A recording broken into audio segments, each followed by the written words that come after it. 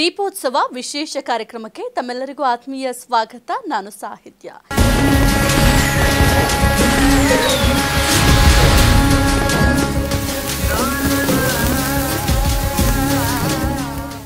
ದೀಪಗಳ ಹಬ್ಬ ದೀಪಾವಳಿ. ಈ ದೀಪಾವಳಿ ಹಬ್ಬವನ್ನು ನಾವು ಯಾವ ಕಾರಣಕ್ಕೆ ಆಚರಣೆ ಮಾಡ್ತೀವಿ? ಈ ದೀಪಾವಳಿ ಹಬ್ಬದ ಇತಿಹಾಸ ಏನು? ಈ ದೀಪಾವಳಿ ಹಬ್ಬದ ವಿಶೇಷತೆ ಏನು ಎಂಬ ವಿಚಾರವಾಗಿ ತಿಳಿಸಿಕೊಡ್ಲಿಕ್ಕೆ ಇವತ್ತು ನಮ್ಮ ಜೊತೆ ಇದ್ದಾರೆ ವೇದ ಬ್ರಹ್ಮಶ್ರೀ ಸಮನ್ವಯ ಸರಸ್ವತಿ, ಕರ್ನಾಟಕ ಜ್ಯೋತಿಷ್ಯ ಮಾರ್ತಾಂಡ, ಡಾಕ್ಟರ್ ರಾಘವೇಂದ್ರ ಮೋಕ್ಷಗುಂಡಂ ಗುರೂಜಿ, ಪ್ರಖ್ಯಾತ ಜ್ಯೋತಿಷಿಗಳು, ವಾಸ್ತು ತಜ್ಞರು, ಆಧ್ಯಾತ್ಮಿಕ ಗುರುಗಳು ಮತ್ತು ಬಹುಶ್ರುತ ವಿದ್ವಾಂಸರು. ಅವ್ರನ್ನ ಕಾರ್ಯಕ್ರಮಕ್ಕೆ ಸ್ವಾಗತ ಮಾಡೋಣ. ಗುರುಗಳೇ ನಮಸ್ಕಾರ, ಕಾರ್ಯಕ್ರಮಕ್ಕೆ ಆತ್ಮೀಯ ಸ್ವಾಗತ. ನಮಸ್ಕಾರಮ್ಮ. ಸಮಸ್ತ ಅಶ್ವವೇಗವಾಹಿನಿಯ ವೀಕ್ಷಕ ಬಾಂಧವರಿಗೆ ಡಾಕ್ಟರ್ ರಾಘವೇಂದ್ರ ಮೋಕ್ಷಗುಂಡಂ ಗುರೂಜಿ ಮಾಡತಕ್ಕಂತಹ ನಮಸ್ಸುಮಾಂಜಲಿಗಳು. ಹರಿ ಓಂ ತತ್ಸತ್. ಗುರುಗಳೇನು ಯಾವುದೇ ಒಂದು ಹಬ್ಬ ಆಗಿರಬಹುದು, ಆ ಹಬ್ಬದ ಹಿನ್ನೆಲೆ ಅನ್ನೋದು ಬಹಳ ಮುಖ್ಯ ಆಗುತ್ತೆ. ನಮ್ಮ ಹಿಂದೂ ಪುರಾಣಗಳಲ್ಲಿ ಆ ಹಬ್ಬದ ಮಹತ್ವವನ್ನು ತಿಳಿಸಿದ್ದಾರೆ. ಆ ಹಬ್ಬವನ್ನು ನಾವು ಯಾವ ಕಾರಣಕ್ಕೆ ಆಚರಣೆ ಮಾಡ್ತೀವಿ ಅಂತ ಕೂಡ ತಿಳಿಸಿದ್ದಾರೆ. ಈ ದೀಪಾವಳಿ ಅನ್ನೋದು ಬಹಳ ವಿಶೇಷ, ದೀಪಗಳ ಹಬ್ಬ. ಅಜ್ಞಾನವನ್ನು ತೊಡಗಿಸಿ ಜ್ಞಾನವನ್ನು ಬೆಳಗುವಂತಹ ಹಬ್ಬ ದೀಪಾವಳಿ ಹಬ್ಬ ಅಂತ ಕೂಡ ಹೇಳ್ತೀವಿ. ಈ ದೀಪಾವಳಿಯ ಇತಿಹಾಸ ಏನು ಗುರುಗಳೇ? ಖಂಡಿತ ಅಮ್ಮ, ನಮಗಿರತಕ್ಕಂಥ ಎಲ್ಲ ಹಬ್ಬಗಳಲ್ಲಿ ಬಹಳ ತನ್ನದೇ ಆದ ಒಂದು ವೈಶಿಷ್ಟ್ಯವನ್ನು ಹೊಂದಿರತಕ್ಕಂಥದ್ದು ಈ ದೀಪಾವಳಿ ಹಬ್ಬ ಆಗಿರುತ್ತೆ. ದೀಪಾವಳಿ ಅಂತಂದರೆ ಬೆಳಕಿನ ಸಾಲು ಅಂತ ಅರ್ಥ.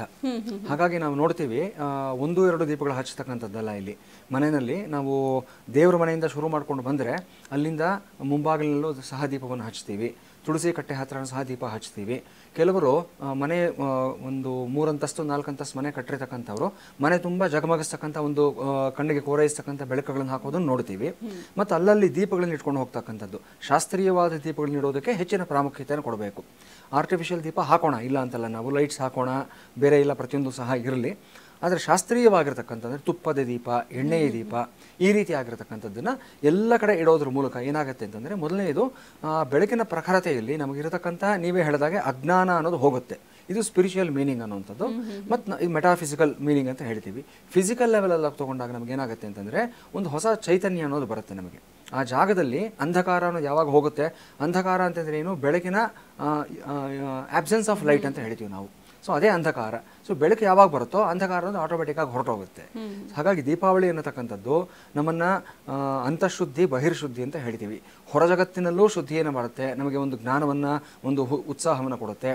ಒಳ ಜಗತ್ತಿನಲ್ಲೂ ಸಹ ನಮಗೆ ಒಂದು ಹೊಸ ಪ್ರೇರೇಪಣೆಯನ್ನು, ಉದ್ದೀಪನವನ್ನು ಕೊಡುತ್ತೆ. ಅಂದರೆ ಆ್ಯಕ್ಟಿವೇಶನ್ ಅಂತ ಹೇಳ್ತೀವಿ ನಾವು. ಉದ್ದೀಪನ ಅಂತಂದರೆ, ಸೊ ನಿಮಗೆ ಗೊತ್ತಿರುತ್ತೆ, ಯಾವುದೇ ಒಂದು ಹಬ್ಬ ಆದಮೇಲೆ ನಮ್ಮ ಎನರ್ಜಿ ಲೆವೆಲ್ಸ್ ಜಾಸ್ತಿ ಇರುತ್ತೆ. ಎಲ್ಲರೂ ಸೇರ್ಕೊಳ್ತೀವಿ, ಫ್ರೆಂಡ್ಸ್ ಬಂದಿರ್ತಾರೆ, ನಮ್ಮ ಇವರು ನೆಂಟರಿಷ್ಟರೆಲ್ಲ ಬಂದಿರ್ತಾರೆ, ಒಂದು ಸಂತೋಷಕರವಾದ ವಾತಾವರಣ ಇರುತ್ತೆ.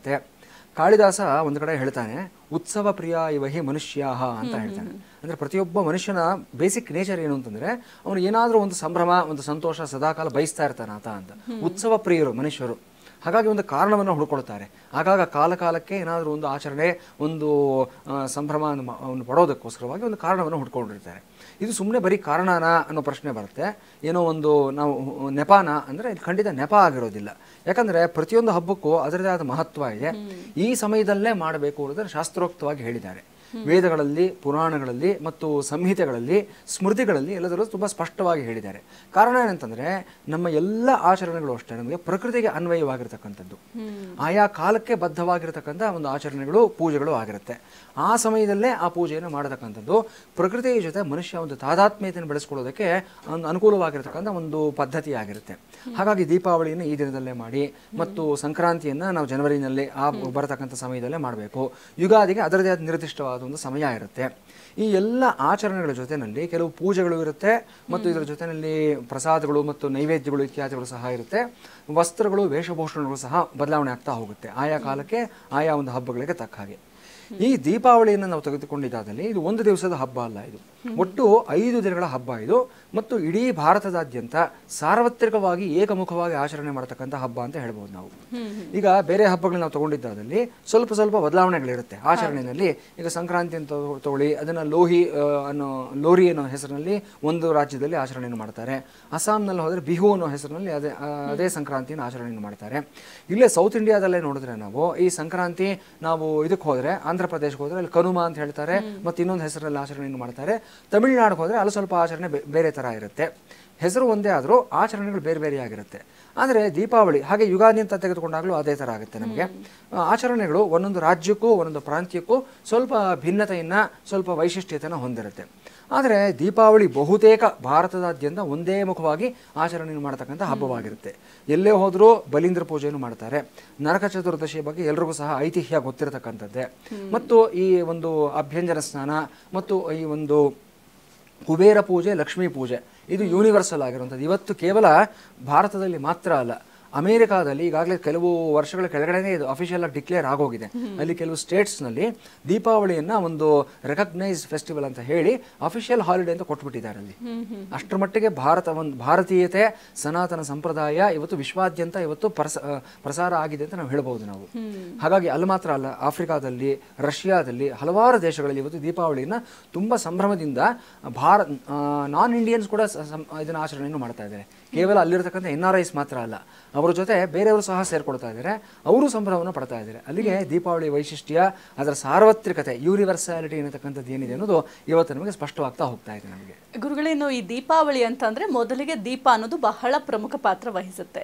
ನಾವು ಇಷ್ಟೇ ದೀಪ ಹಚ್ಚಬೇಕು ಅಂತ ಆ ರೀತಿಯಾಗಿ ಏನಾದರೂ ನಿಯಮ ಇದೆಯಾ? ನಾವು ಆಚರಣೆ ಮಾಡುವಂತಹ ಸಂದರ್ಭದಲ್ಲಿ ಕೆಲವೊಂದಷ್ಟು ಜನ ಹೇಳ್ತಾರೆ 5 ದೀಪ ಹಚ್ಚಬೇಕು, 9 ದೀಪ ಅಥವಾ 21 ದೀಪ, 51, 101 ಈ ರೀತಿಯಾಗಿ ಹೇಳ್ತಾರೆ.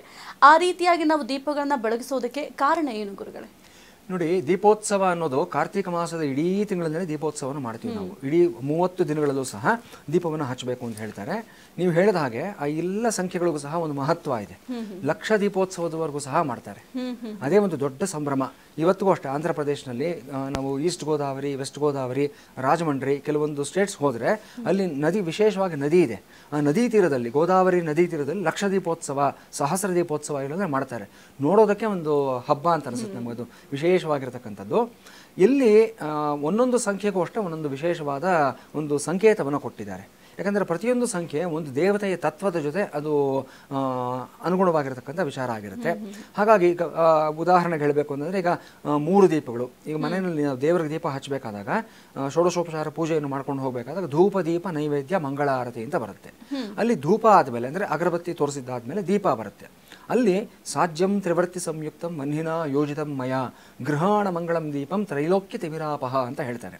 ಅಂದರೆ ಸಾಜ್ಯಂ ತ್ರಿವರ್ತಿ ಸಂಯುಕ್ತಂ, 3 ಬತ್ತಿಗಳ ಸಂಯುಕ್ತವಾಗಿರತಕ್ಕಂಥದ್ದು ಸಾಜ್ಯಂ ಅಂದರೆ ತುಪ್ಪದಲ್ಲಿ ಅದ್ದಿರತಕ್ಕಂಥದ್ದು. ಈ ದೀಪವನ್ನು ನಾನು ಭಗವಂತನಿಗೆ ತೋರಿಸ್ತಾ ಇದ್ದೀನಿ. ಸಾಜ್ಯಂ ತ್ರಿವರ್ತಿ ಸಂಯುಕ್ತಂ ವನ್ಹಿನ ಯೋಜಿತಂ ಮಯ ಗೃಹಾಣ ಮಂಗಳಂ ದೀಪಂ ತ್ರೈಲೋಕ್ಯ ತಿಮಿರಾಪಹ ಅಂತ ಹೇಳ್ತಾರೆ. 3 ಲೋಕಗಳಲ್ಲೂ ಇರತಕ್ಕಂಥ ತಿಮಿರ ಅಂದರೆ ಕತ್ತಲು ಅಂತ. ಈ ಕತ್ತಲನ್ನು, ಅಂಧಕಾರವನ್ನು ಹೋಗಲಾಡಿಸೋದಕ್ಕೋಸ್ಕರವಾಗಿ ಈ ದೀಪವನ್ನು ತೋರಿಸ್ತಾ ಇದ್ದೀನಿ ಅಂತ. ನಾನು ಇಲ್ಲಿ ಕೂತ್ಕೊಂಡು ದೇವರಿಗೆ 3 ಬತ್ತಿ ತೋರಿಸ್ಬಿಟ್ಟು ಹಚ್ಚಿಬಿಟ್ಟು ಬೆಳಗಿಸ್ಬಿಟ್ರೆ 3 ಲೋಕಗಳಲ್ಲೂ ಸಹ ಕತ್ತಲೆ ಹೊಟ್ಟೋಗುತ್ತಾ ಅನ್ನೋ ಪ್ರಶ್ನೆ ಬರುತ್ತೆ. ಇಲ್ಲಿ 3 ಲೋಕ ಅನ್ನತಕ್ಕಂಥದ್ದು ಹೊರ ಪ್ರಪಂಚದಲ್ಲಿರತಕ್ಕಂಥ 3 ಲೋಕಗಳಲ್ಲ, ನನ್ನ ಒಳಗಿರತಕ್ಕಂಥ 3 ಲೋಕಗಳಾಗಿರುತ್ತೆ. ಅಂದರೆ ಸತ್ವಗುಣ, ರಜೋಗುಣ, ತಮೋಗುಣ ಅಂತ 3 ಗುಣಗಳು ಮನುಷ್ಯನಲ್ಲಿ ಇರುತ್ತೆ. ಸದಾಕಾಲ ಇದರ ಜೊತೆ ಹೊಯ್ದಾಟ ನಡೀತಾ ಇರುತ್ತೆ ನಮ್ಮಲ್ಲಿ. ಏನನ್ನು ಗ್ರಹಿಸಬೇಕು, ಏನನ್ನು ಬಿಡಬೇಕು, ಯಾವ ದಿಕ್ಕಿನಲ್ಲಿ ಹೋಗಬೇಕು, ಯಾವ ದಿಕ್ಕಿನಲ್ಲಿ ಹೋಗಬಾರ್ದು, ಯಾವುದು ಒಳ್ಳೆಯದು, ಯಾವುದು ತಪ್ಪು ಅನ್ನೋದ್ರ ಬಗ್ಗೆ ಒಂದು ಗೊಂದಲ ಸದಾಕಾಲ ನಮ್ಮಲ್ಲೇ ನಡೀತಾ ಇರುತ್ತೆ. ಒಂದು ಅಂತರ್ಮಥನ ಅಂತ ಹೇಳ್ತೀವಿ, ಮೈಂಡ್ ವಾಯ್ಸ್ ಅಂತ ಹೇಳ್ತೀವಲ್ವ ನಾವು. ಸೊ ನಿಮಗೆ ಎಷ್ಟೋ ಬಾರಿ ಏನೋ ಕೆಲಸ ಮಾಡಬೇಕಾದ್ರೆ ನಮ್ಮ ಒಳಗಿನ ಮನಸ್ಸು ಹೇಳ್ತಾ ಇರುತ್ತೆ, ಇದು ಮಾಡಬೇಡ, ಇದು ಯಾಕೋ ಸರಿ ಹೋಗಲ್ಲ, ಇದರಿಂದ ಒಳ್ಳೇದಾಗಲ್ಲ, ಏನೋ ಪ್ರಾಬ್ಲಮ್ ಇದೆ ಅಂತಂದ್ಬಿಟ್ಟು ಅದನ್ನು ಪಕ್ಕದಲ್ಲಿಟ್ಟು ಇನ್ನೊಂದು ವಾಯ್ಸ್ ಹೇಳುತ್ತೆ, ಇಲ್ಲ ಏನಾಗುತ್ತೆ ಮಾಡಿಬಿಡು, ಪರವಾಗಿಲ್ಲ, ಸ್ವಲ್ಪ ರಿಸ್ಕ್ ತಗೋ, ನೋಡೋಣ ಏನಾಗುತ್ತೆ ಅಂತಂದ್ಬಿಟ್ಟು ಅಲ್ಲಿ ತಪ್ಪು ಅಂತ ಗೊತ್ತಿದ್ರು ಸಹ ಒಂದೊಂದ್ಸಲ ನಾವು ಅಲ್ಲಿ ಹೋಗಿ ಸಿಕ್ಕಾಕೊಂಡು ಎಡವುತ್ತೀವಿ ನಾವು. ಅದೇ ಆ ಮೈಂಡ್ ವಾಯ್ಸ್ ನಾವು ಕೇಳಿದ್ದಾದಲ್ಲಿ, ಆ ಅಂತರ್ಲೋಕದಲ್ಲಿ ಏನನ್ನು ನಮಗೊಂದು ಧ್ವನಿಸುತ್ತೆ ಅದನ್ನು ನಾವು ಕೇಳ್ಕೊಂಡಿದ್ದಾದಲ್ಲಿ ಸರಿಯಾದ ದಾರಿನಲ್ಲಿ ಹೋಗ್ತೀವಿ. ಆ ಸರಿಯಾದಂಥ ಬೆಳಕನ್ನು ತೋರಿಸ್ತಕ್ಕಂಥದ್ದು ಯಾರು ಅಂತಂದರೆ ಈ ತ್ರಿವರ್ತಿಗಳು. 3 ಬತ್ತಿಗಳನ್ನು ತೋರಿಸಿದಾಗ ನಮ್ಮ ಒಳಗಿರತಕ್ಕಂಥ 3 ಲೋಕಗಳು ಶುದ್ಧಿಯಾಗುತ್ತೆ ಅಂತ ಆಧ್ಯಾತ್ಮದ ಹಿನ್ನೆಲೆಯಲ್ಲಿ ಹೇಳ್ತಾರೆ. ಸೊ ಈ ರೀತಿ ಒಂದೊಂದು ಸಂಖ್ಯೆಗೂ ಅಷ್ಟೇ ವಿಶೇಷವಾದ ಒಂದು ಅರ್ಥ ಇರುತ್ತೆ. 5 ಬತ್ತಿಗಳನ್ನು ಹಚ್ಕೊಂಡು ನಾವು ಕೆಲವು ಸಲ ದೀಪ ಹಚ್ಚೋದನ್ನು ನೋಡ್ತೀವಿ ನಾವು. ಪಂಚಮಂ ಕಾರ್ಯಸಿದ್ಧಿ ಅಂತ ಹೇಳ್ತಾರೆ. 5 ಸಂಖ್ಯೆನಲ್ಲಿ ಏನೇ ಕೆಲಸ ಮಾಡಿದ್ರು ಸಹ ನಮ್ಮ ಕಾರ್ಯಸಿದ್ಧಿ ಆಗುತ್ತೆ. ಈಗ ನಾವು ಯಾಕೆ ಪೂಜೆ ಮಾಡ್ತೀವಿ ಭಗವಂತನಿಗೆ? ಏನೋ ಒಂದು ಇಷ್ಟಾರ್ಥ ಸಿದ್ಧಿಗೋಸ್ಕರ ಮಾಡ್ತೀವಿ. ಏನೋ ಒಂದು ಕೋರಿಕೆ ಇರುತ್ತೆ, ಒಂದು ಕಾಮನೆ ಇರುತ್ತೆ. ಅದನ್ನು ಸಂಕಲ್ಪದಲ್ಲಿ ಪ್ರಾರಂಭದಲ್ಲೇ ಹೇಳ್ತೀವಿ ನಾವು. ಯಾಕೆ ಮಾಡ್ತಾ ಇದ್ದೀವಿ? ಸಂತಾನ ಪ್ರಾಪ್ತಿಗೋಸ್ಕರವಾಗಬಹುದು, ಐಶ್ವರ್ಯ ಪ್ರಾಪ್ತಿಗೋಸ್ಕರ ಆಗಬಹುದು, ವಾಹನ ಸಿಗಲಿ ಅನ್ನತಕ್ಕಂಥದ್ದಾಗ್ಬೋದು, ನನ್ನ ಕೆಲಸದಲ್ಲಿ ನನಗೊಂದು ಬಡ್ತಿ ಬರಲಿ ಅನ್ನೋದಕ್ಕೋಸ್ಕರ ಆಗಿರಬಹುದು. ಈ ರೀತಿ ಅದನ್ನು ಸಂಕಲ್ಪದಲ್ಲಿ ಪ್ರಾರಂಭದಲ್ಲಿ ಹೇಳಿಕೊಂಡು ಅದು ಸಿದ್ಧಿ ಆಗಬೇಕು ಅಂದರೆ ಏನು ಮಾಡಬೇಕು ಅಂದರೆ 5 ಸಂಖ್ಯೆಯಲ್ಲಿ ನೈವೇದ್ಯವಾಗಲಿ ಅಥವಾ ಭಗವಂತನಿಗೆ ಅಲಂಕಾರವಾಗಲಿ, ಗೆಜ್ಜೆ ವಸ್ತ್ರ ಇರತಕ್ಕಂಥದ್ದು ಅಷ್ಟೇ. 8 ಎಳೆ ಗೆಜ್ಜೆ ವಸ್ತ್ರ ಇರುತ್ತೆ, 16 ಎಳೆ ಗೆಜ್ಜೆ ವಸ್ತ್ರ ಇರುತ್ತೆ, 5 ಎಳೆ ಗೆಜ್ಜೆ ವಸ್ತ್ರ ವಿಶೇಷವಾಗಿಡ್ಬೋದು ನಾವು ಭಗವಂತನಿಗೆ. ಹಾಗೆ 5 ಬತ್ತಿಯಲ್ಲಿರತಕ್ಕಂಥ ದೀಪವನ್ನು ತೋರಿಸಿದಾಗ ಕಾರ್ಯಸಿದ್ಧಿ ಆಗುತ್ತೆ ಅಂತ ಹೇಳ್ತಾರೆ. ಈ ರೀತಿ ಒಂದೊಂದು ಸಂಖ್ಯೆಗೂ ಸಹ ಅದರದೇ ಆದ ಮಹತ್ವ, ಅದರದೇ ಆದ ಸಂಕೇತ ಖಂಡಿತವಾಗ್ಲೂ ಇದ್ದೇ ಇರುತ್ತೆ. ಇಲ್ಲಿ ಮನೆಯಲ್ಲಿ ದೀಪಗಳಿಡಬೇಕಾದಾಗ ಮೊದಲನೇದು ಎಲ್ಲ ನಮ್ಮ ವೀಕ್ಷಕರು ಗಮನಿಸ್ಕೋಬೇಕಾಗಿರ್ತಕ್ಕಂಥ ವಿಷಯ ಏನು ಅಂತಂದರೆ, ಒಂಟಿ ದೀಪ ಒಂದು ಇಡ್ತೀವಿ ನಾವು, ಕಾಮಾಕ್ಷಿ ದೀಪ ಅಂತ ಹೇಳ್ತೀವಿ. ಅದು ಬಿಟ್ಟರೆ ಬೇರೆ ಯಾವುದೇ ಸಂದರ್ಭದಲ್ಲೂ ಅಷ್ಟೇ ಒಂಟಿ ದೀಪ ಇಡೋದಕ್ಕೆ ಹೋಗಬಾರ್ದು. ದೀಪಗಳು ಯಾವತ್ತೂ ಅಷ್ಟೇ ಜೋಡಿಯಾಗೇ ಇರಬೇಕು. 2, 4, 6, 8, 10 ಈ ಸಂಖ್ಯೆನಲ್ಲೇ, ಬೆಸ ಸಂಖ್ಯೆನಲ್ಲೇ ದೀಪ ಇಡತಕ್ಕಂಥದ್ದು ವಿಶೇಷವಾಗಿರುತ್ತೆ. ಕೆಲವು ಸಂದರ್ಭಗಳಲ್ಲಿ 11, 33 ಈ ಸಂಖ್ಯೆಗಳಲ್ಲೂ ಸಹ ಇಡ್ತೀವಿ. ಯಾಕಂದರೆ ಅದಕ್ಕೆ ಅದರದೇ ಆದ ವೈಶಿಷ್ಟ್ಯಗಳು ಸಹ ಇರುತ್ತೆ. ಆ ಕಾರಣಕ್ಕೋಸ್ಕರವಾಗಿ ಜೋಡಿ ದೀಪಗಳನ್ನು ಬೆಳಗಿಸಬೇಕು. ಮೊದಲನೇದಾಗಿ ದೇವರ ಮನೆಯಲ್ಲಾಗ್ಬೋದು, ಹೊಸ್ತಿಲು ಬಳಿ ಆಗ್ಬೋದು, ತುಳಸಿ ಕಟ್ಟೆ ಬಳಿ ಆಗ್ಬೋದು, ಈ ಜೋಡಿ ದೀಪಗಳನ್ನು ಬೆಳಗಿಸಬೇಕು.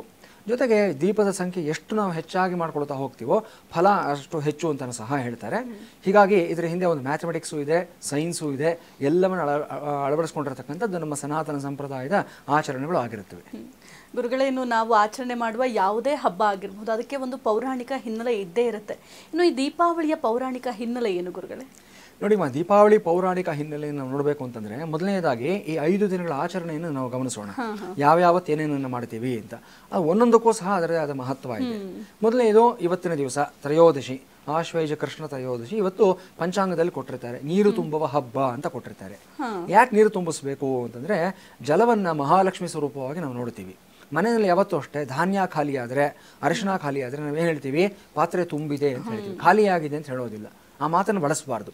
ಅರಿಶಿನ ಖಾಲಿ ಆದರೂ ಅಷ್ಟೇ ಅರಿಶಿನ ಡಬ್ಬಿ ತುಂಬಿದೆ ಅಂತ ಹೇಳ್ತಾರೆ. ಅಂದರೆ ಅದಕ್ಕೆ ಅಲ್ಲಿ ಖಾಲಿಯಾಗಿದೆ ಅನ್ನೋದಕ್ಕೆ ಆಪೋಸಿಟ್ ವರ್ಡನ್ನು ನಾವು ಯೂಸ್ ಮಾಡ್ತೀವಿ. ಅಂದರೆ ನೆಗೆಟಿವ್ ಬಳಸಬಾರ್ದು ಅನ್ನೋದು. ಹಾಗಾಗಿ ನೀರು ಅಷ್ಟೇ ಮನೆಯಲ್ಲಿ ಯಾವುದೇ ಸಂದರ್ಭದಲ್ಲೂ ಖಾಲಿ ಆಗಬಾರ್ದು. ಹಿಂದಿನ ಕಾಲದಲ್ಲಿ ಹೊಂಡ ಇರ್ತಾ ಇತ್ತು, ಹಂಡೆಗಳೆಲ್ಲ ಇರ್ತಾ ಇತ್ತು ಮನೆಯಲ್ಲಿ. ಸದಾಕಾಲ ಹಂಡೆನಲ್ಲಿ ನೀರು ತುಂಬಿಸಿಟ್ಟಿರ್ತಾ ಇದ್ರು. ಯಾಕೆ ಅಂತಂದರೆ ಇದೇ ಕಾರಣಕ್ಕೋಸ್ಕರವಾಗಿ ಜಲರೂಪದಲ್ಲಿ ಮಹಾಲಕ್ಷ್ಮಿ ಸದಾಕಾಲ ಅಲ್ಲಿರಲಿ ಅನ್ನತಕ್ಕಂಥದ್ದು. ಯಾಕಂದರೆ ಹಿಂದಿನ ಕಾಲದಲ್ಲಿ ನೀರಿಗೆ ಸ್ಕೇರ್ಸಿಟಿನೂ ಇರ್ತಾ ಇತ್ತು, ಅದು ಒಂದು ಕಾರಣ ಇರ್ತಾ ಇತ್ತು. ಅದನ್ನು ಶೇಖರಣೆ ಮಾಡಿಟ್ಕೋಬೇಕು, ಕೂಡಿಟ್ಕೋಬೇಕು. ಯಾವಾಗ ಮತ್ತೆ ನೀರು ನಮ್ಗೆ ಸಿಗುತ್ತೋ ಇಲ್ವೋ ಗೊತ್ತಿಲ್ಲ, ದೂರದಿಂದ ತರಬೇಕಾಗ್ತಾ ಇತ್ತು. ಅದೆಲ್ಲ ಸಮಸ್ಯೆಗಳಿರ್ತಾ ಇತ್ತು. ಇವತ್ತಿಗೂ ಎಷ್ಟೋ ದೇಶಗಳಲ್ಲಿ, ಈವನ್ ಕೆಲವು ಗ್ರಾಮಗಳಲ್ಲಿ ನಾವು ನೋಡ್ತೀವಿ, ನೀರೇ ಇರೋದಿಲ್ಲ ಅವರಲ್ಲಿ. ಸೊ ದೂರದಿಂದ ಯಾವತ್ತೋ ಒಂದು ವಾರಕ್ಕೋ 15 ದಿವಸಕ್ಕೋ ಟ್ಯಾಂಕರ್ ಬರುತ್ತೆ, ಕಷ್ಟಪಟ್ಕೊಂಡು ಪಾಪ ಅವರು ಹೋಗಿ ಶೇಖರಣೆ ಮಾಡಿ ತಂದಿಟ್ಕೊಳ್ತಾರೆ. ಮನೆಯಲ್ಲಿ ನೀರಿದೆ ಅಂತಂದರೆ ಅದೇ ಒಂದು ನಿಧಿ ಅಂತ ಗ್ರಹಿಸ್ತಾರೆ ಅವರೆಲ್ಲರೂ ಸಹ. ಯಾಕಂದರೆ ಇದು ನಮಗೆ ಸ್ವಾಭಾವಿಕವಾಗಿ ನೈಸರ್ಗಿಕವಾಗಿ ಸಿಗತಕ್ಕಂಥ ಒಂದು ಉತ್ಪನ್ನ ಆದ್ರೂ ಸಹ ಅದಕ್ಕೆ ಅದರದೇ ಆದ ಬೆಲೆ ಇದೆ ನೀರಿಗೆ. ಅದನ್ನು ನಾವು ಯಾವಾಗ ಅದನ್ನು ಅಪಮೌಲ್ಯ ಮಾಡಬಾರ್ದು ಅಂತ ಅದಕ್ಕೋಸ್ಕರನೇ ಹೇಳೋದು. ಈಗ ಮನೆಯಲ್ಲಿ ಕೈ ಕಾಲೊಳಗೆ ಹೋಗಬೇಕಾದಾಗ ಹಿರಿಯರು ಮಕ್ಕಳಿಗೆ ಹೇಳ್ತಾರೆ, 1 ಚೊಂಬು ಹಾಕೋ ಕಡೆ 4 ಚೊಂಬು ಯೂಸ್ ಮಾಡ್ತೀಯಾ, ಕಡಿಮೆ ಬಳಸು ನೀರು, ನೀನು ನೀರನ್ನು ದುಡ್ಡಿನ ಥರ ಚೆಲ್ತೀಯಾ ಅನ್ನೋ ಮಾತನ್ನೆಲ್ಲ ಹೇಳ್ತಾ ಇರ್ತಾರೆ. ನೀರನ್ನ ಹೆಚ್ಚಾಗಿ ಚೆಲ್ತಾ ಹೋದರೆ ದುಡ್ಡು ಮನೆಯಲ್ಲಿ ಅದೇ ಥರ ಖಾಲಿ ಆಗ್ತಾ ಹೋಗುತ್ತೆ ಅಂತ ಹೇಳ್ತಾರೆ. ಈ ಕಾರಣಕ್ಕೋಸ್ಕರ ಯಾವಾಗ ಆ ನೀರಿಗೆ, ಆ ಜಲರೂಪದಲ್ಲಿರತಕ್ಕಂಥ ಮಹಾಲಕ್ಷ್ಮಿಗೆ ನಾವು ಬೆಲೆಯನ್ನು ಕೊಡ್ತೀವೋ, ಗೌರವವನ್ನು ಕೊಡ್ತೀವೋ, ಮನೆಯಲ್ಲಿ ಬೇರೆ ಎಲ್ಲವೂ ಸಹ ಸಮೃದ್ಧಿಯಾಗಿರುತ್ತೆ ಅಂತ. ಅದಕ್ಕೆ ಇವತ್ತು ನೀರು ತುಂಬುವ ಹಬ್ಬ ಅಂತ ಹೇಳ್ತಾರೆ. ಮೊದಲನೇ ದಿವಸ ನೀರನ್ನು ಎಲ್ಲ ಕಡೆ ಶೇಖರಣೆ ಮಾಡಿಟ್ಕೋಬೇಕು. ನಾಳೆ ದಿವಸ ಏನು ಮಾಡಬೇಕು ಅಂತಂದರೆ ನರಕ ಚತುರ್ದಶಿ, ಅಭ್ಯಂಜನ ಸ್ನಾನವನ್ನು ಮಾಡಬೇಕು ಅಂತ ಹೇಳ್ತಾರೆ. ಅಭ್ಯಂಜನ ಅಂತಂದರೆ ಮೈ ಪೂರ್ತಿಯಾಗಿ ತಲೆಯಿಂದ ಶುರು ಮಾಡಿ ಹರಳೆಣ್ಣೆಯನ್ನು ಹಚ್ಚಿಸ್ಕೋಬೇಕು. ನಾವು ಹಚ್ಕೊಳ್ತಕ್ಕಂಥದ್ದಲ್ಲ, ಬೇರೆಯೊಬ್ಬರು ನಮಗೆ ಹಚ್ಚಬೇಕು. ಅಂದರೆ ಹಿರಿಯರಾಗ್ಬೋದು, ಪುಟ್ಟ ಮಕ್ಕಳಿಂದ ಹಿಡಿದು ಎಲ್ರಿಗೂ ಅಷ್ಟೇ. ಯಾಕಂದರೆ ನಮ್ಗೆ ಒಳಿತಾಗಲಿ, ನಮ್ಮಲ್ಲಿರತಕ್ಕಂಥ ಕಲ್ಮಶ ಹೋಗಲಿ ಅಂತ ಹೇಳಿ ಅದಕ್ಕೂ ಕ್ರಮಗಳಿದೆ. ಸುಮ್ಮನೆ ನಾವು ಎಣ್ಣೆ ಹಚ್ಬಿಡೋದಲ್ಲ. ಹಿಂದಿನ ಕಾಲದಲ್ಲಿ ಏನು ಮಾಡ್ತಾ ಇದ್ರು, ಈ ನಡುಮನೆ ಅಂತ ಇರ್ತಾ ಇತ್ತು, ಪಡಸಾಲೆ ಅಂತ ಇರ್ತದೆ, ಅಲ್ಲಿ ಕೂಡಿಸ್ಬಿಟ್ಟು ಆರತಿ, ಚಿಕ್ಕ ಮಕ್ಕಳಿಗೆ ಆರತಿ ಮಾಡೋರು. ಮೊದಲು ಅಭ್ಯಂಜನ ಸ್ನಾನಕ್ಕೆ ಮೊದಲು ಆರತಿ ಮಾಡಿ ಅವ್ರಿಗೆ ಹಣೆ ಕುಂಕುಮ ಇಟ್ಟು, ಆಮೇಲೆ ಅವರಿಗೆ ನೆತ್ತಿ ಮೇಲೆ ಹರಳೆಣ್ಣೆ, ಅದು ಬಿಸಿ ಮಾಡಿ ಹರಳೆಣ್ಣೆಯನ್ನು ಅದಕ್ಕೆ ಅರಿಶಿನ ಹಾಕಿ ಇನ್ನೊಂದಷ್ಟು ಒಂದು ಔಷಧಿ ಪದಾರ್ಥಗಳನ್ನು ಸಹ ಸೇರಿಸಿ ಅದೆಲ್ಲ ಚೆನ್ನಾಗಿ ಸೆಟ್ ಆದಮೇಲೆ ಆ ಹರಳೆಣ್ಣೆ ನಾವು ಮೈ ತುಂಬ ಹಚ್ತಾ ಇದ್ರು. ಒಂದು ಅರ್ಧ ಗಂಟೆ 1 ಗಂಟೆ ಬಿಡೋರು ಅವ್ರಿಗೆ, ಅದು ಸೆಟ್ ಆಗಲಿ ಅಂತ. ಇವತ್ತು ಆ ಪದ್ಧತಿ ಹೊರಟೋಗಿದೆ. ನಾವೆಲ್ಲೋ ಹೋಗ್ತೀವಿ, ಆಯಿಲ್ ಮಸಾಜು ಮತ್ತೊಂದು ಅಂತ ಹೇಳಿಬಿಟ್ಟು ₹1000 ದುಡ್ಡು ಇಡ್ತಾ ಇದ್ದೀವಿ, ಮಾಡಿಸ್ಕೊಂಡು ಬರ್ತೀವಿ. ಅದು ರಿಜ್ಯುನೇಷನ್ ಕೊಡುತ್ತೆ, ಬಟ್ ಅದರಲ್ಲಿ ಯಾವುದೇ ರೀತಿಯಾದಂಥ ಧಾರ್ಮಿಕತೆ ಇರೋದಿಲ್ಲ ಆ ಪ್ರಕ್ರಿಯೆಯಲ್ಲಿ. 2 ದಿವಸ 4 ದಿವಸ ರಿಜ್ಯುನೇಷನ್ ಇರುತ್ತೆ. ಬಟ್ ಇಲ್ಲಿ ಯಾರೂ ಸಹ ಅಲ್ಲಿ ಆ ಕೆಲಸ ಮಾಡತಕ್ಕಂಥವ್ರು ಅವ್ರು ದುಡ್ಡು ತೊಗೊಳ್ತಾರೆ, ಕೆಲಸ ಮಾಡ್ತಾರೆ. ನೀನು ಚೆನ್ನಾಗಿರೋ, ನಿನ್ನ ಅಂಗಸೌಷ್ಠವ ಚೆನ್ನಾಗಿರಲಿ ಅಂತ ಒಬ್ಬ ಆ ಬಾಂಧವ್ಯ ಆಗಲಿ, ಆ ಒಂದು ನಿಷ್ಕಲ್ಮಶವಾದಂಥ ನಿಸ್ವಾರ್ಥವಾದ ಬಯಕೆ ಇದಾಗಲಿ, ಕೋರಿಕೆ ಆಗಲಿ, ಒಂದು ತಾಯಿನೋ ಚಿಕ್ಕಮ್ಮನೋ ದೊಡ್ಡಮ್ಮನೋ ಬಯಸಿ ನಮಗೆ ಯಾವ ರೀತಿ ಆಶೀರ್ವಾದ ಪೂರ್ವಕವಾಗಿ ಮಾಡ್ತಾರೋ ಆ ಭಾವನೆ ಇರೋದಿಲ್ಲ ಅಲ್ಲಿ. ಭಾವನಾತ್ಮಕವಾದ ಬೆಸುಗೆ ಅನ್ನೋದು ಇರೋದಿಲ್ಲ. ಇವತ್ತು ಅದು ಕಮರ್ಷಿಯಲ್ ಆಗೋಗಿದೆ. ಸೊ ಇದನ್ನು ಅರ್ಥ ಮಾಡ್ಕೊಂಡು ಮನೆಯಲ್ಲೇ ಈ ಕೆಲಸವನ್ನು ಮಾಡಿಕೊಂಡಾಗ ನಮಗೆ ಇಲ್ಲಿ ಒಂದು ನನಗೆ ಶರೀರಕ್ಕೆ ಸೌಷ್ಠವಾನೂ ಸಿಗುತ್ತೆ, ಜೊತೆಯಲ್ಲಿ ಅವರಿಂದ ಒಂದು ಹರಕೆಯೂ ಸಹ ಸಿಗುತ್ತೆ, ನನಗೆ ಧಾರ್ಮಿಕವಾದ ಆಚರಣೆಯೂ ಸಹ ಆಗುತ್ತೆ, ನಮ್ಮ ಪದ್ಧತಿಗಳು ಸಹ ಉಳಿತಾ ಹೋಗುತ್ತೆ. ಈ ರೀತಿಯಾಗಿ ಮಾಡ್ಕೋಬೇಕು. ಹರಳೆಣ್ಣೆನ ಪೂರ್ತಿಯಾಗಿ ಮೈ ತುಂಬ ಹಚ್ಚಿಸ್ಕೊಂಡು ಶರೀರವನ್ನು ಸ್ವಲ್ಪ ಕಾಲ ನೆನೆಯೋದಕ್ಕೆ ಬಿಟ್ಟು ನಂತರ ಬಿಸಿ ನೀರಿನ ಸ್ನಾನವನ್ನು ಮಾಡಬೇಕು. ಸ್ನಾನ ಮಾಡಬೇಕಾದ್ರೂ ಅಷ್ಟೇ ಇಲ್ಲಿ ಕೆಲವು ಶ್ಲೋಕಗಳಿರುತ್ತೆ, ಮಂತ್ರಗಳಿರುತ್ತವೆ. ಮೊದಲು ಆ ಗಂಗೆಗೆ ಪ್ರಾರ್ಥನೆಯನ್ನು ಮಾಡ್ಕೋಬೇಕು. ಹಿಂದಿನ ದಿವಸ ನೀರು ತುಂಬಿಸಿರ್ತೀವಲ್ವಾ, ಆ ಗಂಗೆಗೆ ಪ್ರಾರ್ಥನೆಯನ್ನು ಮಾಡಿಕೊಂಡು ಅಲ್ಲಿ ಗಂಗೆಯನ್ನು ಆವಾಹನೆಯನ್ನು ಮಾಡಬೇಕಲ್ಲಿ. ಅಲ್ಲಿ ಕೆಲವು ಶ್ಲೋಕಗಳೆಲ್ಲ ಬರುತ್ತೆ. ಹರಿರ್ನಾರಾಯಣೋ ಗಂಗಾ ಗಂಗಾ ನಾರಾಯಣೋ ಹರಿಹಿ, ಹರಿರ್ ವಿಶ್ವೇಶ್ವರೋ ಗಂಗಾ ಗಂಗಾ ವಿಶ್ವೇಶ್ವರೋ ಹರಿಹಿ, ಗಂಗೆ ಚ ಯಮುನೆ ಚೈವ ಗೋದಾವರಿ ಸರಸ್ವತಿ ನರ್ಮದಾ ಸಿಂಧು ಕಾವೇರಿ ಜಲೈಸ್ಮಿನ್ ಸನ್ನಿಧಿಂ ಕುರು, ಗಂಗಾ ಗಂಗೇತಿ ಯೋ ಬ್ರೂಯಾತ್ ಯೋಜನಾನಾಂ ಶತೈರಪಿ ಮುಚ್ಯತೆ ಸರ್ವಪಾಪೇಭ್ಯೋ ವಿಷ್ಣುಲೋಕಂ ಸಗಚ್ಚತಿ, ನಂದಿನಿ ನಳಿನಿ ಸೀತಾ ಮಾಲಿನಿ ಚ ಮಹಾಪಗ, ವಿಷ್ಣುಪಾದಾಬ್ಜ ಸಂಭೂತ ಗಂಗಾ ತ್ರಿಪಥಗಾಮಿನಿ, ಭಾಗೀರಥಿ ಭೋಗವತಿ ಜಾಹ್ನವಿ ತ್ರಿದಶೇಶ್ವರಿ, ದ್ವಾದಶೈತಾನಿ ನಾಮಾನಿ ಯತ್ರ ಯತ್ರ ಜಲಾಶಯೇ ಸ್ನಾನಕಾಲೇ ಪಠೆ ನಿತ್ಯಂ ಮಹಾಪಾತಕನಾಶನಂ ಅಂತ ಈ ವಿಶೇಷವಾದ ಶ್ಲೋಕಗಳನ್ನು ಹೇಳಿ ಆ ನೀರಿನಲ್ಲಿ ಗಂಗೆ ಮೊದಲಾಗಿ ಹಲವಾರು ದೇವತೆಗಳನ್ನು ಆವಾಹನೆಯನ್ನು ಮಾಡಬೇಕು. ಆಗ ಆ ನೀರಿನಲ್ಲಿ ಒಂದು ವಿಶೇಷವಾದ ಎನರ್ಜಿ ಬರುತ್ತೆ. ಯಾವಾಗ ಗಂಗೆ ಆಗಲಿ, ಕಾವೇರಿ ಆಗಲಿ, ಗೋದಾವರಿ ಆಗಲಿ ಇವೆಲ್ಲವೂ ಸಹ ಬರುತ್ತೆ. ಹೇಗೆ ಬರುತ್ತೆ ಅಂತಂದರೆ ಮಂತ್ರಾಧೀನಂತು ದೈವತಂ ಅಂತ ಹೇಳ್ತಾರೆ. ನಾವು ಸುಮ್ಮನೆ ಕರೆದಿದ್ದು ಮಾತ್ರ ಬಂದ್ಬಿಡ್ತಾರೆ ಅಂದರೆ ಎಸ್ ಬರ್ತಾರೆ. ದೈವಾಧೀನಂ ಜಗತ್ಸರ್ವಂ ಮಂತ್ರಾಧೀನಂತು ದೈವತಂ ತನ್ಮಂತ್ರಂ ಬ್ರಾಹ್ಮಣಾಧೀನಂ ಬ್ರಾಹ್ಮಣೋ ಮಮ ದೇವತಾ ಅಂತ ಶ್ರೀಕೃಷ್ಣ ಪರಮಾತ್ಮ ಒಂದು ಕಡೆ ಹೇಳ್ತಾನೆ. ಇಡೀ ಪ್ರಪಂಚ ಯಾರ ಅಧೀನದಲ್ಲಿದೆ ಅಂದರೆ ಭಗವಂತನ ಅಧೀನದಲ್ಲಿರುತ್ತೆ. ದೈವಾಧೀನಂ ಜಗತ್ಸರ್ವಂ. ಆ ಭಗವಂತ ಯಾರಿಗೆ ಅಧೀನ ಅಂತಂದರೆ ಮಂತ್ರಾಧೀನಂತು ದೈವತಂ ಅಂತ ಹೇಳ್ತಾರೆ. ಈ ಮಂತ್ರಗಳು ಅಂತಂದರೆ ಎನರ್ಜಿ. ಇವತ್ತು ನಾವು ಇಲ್ಲಿ ಕೂತ್ಕೊಂಡಿದ್ದೀವಿ, ನನ್ನ ಫ್ರೆಂಡೋ, ನನ್ನ ಕಲೀಗೋ, ನನ್ನ ಕ್ಲಾಸ್ಮೇಟೋ ಯಾರೋ ಒಬ್ಬ ಸೌತ್ ಆಫ್ರಿಕಾದಲ್ಲಿದ್ದಾನೆ, ಅಮೇರಿಕಾದಲ್ಲಿದ್ದಾನೆ, ಒಂದು ವಾಟ್ಸ್ಆ್ಯಪ್ ಕಾಲಲ್ಲಿ ಕನೆಕ್ಟ್ ಆಗ್ಬಿಡ್ತೀವಿ ನಾವು. ಹೇಗೆ ಕನೆಕ್ಟ್ ಆಗ್ತೀವಿ ಅಂತಂದರೆ ಆ ಫ್ರೀಕ್ವೆನ್ಸಿ, ಆ ತರಂಗದಿಂದ ಅವ್ರಿಗೆ ಇಮಿಡಿಯೇಟಾಗಿ ಕನೆಕ್ಟ್, ಅದು ವಿತಿನ್ ನೋ ಟೈಮ್. ಒಬ್ಬ ಸಾಧಾರಣ ಮನುಷ್ಯ ಅವನು ಬುದ್ಧಿಮತ್ತೆಯನ್ನು ಬಳಸ್ಕೊಂಡು, ಟೆಕ್ನಾಲಜಿಯನ್ನು ಬಳಸ್ಕೊಂಡು ಇಷ್ಟರ ಮಟ್ಟಿಗೆ ಸಾಮರ್ಥ್ಯ, ಇಷ್ಟು ಮಟ್ಟಿಗೆ ಒಂದು ಪ್ರೋಗ್ರೆಸ್ಸನ್ನು ಅವನು ಕಂಡುಕೊಂಡಿದ್ದಾನೆ ಅನ್ನೋದಾದರೆ, ಹಿಂದಿನ ಕಾಲದಲ್ಲಿ ಋಷಿಮುನಿಗಳು ಮತ್ತು ಭಗವಂತನ ಅನುಗ್ರಹವನ್ನು ಪಡ್ಕೊಂಡಿರ್ತಕ್ಕಂಥವ್ರು ಇನ್ನೆಷ್ಟರ ಮಟ್ಟಿಗೆ ಒಂದು ಪ್ರೋಗ್ರೆಸ್ಸನ್ನು ಕಂಡುಕೊಂಡಿರ್ಬೋದು ಈ ಮಂತ್ರಶಕ್ತಿಯಿಂದ ಅನ್ನೋದು ನಮ್ಗೆ ಅರ್ಥ ಆಗುತ್ತೆ. ಯಾಕಂದರೆ ಮಂತ್ರಕ್ಕೆ ಶಕ್ತಿ ಇದೆ. ಅದು ಕಲಿಯುಗದಲ್ಲಿ ವರ್ಕ್ ಆಗಲ್ಲ ಅಂತ ಕೆಲವೊಂದು ಜನ ಹೇಳ್ತಾ ಇರ್ತಾರೆ, ಶಾಪಗಳು ವರ್ಕ್ ಆಗಲ್ಲ, ಅನುಗ್ರಹ ವರ್ಕ್ ಆಗಲ್ಲ ಅಂತ. ಎಸ್, ಇವತ್ತಿನ ಕಾಲಕ್ಕೂ ಅನುಷ್ಠಾನ ಇಟ್ಕೊಂಡಿರ್ತಕ್ಕಂಥ ವ್ಯಕ್ತಿಗಳು ಪೂಜೆ ಮಾಡಿಸಿದ್ರೆ ಅಥವಾ ಒಂದು ಯಾಗಗಳನ್ನು ಮಾಡಿಸಿದ್ರೆ, ಆಶೀರ್ವಾದ ಮಾಡಿದ್ರೆ, ಶಾಪ ಕೊಟ್ಟರೆ ಎಲ್ಲವೂ ಫಲಿಸುತ್ತೆ. ಏನು ಅನುಮಾನ ಏನಿಲ್ಲ ಅದರಲ್ಲಿ. ಒಂದು ಅನುಷ್ಠಾನಪರವಾಗಿರ್ತಕ್ಕಂಥವ್ರು ಅದನ್ನು ಸಿದ್ಧಿ ಮಾಡ್ಕೊಂಡಿರ್ತಕ್ಕಂಥ ವ್ಯಕ್ತಿಗಳು ಹೇಳಬೇಕು, ಅದು ಮುಖ್ಯ. ಎಲ್ಲರೂ ಹೇಳಿದ್ರೆ ಆಗೋದಿಲ್ಲ. ಸೊ ಮಂತ್ರಾಧೀನಂತೂ ದೈವತಂ ಅಂತ ಹೇಳ್ತೀವಿ. ಒಂದು ಉದಾಹರಣೆನೇ ಹೇಳ್ತೀನಿ ನನಗೆ ಮಂತ್ರಕ್ಕೆ ಯಾವ ರೀತಿ ಶಕ್ತಿ ಇರುತ್ತೆ ಅನ್ನೋದಕ್ಕೆ. ಈ ಮಹಾಭಾರತದಲ್ಲಿ ಒಂದು ಕಥೆ ಬರುತ್ತೆ ನಮಗೆ, ಈ ಜನಮೇಜಯನ ಒಂದು ಕಥೆ. ಸೊ ಅವನಿಗೇನಾಗುತ್ತೆ, ಜನಮೇಜಯನ ತಂದೆ ಪರೀಕ್ಷಿತ. ಪರೀಕ್ಷಿತನಿಗೆ ಒಬ್ಬ ಋಷಿಕುಮಾರ ಶಾಪ ಕೊಟ್ಟಿರ್ತಾನೆ, ಈತ ಹಾವಿನಿಂದ ಕಚ್ಚಿ ಸತ್ತು ಹೋಗಲಿ ಒಂದು ವಾರದಲ್ಲಿ ಅಂತ ಹೇಳಿಬಿಟ್ಟು ಅವನು ಸತ್ತು ಹೋಗ್ತಾನೆ. ಹಾವಿನಿಂದ ಅವನಿಗೆ ಮರಣ ಆಗುತ್ತೆ, ತಕ್ಷಕ ಬಂದು ಕಚ್ತಾನೆ, ಅದೆಲ್ಲ ಆಗುತ್ತೆ. ಅದೆಲ್ಲ ಆದಮೇಲೆ ಜನಮೇಜಯನಿಗೆ ಈ ಸರ್ಪಕುಲದ ಮೇಲೆ ಒಂದು ದ್ವೇಷ ಅನ್ನೋದಿರುತ್ತೆ.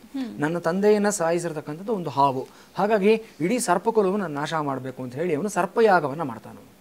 ಈ ಮಾಡಿದವನು, ತಪ್ಪು ಮಾಡಿದವನು ತಕ್ಷಕ ಒಬ್ಬನೇ, ಆದರೆ ಇವನು ದ್ವೇಷ ಬಂದಿದ್ದು ಇಡೀ ಸರ್ಪಕುಲದ ಮೇಲೆ. ಅದೇ ಒಂದು ಸನ್ನಿವೇಶವನ್ನು ನಾವು ಪರಶುರಾಮನ ಕಥೆಯನ್ನು ಸಹ ನೋಡ್ತೀವಿ ನಾವು. ಒಬ್ಬ ಕ್ಷತ್ರಿಯ ರಾಜ ಬಂದುಬಿಟ್ಟು ಅವನ ತಂದೆಯಾದಂಥ ಜಮದಗ್ನಿಗೆ ಅವಮಾನವನ್ನು ಮಾಡ್ತಾನೆ, ಜಮದಗ್ನಿಯನ್ನು ಸಾಯಿಸಿಬಿಡ್ತಾನೆ. ಆದರೆ ಪರಶುರಾಮನ ಕೋಪ ಇಡೀ ಕ್ಷತ್ರಿಯ ಕುಲದ ಮೇಲೆ ಇರುತ್ತೆ. 21 ಬಾರಿ ಭೂಮಂಡಲವನ್ನೆಲ್ಲ ಸಂಚಾರವನ್ನು ಮಾಡಿ ಆತ ಕ್ಷತ್ರಿಯರು ಎಲ್ಲೆಲ್ಲ ಕಂಡ್ರು ಸಹ ಅವ್ರನ್ನ ಧ್ವಂಸ ಮಾಡ್ತಾ ಅವ್ರನ್ನ ಸಾಯಿಸ್ಕೊಳ್ತಾ ಬರ್ತಾನೆ ಪರಶುರಾಮ. ಅಂದರೆ ಕೋಪ ಯಾವ ಮಟ್ಟಕ್ಕೆ ಹೋಗುತ್ತೆ ಮನುಷ್ಯನಿಗೆ ಅನ್ನೋದಕ್ಕೆ ಒಂದು ಉದಾಹರಣೆ ಇದು. ಸೊ ಆ ಸಂದರ್ಭದಲ್ಲಿ ಮನುಷ್ಯ ಯಾವ ರೀತಿ ನಿರ್ಧಾರ ತಗೊಳ್ತಾನೆ ಅಂತ ನಾವು ಹೇಳೋದಕ್ಕಾಗೋದಿಲ್ಲ. ಹೀಗಾಗಿ ಜನಮೇಜಯ ಸಂಕಲ್ಪ ಮಾಡ್ಕೊಳ್ತಾನೆ, ಇಡೀ ಸರ್ಪಕುಲವನ್ನು ನಾಶ ಮಾಡ್ತೀನಿ ಅಂತ ಹೇಳಿ ಸರ್ಪಯಾಗವನ್ನು ಮಾಡೋದಕ್ಕೆ ಶುರು ಮಾಡ್ತಾನೆ. ಎಲ್ಲೆಲ್ಲೋ ಇದ್ದಂಥ ಎಲ್ಲ ಹಾವುಗಳು ಸಹ ಬಂದು ಆ ಒಂದು ಯಜ್ಞಕುಂಡದಲ್ಲಿ ಬೀಳ್ತಾ ಇರುತ್ತೆ. ಆಯಾ ಹಾವುಗಳಿಗೆ, ಆಯಾ ಸರ್ಪಗಳಿಗೆ, ನಾಗಗಳಿಗೆ ಸಂಬಂಧಪಟ್ಟ ಮಂತ್ರಗಳನ್ನು ಹೇಳ್ತಾ ಇದ್ದಂಗೆ ಅವೆಲ್ಲವೂ ಎಳ್ಕೊಂಡು ಬಂದಂಗೆ ಬಂದ್ಬಿಡುತ್ತೆ. ಆಟೋಮೆಟಿಕ್ ಆಗಿ ಒಂದು ಮ್ಯಾಗ್ನೆಟಿಕ್ ಪವರ್ ಎಳ್ಕೊಂಡು ಬಂದಾಗೆ ಬರ್ತಾ ಇರುತ್ತೆ. ಆ ಹೋಮಕುಂಡದಲ್ಲಿ ಬೀಳ್ತಾ ಇರುತ್ತೆ. ತಕ್ಷಕ ಮಾತ್ರ ಬರೋದಿಲ್ಲ. ಯಾಕಂದರೆ ತಕ್ಷಕನ ಗೊತ್ತು, ಮಾಡಿದವನು ನಾನೇ, ಪರೀಕ್ಷಿತನ ಕೊಂದವನು ನಾನೇ, ಯಾರನ್ನು ಬಿಟ್ಟರು ಜನಮೇಜಯ ನನ್ನನ್ನು ಬಿಡೋದಿಲ್ಲ ಅಂತ ಗೊತ್ತಿರುತ್ತೆ. ಇವನೇನು ಮಾಡ್ತಾನೆ, ಇಂದ್ರಲೋಕಕ್ಕೆ ಹೊಟ್ಟೋಗ್ತಾನೆ.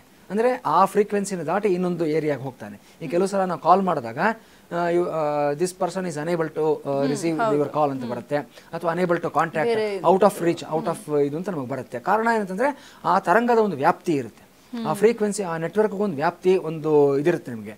ಅದರಿಂದ ಹೊರಗಡೆ ಇದ್ದಾನೆ ಆ ವ್ಯಕ್ತಿ, ಆ ಟೈಮಲ್ಲಿ ಕಾಂಟ್ಯಾಕ್ಟ್ ಮಾಡೋದಕ್ಕಾಗೋದಿಲ್ಲ. ತಕ್ಷಕ ಮಾಡಿದ್ದು ಇದೇ ಕೆಲಸನೇ. ಆ ತರಂಗಗಳ ಅಂದರೆ ಈ ಮಂತ್ರಶಕ್ತಿಯಿಂದ ಆಚೆ ಇರತಕ್ಕಂಥ ಒಂದು ವೈಬ್ರೇಷನ್ಸ್ ಏನಿರುತ್ತೆ ಆ ಲೋಕಕ್ಕೆ ಹೊರಟು ಹೋಗ್ತಾನೆ. ಇಂದ್ರ ಲೋಕಕ್ಕೆ ಹೋಗಿ ಇಂದ್ರನ ಪ್ರಾರ್ಥನೆಯನ್ನು ಮಾಡ್ಕೊಳ್ತಾನೆ, ನನಗೆ ಇಂದ್ರ ರಕ್ಷಣೆಯನ್ನು ಕೊಡಬೇಕು, ಈ ರೀತಿ ಜನಮೇಜಯ ಸರ್ಪಯಾಗ ಮಾಡ್ತಾ ಇದ್ದೇನೆ, ನನ್ನನ್ನು ಸಾಯಿಸಿಬಿಡ್ತಾನೆ ಅಂದಾಗ ಇಂದ್ರ ಆಯಿತು, ಯಾರೇ ಬಂದು ನನ್ನ ರಕ್ಷಣೆ ಕೇಳಿದ್ರು ಸಹ ನಾನು ಇಲ್ಲ ಅಂತ ಹೇಳೋದಿಲ್ಲ, ನನ್ನ ಜೊತೆಯಲ್ಲಿ ಇರೋ ಅಂತೇಳಿ ಅವನ ಪಕ್ಕದಲ್ಲೇ ಕೂಡಿಸ್ಕೊಡ್ತಾನೆ. ತಕ್ಷಕನಿಗೆ ಸಮಾಧಾನ ಆಗೋದಿಲ್ಲ, ಇಲ್ಲ ನಾನು ಎಲ್ಲಿದ್ದರೂ ಜನಮೇಜಯನ ಮಂತ್ರಶಕ್ತಿ ಆ ಪ್ರಕಾರವಾಗಿದೆ, ಅಲ್ಲಿ ಯಜ್ಞವನ್ನು ಮಾಡ್ತಾ ಇರತಕ್ಕಂಥ ಇವರು ಪುರೋಹಿತರು ಅಷ್ಟರ ಮಟ್ಟಿಗೆ ಪ್ರಭಾವಶಾಲಿಯಾದ ಮಂತ್ರವನ್ನು ಹೇಳ್ತಾ ಇದ್ದಾರೆ, ನನಗೆ ಭಯ ಇದೆ, ನಾನು ಇಲ್ಲೆದ್ದರೂ ಸಹ ನಾನು ತಪ್ಪಿಸ್ಕೊಳ್ಳೋದಕ್ಕೆ ಆಗೋದಿಲ್ಲ ಅಂದಾಗ ಇಂದ್ರ ಹೇಳ್ತಾನೆ, ನನ್ನ ಸಿಂಹಾಸನದಲ್ಲೇ ಬಂದು ಕೂತ್ಕೋ ನೀನು, ಬೇಡ ಎಲ್ಲೂ ಬೇಡ, ಇಲ್ಲಿವರೆಗೂ ಯಾರೋ ಬರೋಕ್ಕೆ ಸಾಧ್ಯ ಇಲ್ಲ, ಇಂದ್ರನ ಸಿಂಹಾಸನ ಯಾರು ಟಚ್ ಮಾಡೋಕ್ಕಾಗಲ್ಲ ಅಂತ ಹೇಳಿ ಕರ್ಕೊಂಡು ಬಂದು ಪಕ್ಕದಲ್ಲಿ ಕೂಡಿಸ್ಕೊಡ್ತಾರೆ. ಇಲ್ಲಿ ಭೂಲೋಕದಲ್ಲಿ ಸರ್ಪಯಾಗ ನಡೀತಾ ಇದೆ, ಮಂತ್ರಗಳನ್ನು ಹೇಳ್ತಾ ಇದ್ದಾರೆ, ತಕ್ಷಕಾಯ ಸ್ವಾಹ ಅಂತ ಹೇಳ್ತಾರೆ, ತಕ್ಷಕ ಬರ್ತಾ ಇಲ್ಲ. ಜನಮೇಜಯ ಕೇಳ್ತಾನೆ, ಗುರುಗಳೇ ಏನಾಗ್ತಾ ಇದೆ, ಯಾಕೆ ತಕ್ಷಕ ಬರ್ತಾ ಇಲ್ಲ ಅಂದಾಗ ಅವರು ತಮ್ಮ ದಿವ್ಯ ದೃಷ್ಟಿಯಿಂದ ನೋಡ್ತಾರೆ. ಅವ್ರು ಹೇಳ್ತಾರೆ, ನೋಡಪ್ಪ ಜನಮೇಜಯ, ತಕ್ಷಕ ಅಲ್ಲೂ ಹೋಗಿ ಕೂತ್ಕೊಂಡ್ಬಿಟ್ಟಿದ್ದಾನೆ, ಈಗ ನಾನು ಕರೆದರೆ ಇಂದ್ರನ ಸಮೇತವಾಗಿ ಕರಿಬೇಕು ಅವನನ್ನು, ಇಂದ್ರನೇ ದೇವತೆ, ಅವನಿಗೆ ನಾವು ಆಹುತಿಗಳನ್ನು ಕೊಡ್ತೀವಿ, ಇದು ಸೃಷ್ಟಿ ವಿರುದ್ಧ ಆಗುತ್ತೆ ಅಂತ ಹೇಳಿದೆ. ಜನಮೇಜಯ ಹೇಳ್ತಾನೆ, ನನಗದೆಲ್ಲ ಬೇಕಿಲ್ಲ, ತಕ್ಷಕ ಬಂದು ಈ ಹೋಮಕುಂಡದಲ್ಲಿ ಬೀಳಬೇಕು, ನೀವೇನು ಮಾಡ್ತಾರೋ ಮಾಡಿ, ಇಂದ್ರನ ಸಮೇತವಾಗಿ ಕರೀವಿ ಇವನ ಅಂತಾರೆ. ಸೊ ತಕ್ಷಕಾಯ ಸ್ವಾಹ ಅಂತ ಹೇಳುವಾಗ ಸೇಂದ್ರಾಯ ತಕ್ಷಕಾಯ ಸ್ವಾಹ ಅಂತ ಮಂತ್ರ ಹೇಳ್ತಾರೆ ಇವರು. ತಕ್ಷಣ ಇಂದ್ರನ ಸಿಂಹಾಸನ ದೇವಲೋಕದಲ್ಲಿ ಅಲ್ಲಾಡೋದಕ್ಕೆ ಪ್ರಾರಂಭ ಆಗುತ್ತೆ, ಅದು ಮಂತ್ರಶಕ್ತಿ ಇರತಕ್ಕಂಥದ್ದು.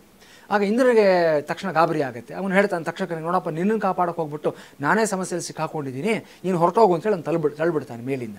ದೇವಲೋಕದಿಂದ ಹಾಗೆಯೇ ಬಿಡ್ತಾ ಇರ್ತಾನೆ ತಕ್ಷಕ, ಇನ್ನೇನು ಬಂದಿಲ್ಲ ಹೋಮಕುಂಡದಲ್ಲಿ ಬೀಳಬೇಕು ಅನ್ನೋವಾಗ ಈ ಸರ್ಪಕುಲದಲ್ಲಿ ಹುಟ್ಟಿರ್ತಕ್ಕಂಥ ಒಬ್ಬ ಆಸ್ತಿಕ ಅನ್ನೊಬ್ಬ ಇರ್ತಾನೆ. ಅವನು ಬಂದು ಜನಮೇಜನ ಮುಂದೆ ನಿಂತ್ಕೊಂಡು ಹಲವಾರು ದಿವ್ಯವಾದ ಸ್ತೋತ್ರಗಳನ್ನೆಲ್ಲ ಹೇಳಿ ಜನಮೇಜನ ಮನಸ್ಸಿನ ಬದಲಾವಣೆಯನ್ನು ಮಾಡಿಬಿಡ್ತಾನೆ. ಆಗ ಅಲ್ಲಿ ಇರತಕ್ಕಂಥ ಗುರುಗಳು ಹೇಳ್ತಾರೆ, ಈಗೇನು ಕೇಳೋಕೆ ಹೋಗಬೇಡ, ಅವನು ಹೇಳೋ ಸ್ತುತಿ ಆಗಲಿ ಮಾತುಗಳಾಗಲಿ ಕೇಳಬೇಡ, ನಿನ್ನ ಮನಸ್ಸು ವಿಚಲಿತವಾಗುತ್ತೆ ಅಂತ ಹೇಳಿದ್ರು ಕೇಳೋದಿಲ್ಲ ಜನಮೇಜಯ. ಅವನು ಆ ಸ್ತುತಿ ಆಗಲಿ ಸ್ತೋತ್ರಗಳನ್ನ ಕೇಳಿ ತುಂಬ ಇಂಪ್ರೆಸ್ ಆಗ್ತಾನೆ. ಕೇಳ್ತಾನೆ, ಏನಪ್ಪ ನೀನು ಇಲ್ಲಿ ಬಂದಿದೆಯಾ, ತುಂಬ ವಿಶೇಷವಾಗಿ ನೀನು ಗಾನವನ್ನು ಮಾಡ್ತಾ ಇದೆಯಾ, ಸ್ತುತಿಗಳನ್ನು ಹೇಳ್ತಾ ಇದೆಯಾ, ನಿನಗೇನು ಬೇಕು ಅಂದಾಗ ಅವನು ಸರ್ಪಕುಲದವನೇ ಆಗಿರ್ತಾನೆ. ನಾನು ಕೇಳಿದ್ದೀನಿ ಕೊಟ್ಟೆ ಕೊಡ್ತೀರಾ, ಅದು ಮಾತು ಕೊಟ್ಟರೆ ನಾನು ಕೇಳ್ತೀವಿ ಅಂತಾನೆ. ಆಯಿತು ಅಂತ ತಕ್ಷಕ ಬೀಳ್ತಾ ಇರ್ತಾನೆ. ನೀವು ವಿಜುವಲೈಸ್ ಮಾಡ್ಕೋಬೋದು ಅದು ಹೇಗೆ ನಡೆದಿರಬಹುದು ಅವತ್ತಿನ ಕಾಲದಲ್ಲಿ ಏನತಕ್ಕಂಥದ್ದು. ಇನ್ನೇನು ತಕ್ಷಕ ಬಂದು ಬೀಳಬೇಕು ಅನ್ನೋಷ್ಟೊತ್ತಿಗೆ ಅವನನ್ನು ಜನಮೇಜಯನ ಕೇಳ್ತಾನೆ, ನನಗಿನ್ನು ಮಾತು ಕೊಡು, ಈ ಸರ್ಪಯಾಗವನ್ನು ಇಲ್ಲಿಗೆ ನಿಲ್ಲಿಸ್ಬಿಡ್ತೀನಿ ಅಂತ ಮಾತು ಕೊಡು ಅಂತ. ಜನಮೇಜಯ ಸಂದಿಗ್ಧ ಪರಿಸ್ಥಿತಿ, ಸಿಕ್ಕಾಕೊಂಡ್ಬಿಟ್ಟಿದ್ದಾನೆ, ಮಾತು ಕೊಟ್ಟಿದ್ದಾನೆ, ಅದು ಅಗ್ನಿಸಾಕ್ಷಿಯಾಗಿ ಮಾತು ಕೊಟ್ಟಿದ್ದಾನೆ, ಇಲ್ಲ ಅಂತ ಹೇಳೋದಕ್ಕಾಗೋದಿಲ್ಲ. ಆಯಿತು, ನಾನು ಮಾತು ಕೊಟ್ಟಿದ್ದೀನಿ, ಸರ್ಪಯಾಗವನ್ನು ನಿಲ್ಲಿಸ್ತಾ ಇದ್ದೀನಿ, ಗುರುಗಳೇ ಮಂತ್ರೋಚ್ಚಾರಣೆ ನಿಲ್ಲಿಸಿ ಅಂತ ಹೇಳ್ತಾರೆ. ತಕ್ಷಕ ಅಲ್ಲಿ ಬಂದು ಬದುಕೊಂಡ್ಬಿಡ್ತಾನೆ. ಇನ್ನೇನು ಹೋಮಕುಂಡದಲ್ಲಿ ಬೀಳಬೇಕು ಅನ್ನೋ ಬಂದು ಪಕ್ಕದಲ್ಲಿ ಬಿದ್ದು ಅವನು ಪ್ರಾಣಭಿಕ್ಷೆ ಅನ್ನೋದು ಸಿಗುತ್ತೆ ಅವನಿಗೆ. ಸೊ ಮಂತ್ರಶಕ್ತಿ ಹೇಗಿರುತ್ತೆ ಅನ್ನೋದಕ್ಕೆ ಇದೊಂದು ಕಾರಣ. ಯಾಕೆ ಹೇಳಿದೆ ಅಂದರೆ, ಈಗ ನಾನು ಇದೆಷ್ಟು ಒಂದು ವಿಸ್ತಾರವಾದ ಕಥೆ ಹೇಳ್ಕೊಂಡು ಬಂದೆ, ಸ್ವಲ್ಪ ಡಿ ಟ್ರ್ಯಾಕ್ ಆಯಿತು ಅಂತ ವೀಕ್ಷಕರು ಅನ್ನಿಸ್ಕೋಬಹುದು, ಔಟ್ ಆಫ್ ದಿ ಟ್ರ್ಯಾಕ್ ಅಂತ. ಔಟ್ ಆಫ್ ದಿ ಟ್ರ್ಯಾಕ್ ಆಗಿಲ್ಲ, ಮತ್ತೆ ಬರ್ತೀನಿ ನಾನು. ಯಾಕೆ ಅಂತಂದರೆ, ಈಗ ನಾನು ನೀರಿನಲ್ಲಿ ಅಭಿಮಂತ್ರಣವನ್ನು ಮಾಡಬೇಕು, ಅಲ್ಲಿ ದೇವತೆಗಳನ್ನು ಗಂಗೆ ಇತ್ಯಾದಿಗಳನ್ನು ಹೇಳಬೇಕು, ಹೇಳಿದಾಗ ಬರುತ್ತಾ ಅನ್ನೋ ಪ್ರಶ್ನೆ ಯಾರಿಗಾದ್ರೂ ಬಂದರೆ ಈ ಕಥೆ ಅವರಿಗೆ ಉತ್ತರ ಆಗಿರುತ್ತೆ. ಗುರುಗಳೇನು ನರಕ ಚತುರ್ದಶಿ ಬಗ್ಗೆ ಹೇಳ್ತಾ ಇದ್ರಿ, ಕೆಲವೊಂದಿಷ್ಟು ಭಾಗದಲ್ಲಿ ಈ ಒಂದು ನರಕ ಚತುರ್ದಶಿಯ ದಿನ ಬಚ್ಚಲ ಮನೆ ಕ್ಲೀನ್ ಮಾಡೋ ಒಂದು ಸಂಪ್ರದಾಯ ಕೂಡ ರೂಢಿಸ್ಕೊಂಡು ಬಂದಿದ್ದಾರೆ. ಇದರ ಜೊತೆಗೆ ನೀವು ಹೇಳ್ತಾ ಇದ್ರಿ ತಲೆಗೆ ಎಣ್ಣೆಯನ್ನು ಹಚ್ಚಬೇಕಾಗುತ್ತೆ, ಎಣ್ಣೆ ಸ್ನಾನ ಮಾಡಬೇಕಾಗುತ್ತೆ ಅಂತ. ಆದರೆ ಕೆಲವೊಂದಿಷ್ಟು ಭಾಗದಲ್ಲಿ ಎಣ್ಣೆ ಹಚ್ಕೋತಾರೆ, ಹಿರಿಯರು ಎಣ್ಣೆ ಹಚ್ಕೊಡ್ತಾರೆ, ಅದಾದ ನಂತರ ಸ್ನಾನ ಮಾಡೋದಿಲ್ಲ, ಹಾಗೆ ಹೋಗಿ ದೇವರ ದರ್ಶನ ಮಾಡ್ತಾರೆ. ಅದು ಯಾವ ರೀತಿಯ ಪದ್ಧತಿ ಅಂತ ನೋಡಿಮ್ಮ. ಎಣ್ಣೆ ಹಚ್ಕೊಂಡಾಗ ಇದಕ್ಕೆ ಮತ್ತೆ ನಾನು ಇನ್ನೊಂದು ಕಥೆಯನ್ನು ತಗೊಳ್ಳೋದು. ಈಗ ಮಹಾಭಾರತದಲ್ಲಿ ದುರ್ಯೋಧನದ ಕಥೆ ಬರುತ್ತೆ ನಮಗೆ. ಸೊ ಇದು ದುರ್ಯೋಧನ ಭೀಮನನ್ನ ಎದುರಿಸಬೇಕು ಯುದ್ಧದಲ್ಲಿ ಅನ್ನೋದು ನಿಶ್ಚಯ ಆಗಿರುತ್ತೆ. ಯಾಕಂದರೆ ಸಮಬಲರೇ ಯುದ್ಧ ಮಾಡಬೇಕು, ಧನುರ್ವಿದ್ಯೆಯಲ್ಲಿ ಯಾರು ಪಾಂಡಿತ್ಯವನ್ನು ಪಂಡ್ಕೊಂಡಿರ್ತಾನೋ ಅವನೇ ಒಬ್ಬ ಧನುರ್ವಿದ್ಯಾ ವಿಷಾದನ ಜೊತೆ ಯುದ್ಧ ಮಾಡಬೇಕು, ಗದಾಯುದ್ಧ ಮಾಡೋನು ಗದಾಯುದ್ಧ ಮಾಡೋನ ಜೊತೆಲಿ ಯುದ್ಧ ಮಾಡಬೇಕು ಅನ್ನತಕ್ಕಂಥದ್ದು. So it was destined, Duryodhana ಭೀಮನ ಜೊತೆ ಯುದ್ಧ ಮಾಡಬೇಕು ಅಂತ. ಭೀಮನ ಗದಾ ಪ್ರಹಾರಕ್ಕೆ ದುರ್ಯೋಧನ ಸಾಯ್ತಾನೆ ಅನ್ನೋದು ಗಾಂಧಾರಿಗೆ ಗೊತ್ತಿತ್ತು. ಅದಕ್ಕೆ ಅವಳೇನು ಮಾಡ್ತಾಳೆ ಅಂತಂದರೆ, ಗಾಂಧಾರಿ ಕಣ್ಣಿಗೆ ಬಟ್ಟೆ ಕಟ್ಕೊಂಡು ಕೂತಿರತಕ್ಕಂಥವಳು, ಅವಳ ಕಣ್ಣಿನ ಒಂದು ಪ್ರಭಾವ ಏನಿದೆ, ಶಕ್ತಿ ಏನಿದೆ, ಸಂಪೂರ್ಣವಾಗಿ ತನ್ನಲ್ಲೇ ಇಟ್ಕೊಂಡಿರ್ತಾಳೆ. ಆಕೆ ಕಣ್ಣಿನ ಬಟ್ಟೆಯನ್ನು ತೆಗೆದು ಏನನ್ನಾದರೂ ದಿಟ್ಟಿಸಿದ್ರೆ ಆ ಇಡೀ ಕಣ್ಣಿನ ಒಂದು ಬೆಳಕಿನ ಶಕ್ತಿ ಆ ವ್ಯಕ್ತಿನಲ್ಲಾಗಲಿ ವಸ್ತುವಿನಲ್ಲಾಗಲಿ ಟ್ರಾನ್ಸ್ಫರ್ ಆಗುತ್ತೆ. ಇದು ಗಾಂಧಾರಿಗೆ ಗೊತ್ತಿರುತ್ತೆ. ಅದಕ್ಕೆ ಗಾಂಧಾರಿ ಏನು ಮಾಡ್ತಾಳೆ ಅಂತಂದರೆ, ದುರ್ಯೋಧನಿಗೆ ಹೇಳ್ತಾಳೆ, ನೋಡಿ ಇಂಥ ದಿವಸ ನೀನು ಪೂರ್ತಿ ವಿವಸ್ತ್ರನಾಗಿ ಎಲ್ಲ ನಿನ್ನ ಮೈ ಮೇಲಿರತಕ್ಕಂಥ ವಸ್ತ್ರಗಳನ್ನ ತೆಗೆದುಬಿಟ್ಟು ಮೈಗೆ ಎಣ್ಣೆ ಹಚ್ಕೊಂಡು ನನ್ನ ಮುಂದೆ ಬಂದು ನಿಂತ್ಕೊ ನೀನು ಅಂತ ಹೇಳ್ತಾಳೆ. ಆ ಬಂದು ನಿಂತ್ಕೊಂಡಂಥ ಸಂದರ್ಭದಲ್ಲಿ ಗಾಂಧಾರಿ ತನ್ನ ಕಣ್ಣಿನ ಬಟ್ಟೆಯನ್ನು ತೆಗೆದು ಮಗನನ್ನು ದಿಟ್ಟಿಸ್ತಾಳೆ. ದಿಟ್ಟಿಸಿದಾಗ ಏನಾಗುತ್ತೆ ಅಂತಂದರೆ ಅವನ ಇಡೀ ಶರೀರ ವಜ್ರಕಾಯ ಆಗುತ್ತೆ, ಅಂದರೆ ವಜ್ರದಷ್ಟು ಗಟ್ಟಿಯಾಗುತ್ತೆ. ಸೊ ಎಣ್ಣೆ ಹಚ್ಕೊಂಡು ನಾವು ಯಾಕೆ ಹೋಗಿ ನಿಂತ್ಕೋಬೇಕು ಅನ್ನೋದಾಗಿ ಈ ಒಂದು ಕಾರಣನೂ ಸಹ, ಈ ಹಿನ್ನೆಲೆನೂ ಸಹ ಇರುತ್ತೆ. ಬಟ್ ಎಗೈನ್ ಕೃಷ್ಣನಿಗೆ ಗೊತ್ತಿರುತ್ತೆ ಇವನು ವಜ್ರಕಾಯಿನಾಗ್ಬಿಟ್ರೆ ಇವನು ಭೀಮ ಸಾಯಿಸೋದಕ್ಕಾಗೋದಿಲ್ಲ ಅಂತ ಹೇಳಿ ಇವನು ಮನಸ್ಸನ್ನು ಪರಿವರ್ತನೆಯನ್ನು ಮಾಡ್ತಾನೆ. ಅವನು ಎಣ್ಣೆ ಹಚ್ಕೊಂಡು ಗಾಂಧಾರಿ ಮುಂದೆ ಬರಬೇಕಾದಾಗ ಹೇಳ್ತಾನೆ, ಏನಯ್ಯ ಈ ರೀತಿ ಹೋಗ್ತಾ ಇದೆಯಾ ನೀನು, ಬುದ್ಧಿ ಇಲ್ವಾ, ವಯಸ್ಸಿಗೆ ಬಂದಿರೋನು ನೀನು, ತಾಯಿ ಮುಂದೆ ಹೋಗ್ಬಿಟ್ಟು ನೀನು ನಗ್ನಾವಸ್ಥೆ ನಿಂತ್ಕೊಳ್ತೀಯ ನೀನು ಅಂತ ಹೇಳಿದಾಗ, ಇಲ್ಲ ನಮ್ಮ ತಾಯಿನೇ ಹೇಳಿದ್ದಾರೆ, ತಾಯಿ ಏನೋ ಪ್ರೀತಿಯಿಂದ ಹೇಳಿರ್ತಾರೆ ಮಗ ಅಂತ ಅಂದ್ಬಿಟ್ಟು, ನೀನು ಮದುವೆ ಆಗಿದೆ, ಮಕ್ಕಳಾಗಿದೆ, ಈ ವಯಸ್ಸಲ್ಲಿ ಹೋಗ್ಬಿಟ್ಟು ಈ ರೀತಿ ನಿಂತ್ಕೊಳ್ಳೋಕ್ಕಾಗತ್ತಾ, ಕೊನೆಯ ಪಕ್ಷ ನಿನ್ನ ಮರ್ಮಾಂಗವನ್ನಾದರೂ ಸಹ ನೀನು ಕವರ್ ಮಾಡ್ಕೋ, ನೀನು ನಿನ್ನ ಗುಹ್ಯಾಂಗಗಳನ್ನಾದರೂ ಸಹ ಕಾಣಿಸದೇ ಇರೋ ಥರ ಮಾಡ್ಕೋ ಅಂತ ಹೇಳ್ತಾನೆ. ಈ ದುರ್ಯೋಧನ ಏನು ಮಾಡ್ತಾರೆ, ಕೃಷ್ಣನ ಮಾತಿಗೆ ಮರಳಾಗ್ಬಿಟ್ಟು ಅವನ ಗುಹ್ಯಾಂಗಳಿಂದನೂ ಸಹ ಒಂದು ಸಣ್ಣ ಬಟ್ಟೆಯಿಂದ ಅಂದರೆ ನಡು ಪ್ರದೇಶವನ್ನು ಕವರ್ ಮಾಡ್ಕೊಂಡ್ಬಿಡ್ತಾನೆ. ಸೊ ಗಾಂಧಾರಿ ಅವನ ಶರೀರವನ್ನು ಪೂರ್ತಿಯಾಗಿ ನೋಡಿದಾಗ ಕೋಪ ಬರುತ್ತೆ. ಇಲ್ಲಿ ಯಾಕೆ ಬಟ್ಟೆ ಕಟ್ಕೊಂಡಿದ್ಯಾಗ, ಅಮ್ಮ ನಿನ್ನ ಮುಂದೆ ನಾನು ಈ ರೀತಿ ಬರೋದಕ್ಕೆ ಸಂಕೋಚ ಆಯಿತು ಅಂದಾಗ ಗಾಂಧಾರಿ ಹೇಳಿದ, ಅಯ್ಯೋ ಮೂರ್ಖ, ನಿನಗೆ ಯಾರು ಹೇಳಿದ್ರು ಬಟ್ಟೆ ಕಟ್ಕೊಳ್ಳೋಕೆ ಅಂದರೆ ಕೃಷ್ಣ ಹೇಳ್ದ ಅಂತ. ಸರಿ, ಗೊತ್ತಾಗೋಗುತ್ತೆ ಗಾಂಧಾರಿಗೆ ಇದು ಕೃಷ್ಣನ ಒಂದು ಕುಟಿಲತೆ ತಂತ್ರ ಅಂತ ಹೇಳಿದಾಗ ಹೇಳ್ತಾಳೆ, ನೋಡು ನನ್ನ ಇಡೀ ಇಷ್ಟು ವರ್ಷಗಳಿಂದ ನಾನು ಕಣ್ಣಿನ ಬಟ್ಟೆ ಕಟ್ಕೊಂಡು ನಾನು ನನ್ನ ಕಣ್ಣಿನಲ್ಲಿರತಕ್ಕಂಥ ಚೈತನ್ಯವನ್ನು ಈಗ ನಿನ್ನ ಶರೀರಕ್ಕೆ ನಾನು ಅದನ್ನು ಪರಿವರ್ತನೆಯನ್ನು ಮಾಡ್ತಾ ಇದ್ದೀನಿ. ಈಗ ನಿನ್ನ ಇಡೀ ಶರೀರ ವಜ್ರಕಾಯಿ ಆಗಿದೆ. ಇಡೀ ಭೂಮಂಡಲದಲ್ಲಿರತಕ್ಕಂಥ ಯಾವುದೇ ಆಯುಧ ನಿನ್ನನ್ನು ಸಾಯಿಸೋದಕ್ಕೆ, ನಿನ್ನ ಅಂಗಹೀನ ಮಾಡೋದಕ್ಕೆ ಸಾಧ್ಯವಾಗೋದಿಲ್ಲ. ನಿನ್ನ ದೌರ್ಭಾಗ್ಯ, ನೀನು ನಡು ಪ್ರದೇಶದಲ್ಲಿ ಎಲ್ಲಿ ಭೀಮ ನಿನಗೆ ಪ್ರಹಾರ ಮಾಡಬೇಕು ಆ ಜಾಗವನ್ನೇ ನೀನು ಮುಚ್ಚಿಕೊಂಡ್ಬಿಟ್ಟಿದ್ಯಾ ನೀನು. ಈಗ ನನ್ನ ಶಕ್ತಿ ಕೂಡ ನೀನು ಕಾಪಾಡೋದಕ್ಕಾಗೋದಿಲ್ಲ ಅಂತ, ನಿನ್ನ ಸಾವನ್ನು ಯಾರು ತಪ್ಪಿಸೋದಕ್ಕಾಗೋದಿಲ್ಲ ಅಂತ ಹೇಳ್ತಾಳೆ. ಈ ಥರ ಸೂಕ್ಷ್ಮಗಳು ಬೇಕಾದಷ್ಟು ಇರುತ್ತೆ. ಇವತ್ತು ಗಾಂಧಾರಿ ವಿದ್ಯೆ ಅನ್ನೋ ಹೆಸರಿನಲ್ಲಿ ಬಹಳಷ್ಟು ಜನ ಈ ವಿದ್ಯೆಯನ್ನು ಕಲಿಸ್ತಾ ಇದ್ದಾರೆ. ನೋಡ್ಬೋದು ನಾವು ಈ ಒಂದು ಸೋಷಿಯಲ್ ಮೀಡಿಯಾದಲ್ಲಾಗ್ಬೋದು ಅಥವಾ ಬೇರೆ ಇದರಲ್ಲಾಗ್ಬೋದು, ಎಷ್ಟೋ ಜನ ಇದನ್ನು ಇವತ್ತು ಪ್ರಚಾರ ಮಾಡ್ತಾ ಇದ್ದಾರೆ. ಸೊ ಸಣ್ಣ ಸಣ್ಣ ಮಕ್ಕಳಿಗೂ ಸಹ ಕಲಿಸ್ಕೊಡ್ತಾ ಇದ್ದಾರೆ. ಅಂದರೆ ಕಣ್ಣಿಗೆ ಬಟ್ಟೆ ಕಟ್ಕೊಂಡು ನಾವು ಒಂದು ಸಲ ನೋಡಿರ್ತಕ್ಕಂಥ ಪದಾರ್ಥ, ಅದು ನೋಡದೇ ಇರತಕ್ಕಂಥ ಪದಾರ್ಥ, ಆ ಕೋಣೆಯಲ್ಲಿ ಎಲ್ಲೆಲ್ಲಿ ಏನಿದೆ ಅನ್ನೋದನ್ನು ನಮ್ಮ ಇನ್ನರ್ ಮೈಂಡಿಂದ ಅರ್ಥ ಮಾಡ್ಕೊಂಡು ಹೇಳ್ತಕ್ಕಂಥ ಸಾಮರ್ಥ್ಯವನ್ನು ಇವತ್ತು ಎಷ್ಟೋ ಜನ ಇದನ್ನೊಂದು ವಿದ್ಯೆಯಾಗಿ ಕಲಿಸ್ಕೊಡ್ತಾ ಇದ್ದಾರೆ. ಇದು ಗಾಂಧಾರಿ ಸಿದ್ಧಿ ಮಾಡ್ಕೊಂಡಿದ್ಲು ಈ ಒಂದು ಶಕ್ತಿಯನ್ನು, ಅದಕ್ಕೆ ಇದಕ್ಕೆ ಗಾಂಧಾರಿ ವಿದ್ಯೆ ಅಂತ ಕರೀತಾರೆ. ಇಷ್ಟು ಹಿನ್ನೆಲೆ ಇದೆಯಮ್ಮ ಇದಕ್ಕೆ. ಗುರುಗಳೇ, ಈ ಒಂದು ದೀಪಾವಳಿಯ ಬಗ್ಗೆ ಸಾಕಷ್ಟು ಮಾಹಿತಿನ ತಿಳಿಸ್ಕೊಡ್ತಾ ಇದ್ದೀರಾ.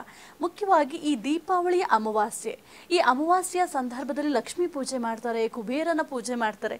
ಯಾವ ಕಾರಣಕ್ಕೆ ಈ ಒಂದು ದೀಪಾವಳಿಯ ಅಮಾವಾಸ್ಯೆಯಂದು ಈ ಪೂಜೆಗಳನ್ನ ಮಾಡ್ತಾರೆ? ಈ ಪೂಜೆಯನ್ನ ಮಾಡುವ ವಿಧಾನ ಹೇಗೆ ಗುರುಗಳೇ? ಖಂಡಿತ ಅಮ್ಮ, ಬಹಳ ಒಳ್ಳೆ ಪ್ರಶ್ನೆ ಕೇಳಿದ್ದೀರಾ. ಯಾಕಂದರೆ ಈ 5 ದಿನಗಳಲ್ಲಿ ಇದು ಮಧ್ಯದ ದಿನ ಅಂತ ಹೇಳ್ಬೋದು ನಾವು, ಪರ್ವದಿನ ಅಂತ ಅಂದ್ಬಿಟ್ಟು. ಸೊ ಯಾವತ್ತೂ ಅಷ್ಟೇ ಮಿಡಲ್ ಪಾಯಿಂಟ್ ತುಂಬ ಇಂಪಾರ್ಟೆಂಟ್ ಆಗುತ್ತೆ.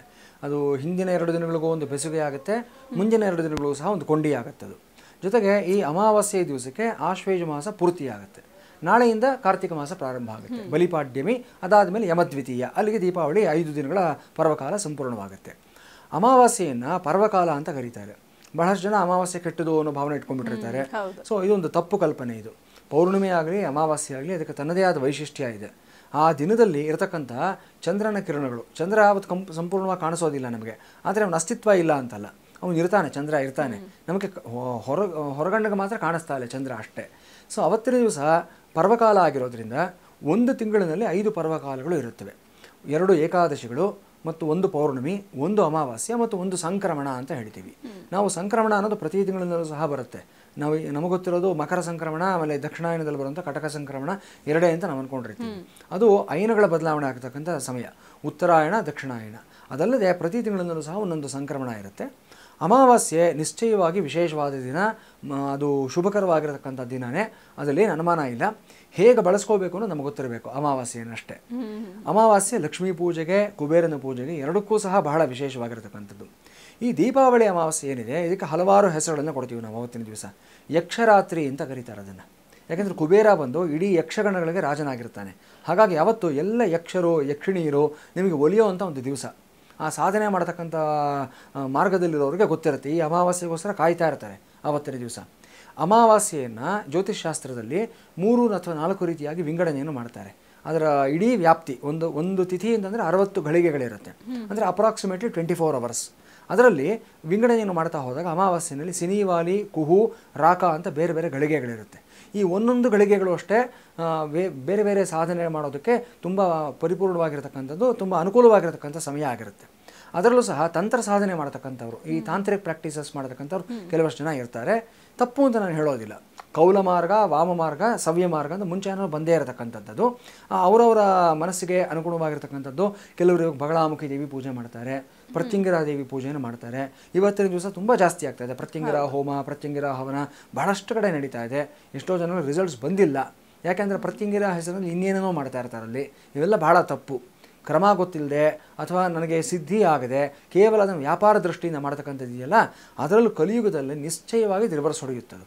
ಸೊ ನಾನು ನಮ್ಮ ವೀಕ್ಷಕರಿಗೆ ಇದನ್ನೇ ಹೇಳ್ತೀನಿ, ಯಾರೋ ಫೇಸ್ಬುಕ್ಕಲ್ಲಿ ನೋಡಿದ್ರೆ, ಇನ್ನೆಲ್ಲ ಒಂದು ಯೂಟ್ಯೂಬಲ್ಲಿ ನೋಡಿದ್ರೆ ಇಲ್ಲಿ ಬಗಳಾಮುಖಿ ಹವನ ಮಾಡಿಸ್ಬಿಡ್ತಾರೆ, ಪ್ರತ್ಯಂಗಿರ ಹೋಮ ಮಾಡಿಸ್ತಾರೆ, ನಿಮ್ಗೆ 48 ಗಂಟೆಗಳಲ್ಲಿ ರಿಸಲ್ಟ್ಸ್ ಬಂದುಬಿಡುತ್ತೆ, 1 ವಾರದಲ್ಲಿ ರಿಸಲ್ಟ್ಸ್ ಬಂದುಬಿಡುತ್ತೆ ಅಂತೆಲ್ಲ ಹೇಳ್ತಾ ಇರ್ತಾರೆ. ಇದಕ್ಕೆ ಮರುಳಾಗಬೇಡಿ ದಯವಿಟ್ಟು. ಎಲ್ಲಿ ಭಗವಂತನ ಅಥವಾ ದೇವಿಯ ಸನ್ನಿಧಾನ ಇದೆಯೋ ಅಲ್ಲಿ ಮಾತ್ರ ಹೋಗಬೇಕಾಗತ್ತೆ ನೀವು. ಅಲ್ಲಿ ಪ್ರತಿಷ್ಠಾಪನೆ ಆಗಿರತಕ್ಕಂಥ ದೇವಿ ಮೂರ್ತಿ ಇದೆಯಾ, ಅಲ್ಲಿ ಎಷ್ಟೋ ದಿನಗಳಿಂದ ವರ್ಷಾನುವರ್ಷಗಳಿಂದ ಕ್ರಮಬದ್ಧವಾಗಿ ಪೂಜೆ ನಡ್ಕೊಂಡು ಬರ್ತಾ ಇದೆಯಾ, ಅಂತಹ ಸನ್ನಿಧಾನದಲ್ಲಿ ಮಾತ್ರ ಹೋಗಿ ನೀವು ಪ್ರತ್ಯಂಗಿರ ಹೋಮ ಆಗಲಿ, ಬಗಳಾಮುಖಿ ಹೋಮ ಆಗಲಿ, ಧೂಮಾವತಿ ಹೋಮ ಆಗಲಿ ಮಾಡಿಸ್ಕೋಬೇಕಾಗತ್ತೆ. ಅದಿಲ್ಲದೆ ಹೋದ ಪಕ್ಷದಲ್ಲಿ ಅವ್ರಿಗೂ ಒಳ್ಳೆಯದಾಗೋದಿಲ್ಲ, ನಿಮಗೂ ಒಳ್ಳೆಯದಾಗೋದಿಲ್ಲ. ಮಾಡಿಸ್ಕೊಂಡಂಥ ರಿಸಲ್ಟ್ಸ್ ಬರೋದಿರಲಿ, ರಿವರ್ಸ್ ರಿಸಲ್ಟ್ಸ್ ಬಂದುಬಿಡುತ್ತೆ ನಿಮಗೆ. ಈ ದೀಪಾವಳಿ ಅಮಾವಾಸ್ಯೆ ಈ ತಂತ್ರಸಿದ್ಧಿಗೆ, ತಂತ್ರ ಸಾಧನೆಗೆ ತುಂಬ ಅನುಕೂಲಕರವಾಗಿರ್ತಕ್ಕಂಥ ಒಂದು ದಿವಸ ಆಗಿರುತ್ತೆ. ಸೊ ಆವತ್ತಿನ ದಿವಸ ಈ ಪೂಜೆಯನ್ನು ಮಾಡತಕ್ಕಂಥವರು, ಉಪದೇಶ ತಗೊಳ್ತಕ್ಕಂಥ ವ್ಯಕ್ತಿಗಳು ತುಂಬ ಜನ ಇರ್ತಾರೆ.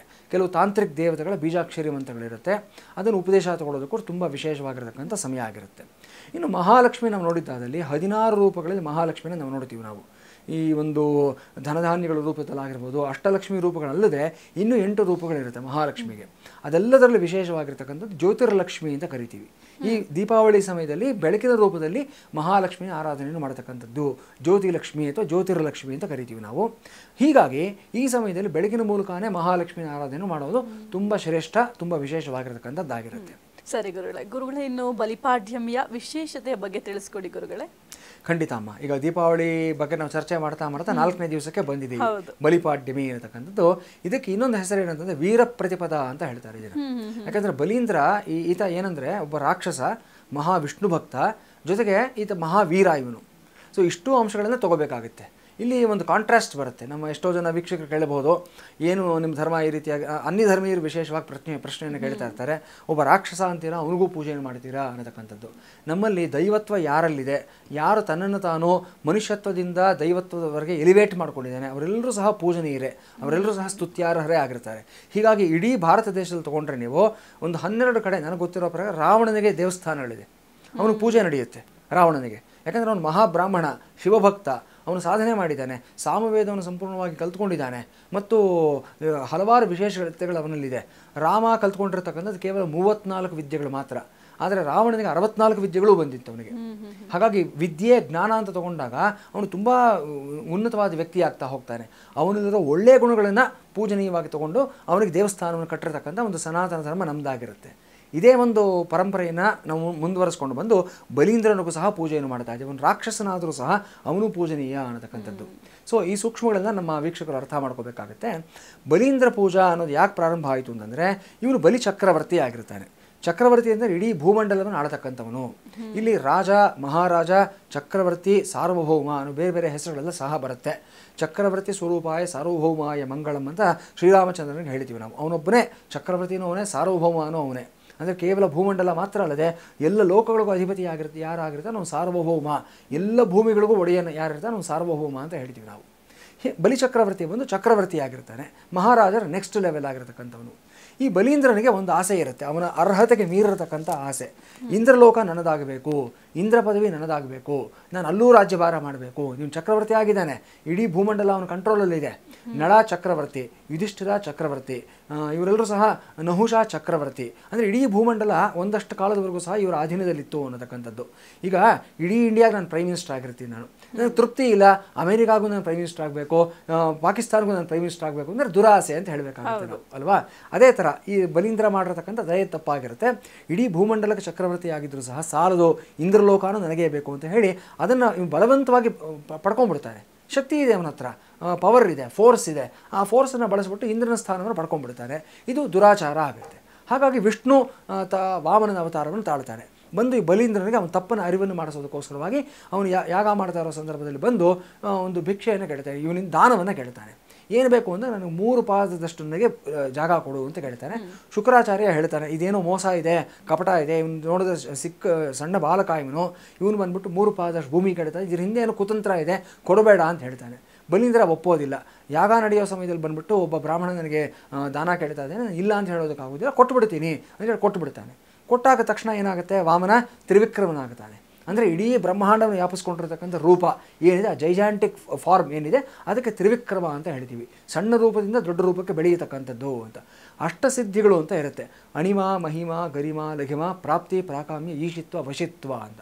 ಅಷ್ಟಸಿದ್ಧಿಗಳನ್ನೂ ಸಹ ಕರಗತ ಮಾಡ್ಕೊಂಡಿರ್ತಕ್ಕಂಥ ಯಾರು ಅಂದರೆ ಆಂಜನೇಯ ಒಬ್ಬನೇ.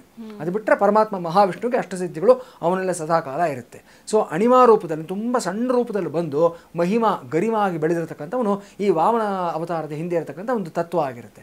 ಸೊ ಬಾಲಕನ ರೂಪದಲ್ಲಿ ಬಂದು ತ್ರಿವಿಕ್ರಮ ಆಗ್ತಾನೆ ವಾಮನ. ಆಗ ಅವನು ಒಂದು ಹೆಜ್ಜೆಯನ್ನು ತೊಗೊಂಡ್ಬಿಟ್ಟು ಒಂದು ಪಾದದಲ್ಲಿ ಇಡೀ ಭೂಮಂಡಲವನ್ನು ವ್ಯಾಪ್ತಿ ಮಾಡ್ಕೊಂಡ್ಬಿಡ್ತಾನೆ. ಅವನು ಇಡೀ ಒಂದು ಪಾದ ಇಡೀ ಭೂಮಂಡಲ ಕವರ್ ಆಗೋಯಿತು. ಈ ಬಲಿಚಕ್ರವರ್ತಿಯ ಒಂದು ಅಧೀನದಲ್ಲಿ ಅವನ ಆಳ್ವಿಕೆಯಲ್ಲಿರ್ತಕ್ಕಂಥ ಇಡೀ ಭೂಮಂಡಲ ಆಗಿರುತ್ತೆ. ಒಂದು ಪಾದ ಕವರ್ ಆಗೋಯಿತು. ಎರಡನೇ ಪಾದ ಏನು ಮಾಡಬೇಕು, ಇವನು ಬಲವಂತವಾಗಿ ಕಿತ್ಕೊಂಡಿರ್ತಕ್ಕಂಥ ಸ್ವರ್ಗಲೋಕ, ಇಂದ್ರನ ಲೋಕ ಅಲ್ಲಿಡ್ತಾನೆ ವಾಮನ. ಎರಡೂ ಲೋಕ ಇವಂದಾಗೋಯಿತು. ಈಗ ಕೇಳ್ತಾನೆ, ನಿನ್ನ ಸುಪರ್ದಿನಲ್ಲಿ ನಿನ್ನ ಕಂಟ್ರೋಲ್ನಲ್ಲಿರ್ತಕ್ಕಂಥದ್ದು ಎರಡು ಲೋಕಗಳಿತ್ತು, ಇಡೀ ಭೂಮಂಡಲ, ಇನ್ನೊಂದು ಸ್ವರ್ಗಲೋಕ, ಎರಡು ಪಾದಗಳಲ್ಲಿ ಬಂದು ಹೋಯಿತು, ಇನ್ನು ಮೂರನೇ ಪಾದ ಎಲ್ಲಿಡ್ಲಿ, ನಿನ್ನಂತರ ಕೊಡೋದಕ್ಕೆ ಇನ್ನೇನಿದೆ ಅಂತ ಕೇಳ್ತಾನೆ. ಆಗ ಬಲಿಚಕ್ರವರ್ತಿಗೆ ಅವನ ತಪ್ಪು ಅರಿವಾಗುತ್ತೆ. ಕೇಳ್ತಾನೆ, ಭಗವಂತ ನನಗೆ ಗೊತ್ತಾಯ್ತು ನೀನು ಯಾರು ಅಂತ ಅಂದ್ಬಿಟ್ಟು, ಸಾಕ್ಷಾತ್ ಶ್ರೀಮನ್ ಮಹಾವಿಷ್ಣುವೇ ಬಂದಿದ್ದೀಯಾ ನೀನು, ಮೂರನೇ ಪಾದ ಎಲ್ಲೂ ಬೇಡ ಸ್ವಾಮಿ, ನನ್ನ ತಲೆ ಮೇಲಿಡು ಅಂತ ಹೇಳ್ತಾನೆ. ಅಲ್ಲಿಗೆ ಅವನಲ್ಲಿರ್ತಕ್ಕಂಥ ಅಹಂಕಾರ ನಾಶವಾಯಿತು ಅಂತ. ಬಲೀಂದ್ರ, ಈ ವಾಮನನ ಅವತಾರವೇ ಬಲೀಂದ್ರನಲ್ಲಿರ್ತಕ್ಕಂಥ ಅಹಂಕಾರವನ್ನು ಅವನ ಈಗೋನ ಕಂಪ್ಲೀಟಾಗಿ ನಿರ್ನಾಮ ಮಾಡೋದಕ್ಕೋಸ್ಕರ ಬಂದಿರತಕ್ಕಂಥದ್ದು ಅಂತ. ಯಾವಾಗ ಶರಣಾಗತನಾಗ್ತಾನೋ ಮಹಾವಿಷ್ಣುಗೆ ಬಲೀಂದ್ರ, ಆಗ ಅವನು ವಿಷ್ಣು ಭಕ್ತನಾಗಿ ಹೋಗ್ತಾನೆ. ಆಗ ಪರಮಾತ್ಮ ಅವನನ್ನು ಕ್ಷಮಿಸಿ ಅವನಿಗೆ ಆಶೀರ್ವಾದವನ್ನು ಮಾಡ್ತಾನೆ. ನೋಡು, ನೀನು ಇಂದ್ರ ಪದವಿಗೆ ಬಯಸಿದೆ, ನಿನ್ನಲ್ಲಿ ಅದು ನಿನ್ನ ಅರ್ಹತೆಗೆ ಮೀರಿರತಕ್ಕಂಥದ್ದು, ಆದರೆ ನೀನು ಇವಾಗ ನಾನು ಶರಣಾಗತನಾಗಿದ್ದೀಯಾ, ಹಾಗಾಗಿ ನಿನ್ನ ಭಕ್ತಿಗೆ ಮೆಚ್ಚಿ ನಾನು ಇಂದ್ರಲೋಕದಷ್ಟೇ ಪರಿಪೂರ್ಣವಾಗಿರ್ತಕ್ಕಂಥದ್ದು, ಅಷ್ಟೇ ಒಂದು ಪ್ರಾಸ್ಪರಸ್ ಆಗಿರ್ತಕ್ಕಂಥದ್ದು ಪಾತಾಳ ಲೋಕ ಇದೆ, ಅದನ್ನು ನಾನು ನಿನ್ನ ಕೊಡ್ತೀನಿ, ಪಾತಾಳ ಲೋಕ ನೀನು ಒಡೆಯನಾಗು ಅಂತೇಳಿ ಅವನ ತಲೆ ಮೇಲೆ ಕಾಲನ್ನಿಟ್ಟು ಅವನು ಪಾತಾಳ ಲೋಕಕ್ಕೆ ಕಳಿಸ್ಬಿಡ್ತಾನೆ. ಪಾತಾಳ ಲೋಕ ಎಲ್ಲಿರುತ್ತೆ ಅಂದರೆ ಭೂಲೋಕದಿಂದ 7 ಲೋಕದ ಕೆಳಗಿರುತ್ತೆ. ಅತಲ, ವಿತಲ, ಸುತಲ, ರಸಾತಲ, ತಲಾತಲ, ಮಹಾತಳ, ಪಾತಾಳ ಅಂತ ಕಟ್ಟಕಡೆಯ 14ನೇ ಲೋಕ. ಭೂಲೋಕದ ಮೇಲಿರ್ತಕ್ಕಂಥದ್ದು 6 ಲೋಕಗಳು: ಭುವರಲೋಕ, ಸುವರಲೋಕ, ಮಹೋಲೋಕ, ಜನೋಲೋಕ, ತಪೋಲೋಕ, ಸತ್ಯಲೋಕ. ಇಷ್ಟೂ ಸೇರಿದರೆ 14 ಲೋಕಗಳು. ಅಂದರೆ ಸತ್ಯಲೋಕದ ಆಚೆ ಇರತಕ್ಕಂಥ ವೈಕುಂಠದಿಂದ ಬಂದಂಥ ವಾಮನ ಮಹಾವಿಷ್ಣು ಭೂಲೋಕದಲ್ಲಿದ್ದಂಥ ಈ ಒಂದು ಬಲಿಚಕ್ರವರ್ತಿಯನ್ನು ಭೂಲೋಕದಿಂದ 7 ಲೋಕಗಳ ಕೆಳಗಡೆ ಕಳಿಸ್ತಾನೆ. ನೀವು ಇಮ್ಯಾಜಿನ್ ಮಾಡ್ಕೊಳ್ಳಿ ಇದನ್ನು. ಯಾರಾದರೂ ಇದೊಂದು ಚಿತ್ರ ತೆಗೆದು ಸಿನಿಮಾ ತೆಗೆದ್ರೆ ತುಂಬ ಚೆನ್ನಾಗಿರುತ್ತೆ. ಇವತ್ತು ಟೆಕ್ನಾಲಜಿ ಬೆಳೆದಿದೆ, ಜೊತೆಗೆ ಇವತ್ತು ಧಾರ್ಮಿಕವಾದ ಚಿತ್ರಗಳು ಮಾಡುವಂಥ ಒಂದು ಟ್ರೆಂಡ್ ಬಹಳ ಜಾಸ್ತಿ ಆಗಿದೆ. ವಿಷುವಲ್ ಆಗಿ ಯಾರಾದರೂ ತೋರಿಸಿದ್ರೆ ನಮ್ಮ ವೀಕ್ಷಕರಿಗೆ ಇನ್ನಷ್ಟು ಚೆನ್ನಾಗಿ ಅರ್ಥ ಆಗುತ್ತೆ ನಮ್ಮ ಸನಾತನ ಧರ್ಮದ ಮಹಾತ್ಮೆ, ವೈಶಿಷ್ಟ್ಯ ಏನು ಅನ್ನತಕ್ಕಂಥದ್ದು. ಅಷ್ಟು ಕೆಳಗೆ ಕಳಿಸಿದ್ದಾನೆ ಅಂತಂದರೆ ಭಗವಂತನ ಸರ್ವವ್ಯಾಪಕತೆ, ಭಗವಂತನ ಒಂದು ಸರ್ವಶಕ್ತತ್ವ ಏನು ಅನ್ನೋದು ನಮ್ಗೆ ಅರ್ಥ ಆಗುತ್ತೆ. ಭಗವಂತನಿಗೆ 3 ಗುಣಗಳನ್ನು ಹೇಳ್ತಾರೆ: ಸರ್ವಶಕ್ತ, ಸರ್ವವಿದಿತ, ಸರ್ವಜ್ಞ, ಸರ್ವವ್ಯಾಪಕ ಅನ್ನತಕ್ಕಂಥದ್ದು, ಸರ್ವಾಂತರ್ಯಾಮಿ ಅನ್ನತಕ್ಕಂಥದ್ದು. ಅಂದರೆ ಓಮ್ನಿಪೊಟೆಂಟ್, ಓಮ್ನಿಶಿಯೆಂಟ್, ಓಮ್ನಿ ಪ್ರೆಸೆಂಟ್ ಅಂತ. ಸರ್ವಶಕ್ತ, ಅವನು ಎಲ್ಲವನ್ನೂ ಮಾಡಬಲ್ಲ, ಅಘಟಿತ ಘಟನಾ ಸಮರ್ಥ ಅಂತ ಭಗವಂತನ ಒಂದು ಮಾತನ್ನು ಹೇಳ್ತಾರೆ. ಹಿಂದೆ ಯಾರೂ ಮಾಡೋಕ್ಕಾಗದೇ ಇರೋಂಥದ್ದು, ಮುಂದೆ ಯಾರೂ ಮಾಡೋಕ್ಕಾಗದೇ ಇರತಕ್ಕಂಥದ್ದನ್ನು ಭಗವಂತ ಮಾಡ್ತಾನೆ, ಅದು ಭಗವಂತನ ಸಂಕಲ್ಪ ಬಲ ಅಂತ ಹೇಳ್ತಾರೆ. ಸರ್ವಶಕ್ತ ಅದಕ್ಕೋಸ್ಕರನೇ. ಮತ್ತು ಸರ್ವವಿದಿತ, ಸರ್ವಜ್ಞ, ಎಲ್ಲವನ್ನೂ ಬಲ್ಲವನು ಅವನು ಗೊತ್ತಿಲ್ಲದೆ ಇರತಕ್ಕಂಥದ್ದು ಏನೂ ಇಲ್ಲ. ಇದೆಲ್ಲ ಒಂದು ಲೀಲಾ ವಿನೋದ, ನಡಿಬೇಕು, ನಡೆಸ್ತಾ ಇರ್ತಾನೆ. ಒಂದು ನಾಟಕ, ಜಗನ್ನಾಟಕ ಸೂತ್ರಧಾರಿ ಅಂತ ಹೇಳ್ತೀವಲ್ಲ, ಆ ಪ್ರಕಾರ ನಡೆಸ್ತಾ ಇರ್ತಾನೆ ಅಷ್ಟೇ ಹೊರತು ಅವನಿಗೆಲ್ಲವೂ ಗೊತ್ತಿದೆ. ಮುಂದೆ ಏನು ನಡೆಯುತ್ತೆ ಅನ್ನೋದು ಗೊತ್ತು, ಹಿಂದೆ ಏನು ನಡೆದಿದೆ ಅನ್ನೋದು ಸಹ ಗೊತ್ತಿರುತ್ತೆ. ಸರ್ವಾಂತರ್ಯಾಮಿ, ಎಲ್ಲಿರ್ತಾನೆ ಭಗವಂತ ಅಂದರೆ ಎಲ್ಲ ಕಡೆಯೂ ಸಹ ಇರ್ತಾನೆ. ಪ್ರತಿ ಅಣುರೇಣು ತೃಣಕಾಷ್ಟಗಳಲ್ಲಿ ಪ್ರತಿಯೊಂದರಲ್ಲೂ ಸಹ ಭಗವಂತ ಇರ್ತಾನೆ. ಅಂತಹ ಸರ್ವಶಕ್ತ ಬಂದು ಈ ಬಲಿಚಕ್ರವರ್ತಿಯನ್ನು ಅವನ ತಲೆ ಮೇಲೆ ಕಾಲಿಟ್ಟು ಪಾತಾಳ ಲೋಕಕ್ಕೆ ಸಂಪೂರ್ಣವಾಗಿ ಕಳಿಸ್ಕೊಡ್ತಾನೆ. ಅಲ್ಲಿ ಅವನಿಗೆ ಶಿಕ್ಷೆನೂ ಆಗುತ್ತೆ, ವಿಮೋಚನೆಯೂ ಸಹ ಆಗುತ್ತೆ, ವರವೂ ಸಹ ಆಗುತ್ತೆ. ಆ ಬಲಿಚಕ್ರವರ್ತಿ ಅಲ್ಲಿ ಏನು ಮಾಡ್ತಾನೆ ಅಂತಂದರೆ ಪಾತಾಳ ಲೋಕವನ್ನು 1 ಮನ್ವಂತರದ ಕಾಲದವರೆಗೂ ಸಹ ರಾಜನಾಗಿ ಆಳ್ತಾ ಇರ್ತಾನೆ. ಮುಂದಿನ ಇಂದ್ರ ಇವನೇ ಆಗಿರ್ತಾನೆ. ಈ ಇಂದ್ರ ಪದವಿ ಅನ್ನೋದಿದೆಯಲ್ಲ ಇಲ್ಲಿ, ಅದಕ್ಕೆ ಅವನು ಬಲೀಂದ್ರ ಅನ್ನೋ ಹೆಸರನ್ನ ಕೊಡ್ತೀವಿ ನಾವು ಅವನಿಗೆ. ಸೊ ಮುಂದಿನ ಇಂದ್ರ ಆಗ್ತಾನಂತೆ ಇವನು. ಈ ಮನ್ವಂತರ ಕಳೆದ ನಂತರ ಈ 4 ಯುಗಗಳು ಏನಾಗುತ್ತೆ, ಈ ಕಲಿಯುಗ ಮುಗಿದ ನಂತರ ಮತ್ತೆ ಕೃತಿಯುಗ ಪ್ರಾರಂಭ ಆಗುತ್ತೆ. ಈ ಇಂದ್ರ ಪದವಿ, ಬ್ರಹ್ಮ ಪದವಿ ಅನ್ನೋದು ಬದಲಾವಣೆ ಆಗ್ತಾ ಇರುತ್ತೆ. ಶಾಶ್ವತವಾಗಿ ಯಾರೂ ಒಬ್ಬರೇ ಇರೋದಿಲ್ಲ. ಮುಂದಿನ ಬ್ರಹ್ಮ ಆಂಜನೇಯ ಅಂತ ಕೆಲವು ಪುರಾಣಗಳಲ್ಲಿ ಹೇಳಿದ್ದಾರೆ. ಅದಕ್ಕೆ ಆಂಜನೇಯನಿಗೆ ಅವನು ಚಿರಂಜೀವಿ, ಅವನಿಗೆ ಸಾವಿಲ್ಲ ಅವನಿಗೆ. ಸೊ ಮುಂದಿನ ಮನ್ವಂತರ, ಮುಂದಿನ ಕಲ್ಪ ಬಂದಾಗ ಬ್ರಹ್ಮಸ್ಥಾನಕ್ಕೆ ಆಂಜನೇಯ ಬರ್ತಾನೆ. ಮುಂದಿನ ಮನ್ವಂತರ ಬಂದಾಗ ಈ ಇಂದ್ರಸ್ಥಾನಕ್ಕೆ ಬಲೀಂದ್ರ ಬರ್ತಾನೆ, ಬಲಿಚಕ್ರವರ್ತಿ ಅನ್ನೋನು ಬರ್ತಾನೆ. ಹಾಗಾಗಿ ಅವನಲ್ಲಿ ದೈವತ್ವ ಇದೆ ಅನ್ನೋದು ಇಲ್ಲಿ ಗೊತ್ತಾಗುತ್ತೆ ನಮಗೆ. ಅಂತಹ ಬಲಿಚಕ್ರವರ್ತಿಯನ್ನು ಅವನು ವರ್ಷಕ್ಕೆ ಒಮ್ಮೆ ಮಾತ್ರ ಭೂಲೋಕಕ್ಕೆ ಬರ್ತಾನಂತೆ. ಅವನ ಪ್ರಜೆಗಳೆಲ್ಲರೂ ಸಹ ಹೇಗಿದ್ದಾರೆ ಅಂತ ನೋಡ್ಕೊಂಡು ಹೋಗೋದಕ್ಕೋಸ್ಕರವಾಗಿ ಇಲ್ಲಿಗೆ ಬರ್ತಾನೆ ಅಂತ ಹೇಳ್ತಾರೆ. ಹಾಗಾಗಿ ಅವನನ್ನು ಸ್ವಾಗತ ಮಾಡೋದಕ್ಕೋಸ್ಕರ, ಅವನನ್ನು ನೆನಪಿಸ್ಕೊಳ್ಳೋದಕ್ಕೋಸ್ಕರ, ಅವನಿಗೆ ಗೌರವ ಸೂಚನೆಯಾಗಿ ಬಲೀಂದ್ರ ಪೂಜೆಯನ್ನು ಅವತ್ತಿನ ದಿವಸ ಮಾಡ್ತಾರೆ. ಇಲ್ಲಿ ಮತ್ತೊಂದು ವಿಶೇಷ, ಈಗ ನಾವು ಯಾವುದೇ ದೇವರ ಪೂಜೆಯನ್ನು ಮಾಡಬೇಕಾದಾಗ ಪತ್ನಿ ಸಮೇತವಾಗಿ ದೇವರನ್ನ ಪೂಜೆಯನ್ನು ಮಾಡ್ತೀವಿ.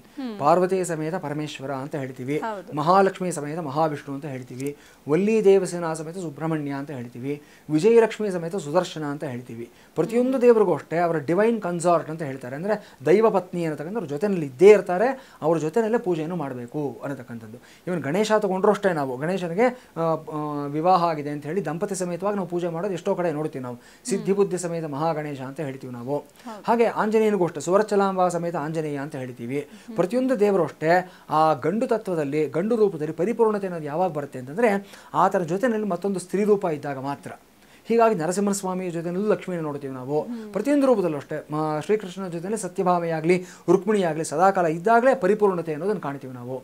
ಹೀಗೆ ಈ ಬಲೀಂದ್ರನಿಗೆ ಒಂದು ವಿಶೇಷ ಏನಂತಂದರೆ ಆತನ ಪೂಜೆಯನ್ನು ಮಾಡಬೇಕಾದಾಗ ಆತನ ಪತ್ನಿ ವಿಂಧ್ಯಾವಳಿ ಅಂತ ಇರ್ತಾಳೆ. ಆಕೆ ರಾಣಿ, ಮಹಾರಾಣಿ, ಆಕೆ ಚಕ್ರವರ್ತಿನಿ. ಆಕೆಯ ಸಮೇತವಾಗಿ ಪೂಜೆಯನ್ನು ಮಾಡಬೇಕು ಅಂತ ಶಾಸ್ತ್ರ ಹೇಳುತ್ತೆ ನಮಗೆ. ಕೇವಲ ಬಲೀಂದ್ರನ ಮಾತ್ರ ಅಲ್ಲಿ ನಾವು ಆವಾಹನೆ ಮಾಡೋದಲ್ಲ, ವಿಂಧ್ಯಾವಳಿ ಸಮೇತ ಬಲೀಂದ್ರನನ್ನು ಆವಾಹನೆಯನ್ನು ಮಾಡಬೇಕು ಅಂತ. ಜೊತೆಗೆ ಇವನ ಪರಿವಾರ, ರಾಕ್ಷಸ ಪರಿವಾರಗಳು ಒಂದಷ್ಟು ಜನ ಇರ್ತಾರೆ. ಬಾಣ, ಮುರ, ಕೂಷ್ಮಾಂಡ ಇವರೆಲ್ಲರೂ ಸಹ ಆವಾಹನೆಯನ್ನು ಮಾಡಬೇಕು ಅಂತ ಹೇಳ್ತಾರೆ. ಅವರೆಲ್ಲರೂ ಬರ್ತಾರೆ.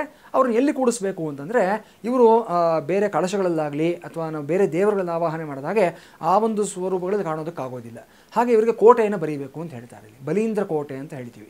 ಆ ಕೋಟೆಯನ್ನು ಬರೆದು ಬೇರೆ ಬೇರೆ ಕೋಣೆಗಳನ್ನು ಮಾಡಿದಾಗ ಆಯಾ ಸ್ಥಾನಗಳಲ್ಲಿ ಬಂದು ಇವರೆಲ್ಲರೂ ಸಹ ಕೂತ್ಕೊಳ್ತಾರೆ.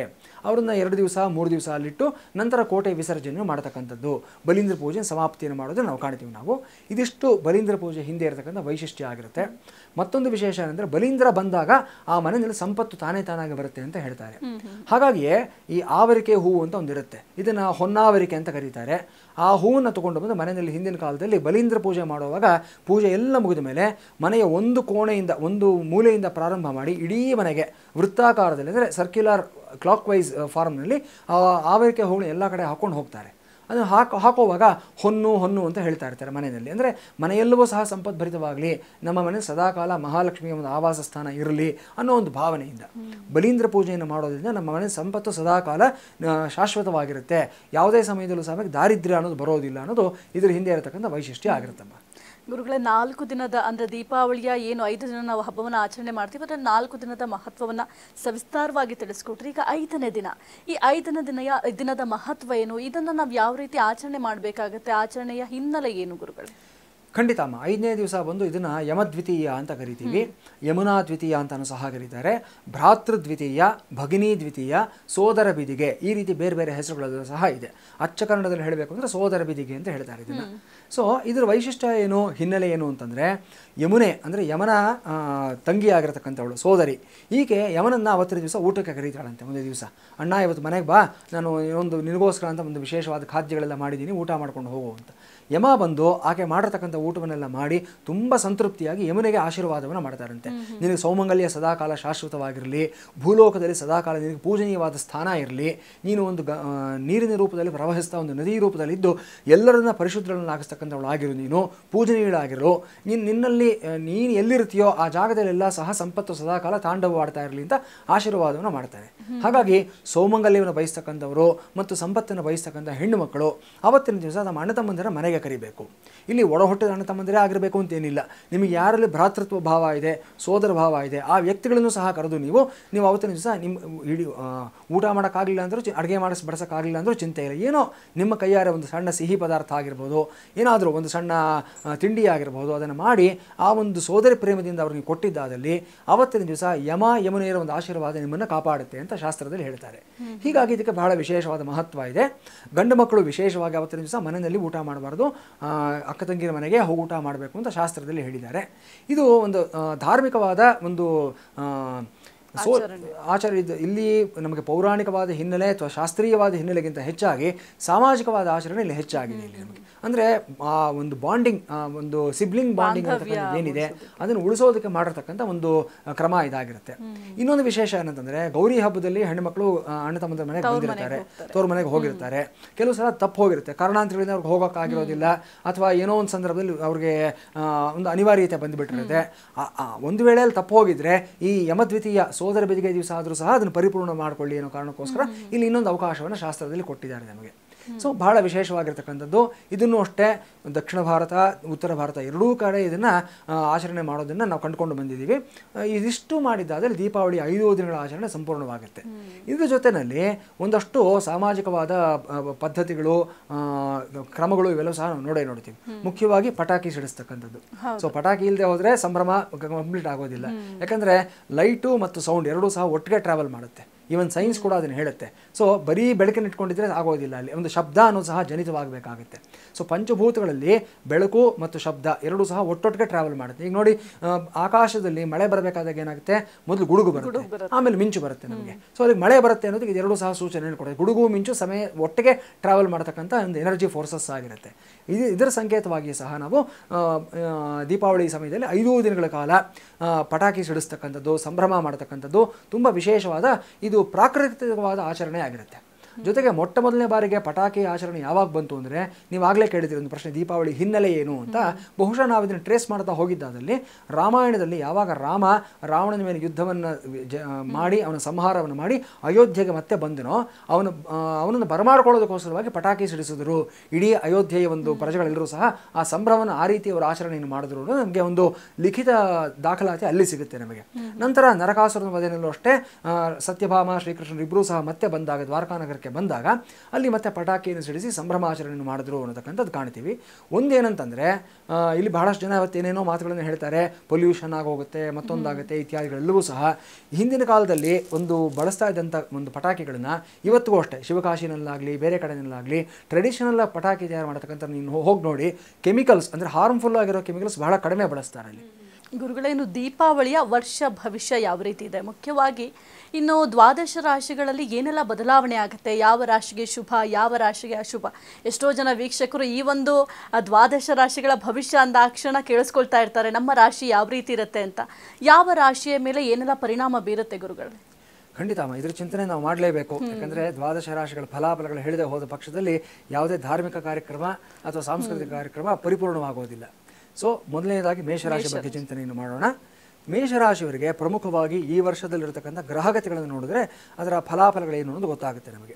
ಮೇಷರಾಶಿನವರಿಗೆ ಇಡೀ ವರ್ಷದಲ್ಲಿ ದ್ವಾದಶದಲ್ಲಿ ಅಂದರೆ 12ನೇ ಮನೆ ಸಂಚಾರ ಮಾಡ್ತಾ ಇರತಕ್ಕಂಥ ಶನೈಶ್ಚರ ಮತ್ತು ಜೂನ್ವರೆಗೂ ಸಹ 3ನೇ ಮನೆಯಲ್ಲಿ ಸಂಚಾರ ಮಾಡ್ತಾ ಇರತಕ್ಕಂಥ ಕರ್ಕಾಟಕದಲ್ಲಿ ಅಂದರೆ 3ನೇ ಮನೆಯಲ್ಲಿ ಸಂಚಾರ ಮಾಡ್ತಾ ಇರ್ತಕ್ಕಂಥ ಈ ಒಂದು ಗುರುವನ್ನು ನಾವು ನೋಡ್ತೀವಿ ನಾವು. ಅಂದರೆ ಮೇಷರಾಶಿಯಿಂದ 3ನೇ ಮನೆ ಆಗುತ್ತೆ ಮಿಥುನ ರಾಶಿಯಲ್ಲಿ. ನಂತರ ಕರ್ಕಾಟಕದಲ್ಲಿ 4ನೇ ಮೇಲೆ ಸಂಚಾರ ಮಾಡೋದನ್ನು ಕಾಣ್ತೀವಿ. 5ನೇ ಮನೆಯಲ್ಲಿ ಕೇತು ಇರತಕ್ಕಂಥದ್ದು, 11ನೇ ಮೇಲೆ ರಾಹು ಇರತಕ್ಕಂಥದ್ದು ನೋಡ್ತಾ ಇದ್ದೀವಿ ನಾವು. ಇದರ ಒಂದು ಸ್ಥೂಲವಾದ ಪ್ರಭಾವ ಹೇಗಿರುತ್ತೆ ಅನ್ನೋದಾದರೆ, ಮೊದಲನೇದಾಗಿ ನಿಮಗೆ ಕರ್ಮಸ್ಥಾನಾಧಿಪತಿ ಲಾಭಾಧಿಪತಿ ಆದಂಥ ಶನೈಶ್ಚರ ದ್ವಾದಶದಲ್ಲಿ ಕೂತ್ಕೊಂಡಿದ್ದಾನೆ, ಅಂದರೆ ವ್ಯಯಸ್ಥಾನದಲ್ಲಿ ಕೂತ್ಕೊಂಡಿದ್ದಾನೆ. ಸೊ ದುಡ್ಡು ಕಾಸಿನ ವಿಚಾರದಲ್ಲಿ, ಖರ್ಚು ವೆಚ್ಚದ ವಿಚಾರದಲ್ಲಿ ತುಂಬ ಜಾಗೃತಿಯಾಗಿರಬೇಕಾಗುತ್ತೆ ಮೇಷರಾಶಿನವರು. ಜೊತೆಗೆ ನಿಮಗೆ 7.5 ನಡೀತಾ ಇದೆ. ಒಂದು ವೇಳೆ ನಿಮ್ಮ ಜೀವನದಲ್ಲಿ ಇದು ಮೊದಲನೇ ಬಾರಿ ಬಂದಿರತಕ್ಕಂಥ 7.5 ಆಗಿದ್ದಲ್ಲಿ ತುಂಬ ಜಾಗೃತಿಯಿಂದ ಇರಬೇಕಾಗತ್ತೆ. ಕಷ್ಟ ನಷ್ಟಗಳು ಜಾಸ್ತಿ ಆಗುತ್ತೆ, ಚಾಲೆಂಜಸ್ ಜಾಸ್ತಿ ಆಗ್ತಾ ಹೋಗುತ್ತೆ ಲೈಫಲ್ಲಿ ನಿಮಗೆ. ಇದು ಬಿಡೋ ಸಮಯ ಮಧ್ಯಭಾಗದಲ್ಲಿರೋದ್ರಿಂದ ಮುಂದಿನ 2.5 ವರ್ಷಗಳ ಕಾಲ ಬಿಡೋ ಸಮಯ ಆಗುತ್ತೆ. ಆಗ ಶನೈಶ್ಚರ ನೀಚ ಸ್ಥಾನಕ್ಕೆ ಬರ್ತಾನೆ, ಇನ್ನೂ ಸಮಸ್ಯೆಗಳು ಜಾಸ್ತಿ ಆಗುತ್ತೆ. ಈ ಕ್ಷಣಕ್ಕೆ ಶನೈಶ್ಚರ ನಿಮಗೆ ನೆಮ್ಮದಿಯನ್ನು ಕಡಿಮೆ ಮಾಡ್ತಾನೆ, ಸುಖವಾದ ನಿದ್ದೆ ಬರೋದಿಲ್ಲ, ಆತಂಕಗಳು ಆಲೋಚನೆಗಳು ಜಾಸ್ತಿ ಆಗ್ತಾ ಹೋಗುತ್ತೆ, ಮತ್ತು ಕೆಲಸದಲ್ಲಿ ಒಂದು ರೀತಿಯಾದ ಒಂದು ಅತಂತ್ರ ಭಾವ ಬರುತ್ತೆ, ಒಂದು ಇನ್ಸೆಕ್ಯೂರಿಟಿ ಜಾಸ್ತಿ ಆಗ್ತಾ ಹೋಗುತ್ತೆ. ಎಷ್ಟೋ ನಿಮಗೆ ಬಂದಿರತಕ್ಕಂಥ ಪ್ರಾಫಿಟ್ಸು ಕೈವರೆಗೂ ಬಂದು ನಿಮಗೆ ತಪ್ಪು ಹೋಗತಕ್ಕಂಥ ಸಾಧ್ಯತೆಗಳಿರುತ್ತೆ. ಇದೆಲ್ಲದರ ಬಗ್ಗೆ ಜಾಗೃತಿಯಾಗಿರಬೇಕಾಗತ್ತೆ. ಆದರೆ 11ನೇ ಮೇಲಿರತಕ್ಕಂಥ ರಾಹು ಅನೂಹ್ಯವಾದಂಥ ಅವಕಾಶಗಳನ್ನು ಕೊಡಿಸ್ತಾ ಹೋಗ್ತಾರೆ ನಿಮಗೆ. ನೀವು ಎಕ್ಸ್ಪೆಕ್ಟೇ ಮಾಡಿರೋದಿಲ್ಲ ಅಂಥ ಸೋರ್ಸಿಂದ ನಿಮಗೆ ಒಂದು ಲಾಭಾಂಶಗಳು ಬರ್ತಕ್ಕಂಥದ್ದಾಗಲಿ, ಅಥವಾ ಯಾರೋ ಹೊಸ ವ್ಯಕ್ತಿಗಳಿಗೆ ನಿಮಗೆ ಪರಿಚಯ ಆಗ್ತಕ್ಕಂಥದ್ದು, ಅವರು ತುಂಬ ಆತ್ಮೀಯರಾಗ್ತಕ್ಕಂಥದ್ದು ಜೀವನದಲ್ಲಿ ಅವರು. ಯಾಕಂದರೆ 11ನೇ ಮನೆ ಪ್ರೇಮಾನುರಾಗ ಸ್ಥಾನ ಅಂತ ಹೇಳ್ತೀವಿ. ಇಲ್ಲಿ ರಾಹು ಇದ್ದಾಗ ಯಾವುದೋ ಒಂದು ವಿಲಕ್ಷಣವಾದ ವ್ಯಕ್ತಿಗಳಿಂದ, ವಸ್ತುಗಳಿಂದ, ವಿಷಯಗಳಿಂದ ನಮಗೆ ಸುಖ, ನೆಮ್ಮದಿ, ಅನುರಾಗ ಅನ್ನೋದು ಜಾಸ್ತಿ ಆಗ್ತಾ ಹೋಗುವಂಥ ಸಾಧ್ಯತೆಗಳೆಲ್ಲ ಇರುತ್ತೆ. ಹೀಗಾಗಿ ರಾಹು ನಿಮಗೆ ತುಂಬ ಪಾಸಿಟಿವ್ ಆಗಿರ್ತಾರೆ ಈ ಇಡೀ ವರ್ಷದಲ್ಲಿ.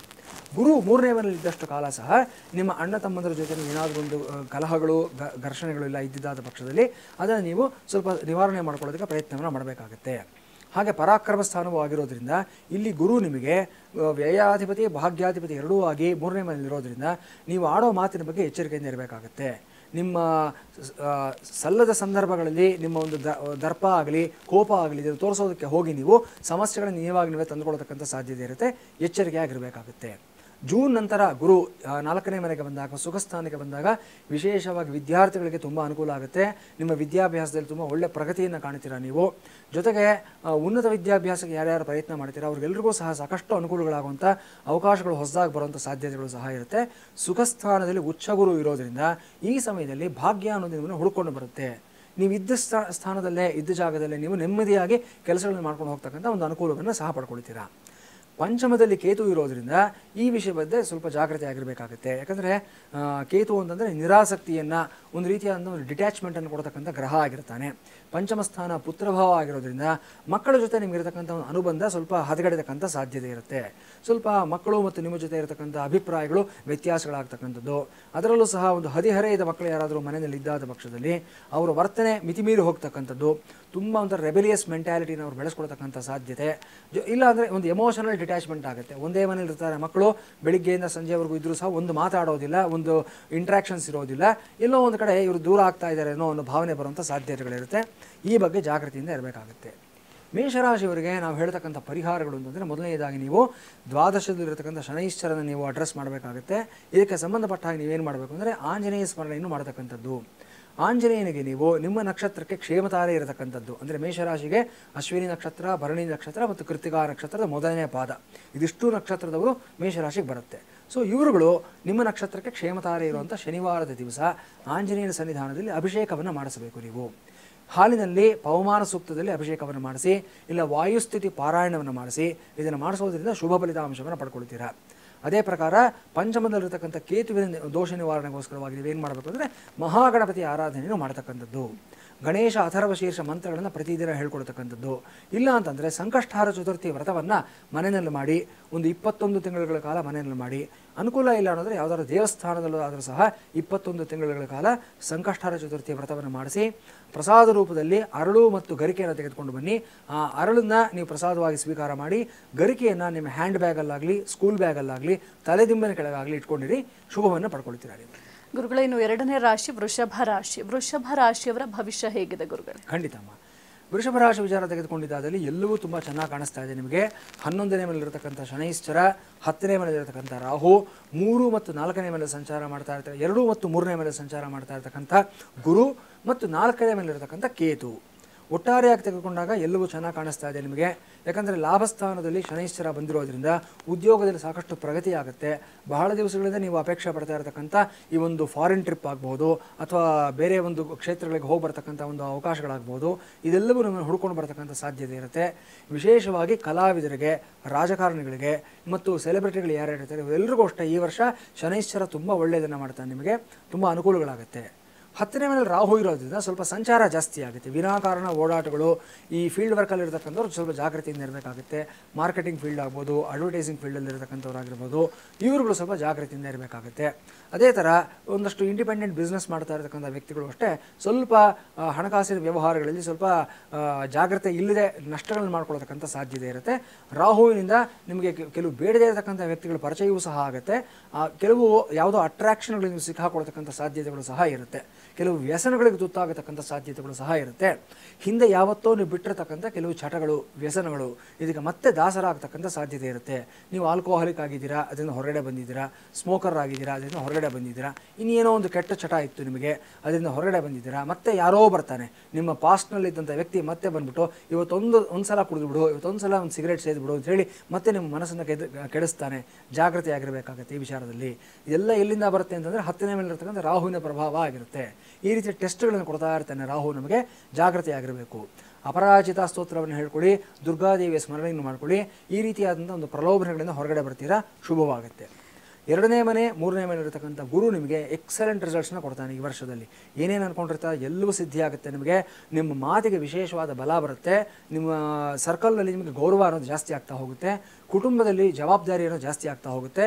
ನಿಮ್ಮ ಫ್ಯಾಮಿಲಿ ಲೈಫಲ್ಲಾಗ್ಬೋದು, ಪ್ರೊಫೆಷನಲ್ ಲೈಫಲ್ಲಾಗ್ಬೋದು, ಪ್ರತಿಯೊಬ್ಬರು ನಿಮ್ಮನ್ನು ಎದುರು ನೋಡ್ತಾ ಇರ್ತಾರೆ. ನಿಮ್ಮ ಅಡ್ವೈಸ್ಗೋಸ್ಕರ, ನಿಮ್ಮ ಗೈಡೆನ್ಸ್ಗೋಸ್ಕರ ನಿಮ್ಮನ್ನೊಂದು ಮೆಂಟರ್ ಥರ, ನಿಮ್ಮೊಂದು ಗೈಡ್ ಥರ ನೋಡ್ತಾ ಇರ್ತಾರೆ. ನೀವು ಹೇಳೋ ಮಾತುಗಳು ಬೇರೆಯವರ ಜೀವನದಲ್ಲಿ ಒಂದು ಪಾಸಿಟಿವ್ ಬದಲಾವಣೆ ತರತಕ್ಕಂಥ ಸಾಧ್ಯತೆಗಳಿರುತ್ತೆ. ಇದೆಲ್ಲವೂ ಗುರು ನಿಮಗೆ ಕೊಡ್ತಕ್ಕಂಥ ಒಂದು ಅನುಕೂಲಗಳಾಗಿರುತ್ತೆ. 4ನೇ ಮೇಲೆ ಇರತಕ್ಕಂಥ ಕೇತು ಮಾತ್ರ ಹಲವಾರು ಚಿಂತೆಗಳಿಗೆ ನಿಮ್ಮನ್ನು ದುಡ್ತಾ ಇರ್ತಾನೆ. ಯಾವತ್ತೋ ನಡೆದು ಹೋಗಿರ್ತಕ್ಕಂಥ ಸಂಘಟನೆಗಳನ್ನ ನೆನೆಸ್ಕೊಂಡು ನಾನು ಆ ಸಮಯದಲ್ಲಿ ಆ ಕೆಲಸ ಮಾಡಬೇಕಾಗಿತ್ತು, ಈ ಸಮಯದಲ್ಲಿ ಅವಕಾಶ ಬಿಟ್ಬಿಟ್ಟೆ, ನಾನು ಅದು ಬಿಡಬಾರ್ದಾಗಿತ್ತು ಅಂತ. ಗತಂನ ಶೋಚಯೇತ್ ಪ್ರಾಜ್ಞಃ ಅಂತ ಹೇಳ್ತಾರೆ ದೊಡ್ಡವರು. ಅಂದರೆ ಕಳೆದು ಹೋಗಿರೋದು ಕಳೆದು ಹೋಗಿದೆ, ಗತಂ ಗತಃ, ಅದನ್ನು ಮತ್ತೆ ಯೋಚನೆ ಮಾಡೋದಕ್ಕೆ ಹೋಗಬಾರ್ದು ಅಂತ. ವರ್ತಮಾನದಲ್ಲಿ ಬದುಕಿ ಭವಿಷ್ಯವನ್ನು ರೂಪಣೆಯನ್ನು ಮಾಡ್ಕೊಳ್ಳಿ. ನಾವು ಯಾವಾಗಲೂ ಹೇಳ್ತಕ್ಕಂಥದ್ದು ಎಲ್ರಿಗೂ ಇದೇ ಮಾತಾಗಿರುತ್ತೆ, ಭೂತಕಾಲವನ್ನು ಮರೆತು ಬಿಡಿ, ವರ್ತಮಾನದಲ್ಲಿರಿ, ಭವಿಷ್ಯದ ಬಗ್ಗೆ ಚಿಂತನೆಯನ್ನು ಮಾಡಿ. ಸೊ ವೃಷಭ ರಾಶಿಯವರು ಈ ಒಂದು ವಿಚಾರದ ಬಗ್ಗೆ ಗಮನ ಇಟ್ಕೊಳ್ಳಿ, ಶುಭವಾಗುತ್ತೆ, ನಿಮಗೆ ಏನು ತೊಂದರೆ ಇಲ್ಲ. ಗುರುಗಳೇನು ಮಿಥುನ ರಾಶಿಯ ಭವಿಷ್ಯದ ಬಗ್ಗೆ ತಿಳಿಸ್ಕೊಡಿ ಗುರು. ಮಿಥುನ ರಾಶಿ ಸ್ವಲ್ಪ ಮಿಶ್ರ ಫಲಿತಾಂಶಗಳು ಬರತಕ್ಕಂಥ ವರ್ಷ ಅಂತ ಹೇಳಬೇಕಾಗುತ್ತೆ ನಾವು. ಯಾಕಂದರೆ ರಾಶಿನಲ್ಲೇ ಗುರು ಇರೋದ್ರಿಂದ ಜವಾಬ್ದಾರಿ ತುಂಬ ಜಾಸ್ತಿ ಆಗುತ್ತೆ ನಿಮಗೆ. ಜೂನ್ವರೆಗೂ ಸಹ ಗುರು ಅಲ್ಲಿರ್ತಾನೆ. ನಂತರ 2ನೇ ಮನೆಗೆ ಬಂದಾಗ ಸಾಕಷ್ಟು ಶುಭ ಫಲಿತಾಂಶಗಳನ್ನು ಕೊಡ್ತಾನೆ.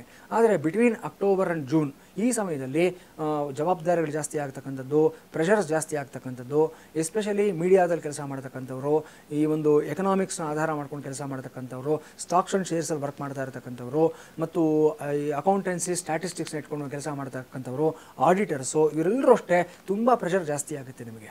ಯಾಕಂದರೆ ಫೈನಾನ್ಷಿಯಲ್ ಇಯರ್ ಅಂತ ತೆಗೆದುಕೊಂಡ್ರು ಅಷ್ಟೇ ನಿಮಗೆ ಇಲ್ಲಿಂದ ನೆಕ್ಸ್ಟು ಫೈನಾನ್ಷಿಯಲ್ ಕಂಪ್ಲೀಟ್ ಆಗುವಂಥ ಒಂದು ಸಮಯ ಆಗುತ್ತೆ. ಜವಾಬ್ದಾರಿಗಳು, ಒತ್ತಡಗಳು ತುಂಬ ಜಾಸ್ತಿ ಆಗಿರುತ್ತೆ ನಿಮಗೆ ಈ ಸಮಯದಲ್ಲಿ. ಸೊ ಸ್ವಲ್ಪ ಎಚ್ಚರಿಕೆಯಿಂದ ಇರಬೇಕಾಗುತ್ತೆ. ನಿಮ್ಮ ಕೈಲಿ ಎಷ್ಟಾಗುತ್ತೋ ಅಷ್ಟನ್ನು ಮಾತ್ರ ಒಪ್ಕೊಳ್ಳಿ ಕೆಲಸಗಳನ್ನು. ಮಿತಿ ಮೀರಿ ನೀವು ಒಪ್ಕೊಂಡಿದ್ದಾದಲ್ಲಿ ಯಾರಿಗೂ ಸಹ ನೀವು ಒಂದು ಜಸ್ಟಿಸ್ನ ಮಾಡೋದಕ್ಕಾಗೋದಿಲ್ಲ. 10ನೇ ಮನೆ ಇರತಕ್ಕಂಥ ಶನಿ ಮಾತ್ರ ನಿಮಗೆ ಸಾಕಷ್ಟು ಒಳ್ಳೆಯ ಫಲಿತಾಂಶಗಳನ್ನು ಕೊಡ್ತಾನೆ ಅಂತ ಹೇಳ್ಬೋದು. ಕೆಲವೊಂದು ನಿಮ್ಮ ಮನಸ್ಸಿನಲ್ಲಿ ಒಂದು ಆತ್ಮಾವಲೋಕನವನ್ನು ಹುಟ್ಟಿಸ್ತಾನೆ ಶನೈಶ್ಚರ ಈ ಸಮಯದಲ್ಲಿ. ಅಂದರೆ ನಿಮ್ಮನ್ನು ನೀವೇ ಪ್ರಶ್ನೆ ಮಾಡ್ಕೊಳ್ತಕ್ಕಂಥದ್ದು, ನಿಮ್ಮನ್ನು ನೀವು ಎಲ್ಲಿ ತಿದ್ಕೋಬೇಕು, ನಾನು ಎಲ್ಲಿ ಸರಿ ಮಾಡ್ಕೋಬೇಕು ಅನ್ನೋ ಒಂದು ಇಂಟ್ರಾಸ್ಪೆಕ್ಷನ್ ನಿಮ್ಮಲ್ಲಿ ಈ ಸಮಯದಲ್ಲಿ ಹುಟ್ಟುಹಾಕ್ತಾನೆ. ಸಾಕಷ್ಟು ಮಾನಸಿಕವಾಗಿ, ಆಧ್ಯಾತ್ಮಿಕವಾಗಿ ಬದಲಾವಣೆ ಆಗ್ತೀರಾ ಈ ಸಮಯದಲ್ಲಿ. ನೀವು ಒಂದು ಸ್ಪಿರಿಚುವಲ್ ಮೆಚ್ಯೂರಿಟಿ ಅನ್ನತಕ್ಕಂಥದ್ದು ನಿಮ್ಮಲ್ಲಿ ಬರುವಂಥ ಸಾಧ್ಯತೆಗಳಿರುತ್ತೆ. 9ನೇ ಮೇಲೆ ಇರತಕ್ಕಂಥ ರಾಹು ಪೂರ್ವ ಪುಣ್ಯ ಸ್ಥಾನದಲ್ಲಿ ಮಾತಾಮಹಕಾರಕ ರಾಹು ಇರೋದ್ರಿಂದ ಈ ಸಮಯದಲ್ಲಿ ಪಿತ್ರಾರ್ಜಿತ ಆಸ್ತಿ, ಅದರಲ್ಲೂ ತಾಯಿ ಕಡೆಯಿಂದ ಏನಾದರೂ ಬರಬೇಕಾಗಿದ್ದಲ್ಲಿ ಅದೆಲ್ಲವೂ ಬರುವಂಥ ಒಂದು ಯೋಗ ನಿಮಗೆ ಇಲ್ಲಿ ಸ್ಪಷ್ಟವಾಗಿ ಗೋಚರವಾಗ್ತಾ ಇದೆ. ಸೊ ಏನೇ ತಗಾದೆಗಳಿದ್ದರೂ ಸಹ ಅದನ್ನು out of the court settlement ಮಾಡ್ಕೊಳ್ಳೋದಕ್ಕೆ ನೀವೇ ಒಂದು ಪ್ರಪೋಸಲನ್ನು ಕೊಡಿ. ಖಂಡಿತವಾಗ್ಲೂ ನಿಮಗೆ ನೀವು ಅಂದ್ಕೊಂಡಿದ್ದಕ್ಕಿಂತ ಒಳ್ಳೆಯ ಫಲಿತಾಂಶ ಬರುತ್ತೆ. ಕೋರ್ಟ್ ಮೂಲಕನೇ ಸೆಟಲ್ ಮಾಡ್ತೀನಿ ಅಂತ ದಯವಿಟ್ಟು ಹೋಗಬೇಡಿ. ಇದು ಸಮಸ್ಯೆಗಳು ಜಾಸ್ತಿ ಆಗುತ್ತೆ. ಕೂತು ಮಾತನಾಡಿ ವ್ಯವಹರಿಸಿ ಸಮಸ್ಯೆಯನ್ನು ಬಗೆಹರಿಸ್ಕೊಳ್ಳೋದಕ್ಕೆ ಪ್ರಯತ್ನ ಮಾಡಿ. ನಿಮ್ಮ ಸೋದರ ಮಾವ ಆಗಿರ್ಬೋದು, ನಿಮ್ಮ ತಾತ ಆಗಿರ್ಬೋದು, ನಿಮ್ಮ ಅಜ್ಜಿ ಆಗಿರ್ಬೋದು, ಖಂಡಿತವಾಗ್ಲೂ ಒಂದು ಒಪ್ಪಂದಕ್ಕೆ ಬರ್ತಾರೆ, ಒಂದು ಒಮ್ಮತಕ್ಕೆ ಬರ್ತಾರೆ, ಒಳ್ಳೆಯದಾಗುತ್ತೆ. 3ನೇ ಮೇಲೆ ಇರತಕ್ಕಂಥ ಕೇತು ನಿಮಗೆ ಸ್ವಲ್ಪ ಸಾಕಷ್ಟು ಬದಲಾವಣೆಗಳನ್ನು ಕೊಡ್ತಾರೆ. ನಿಮ್ಮ ಹಿಡನ್ ಟ್ಯಾಲೆಂಟ್ಸ್ ಅನ್ನತಕ್ಕಂಥದ್ದು ಏನಿದೆ, ನಿಮ್ಮ ಹಿಡನ್ ಫೋರ್ಸ್ ಅನ್ನತಕ್ಕಂಥದ್ದು ಏನಿದೆ, ಅದನ್ನು ಹೊರಗಡೆ ತರೋದಕ್ಕೆ ಸರಿಯಾದ ವೇದಿಕೆಗಳನ್ನು ಕೊಡ್ತಾನೆ ಈ ಸಮಯದಲ್ಲಿ. ಅದನ್ನು ಸದ್ಬಳಕೆ ಮಾಡ್ಕೋಬೇಕು ನೀವು. ಸೊ ಯಾವತ್ತೋ ನೀವು ಬಿಟ್ಟಿರ್ತಕ್ಕಂಥ ಒಂದು ಪ್ಯಾಷನ್ ಆಗಿರ್ಬೋದು, ಒಂದು ಹಾಬಿ ಆಗಿರ್ಬೋದು, ಅದನ್ನು ಮತ್ತೆ ಪ್ರಾರಂಭ ಮಾಡೋದಕ್ಕೆ ಅವಕಾಶಗಳನ್ನು ಕೊಡ್ತಾನೆ ಕೇತು. ಶುಭವಾಗಿದೆ, ಏನೂ ತೊಂದರೆ ಇಲ್ಲ. ಮಿಥುನ ರಾಶಿನವರು ಮುಖ್ಯವಾಗಿ ಗಮನಿಸ್ಕೋಬೇಕಾಗಿರ್ತಕ್ಕಂಥದ್ದು 10ನೇ ಮೇಲಿರತಕ್ಕಂಥ ಶನೈಶ್ಚರನ ಬಗ್ಗೆ ಸ್ವಲ್ಪ ಜಾಗೃತಿಯಿಂದ ಇರಬೇಕಾಗುತ್ತೆ.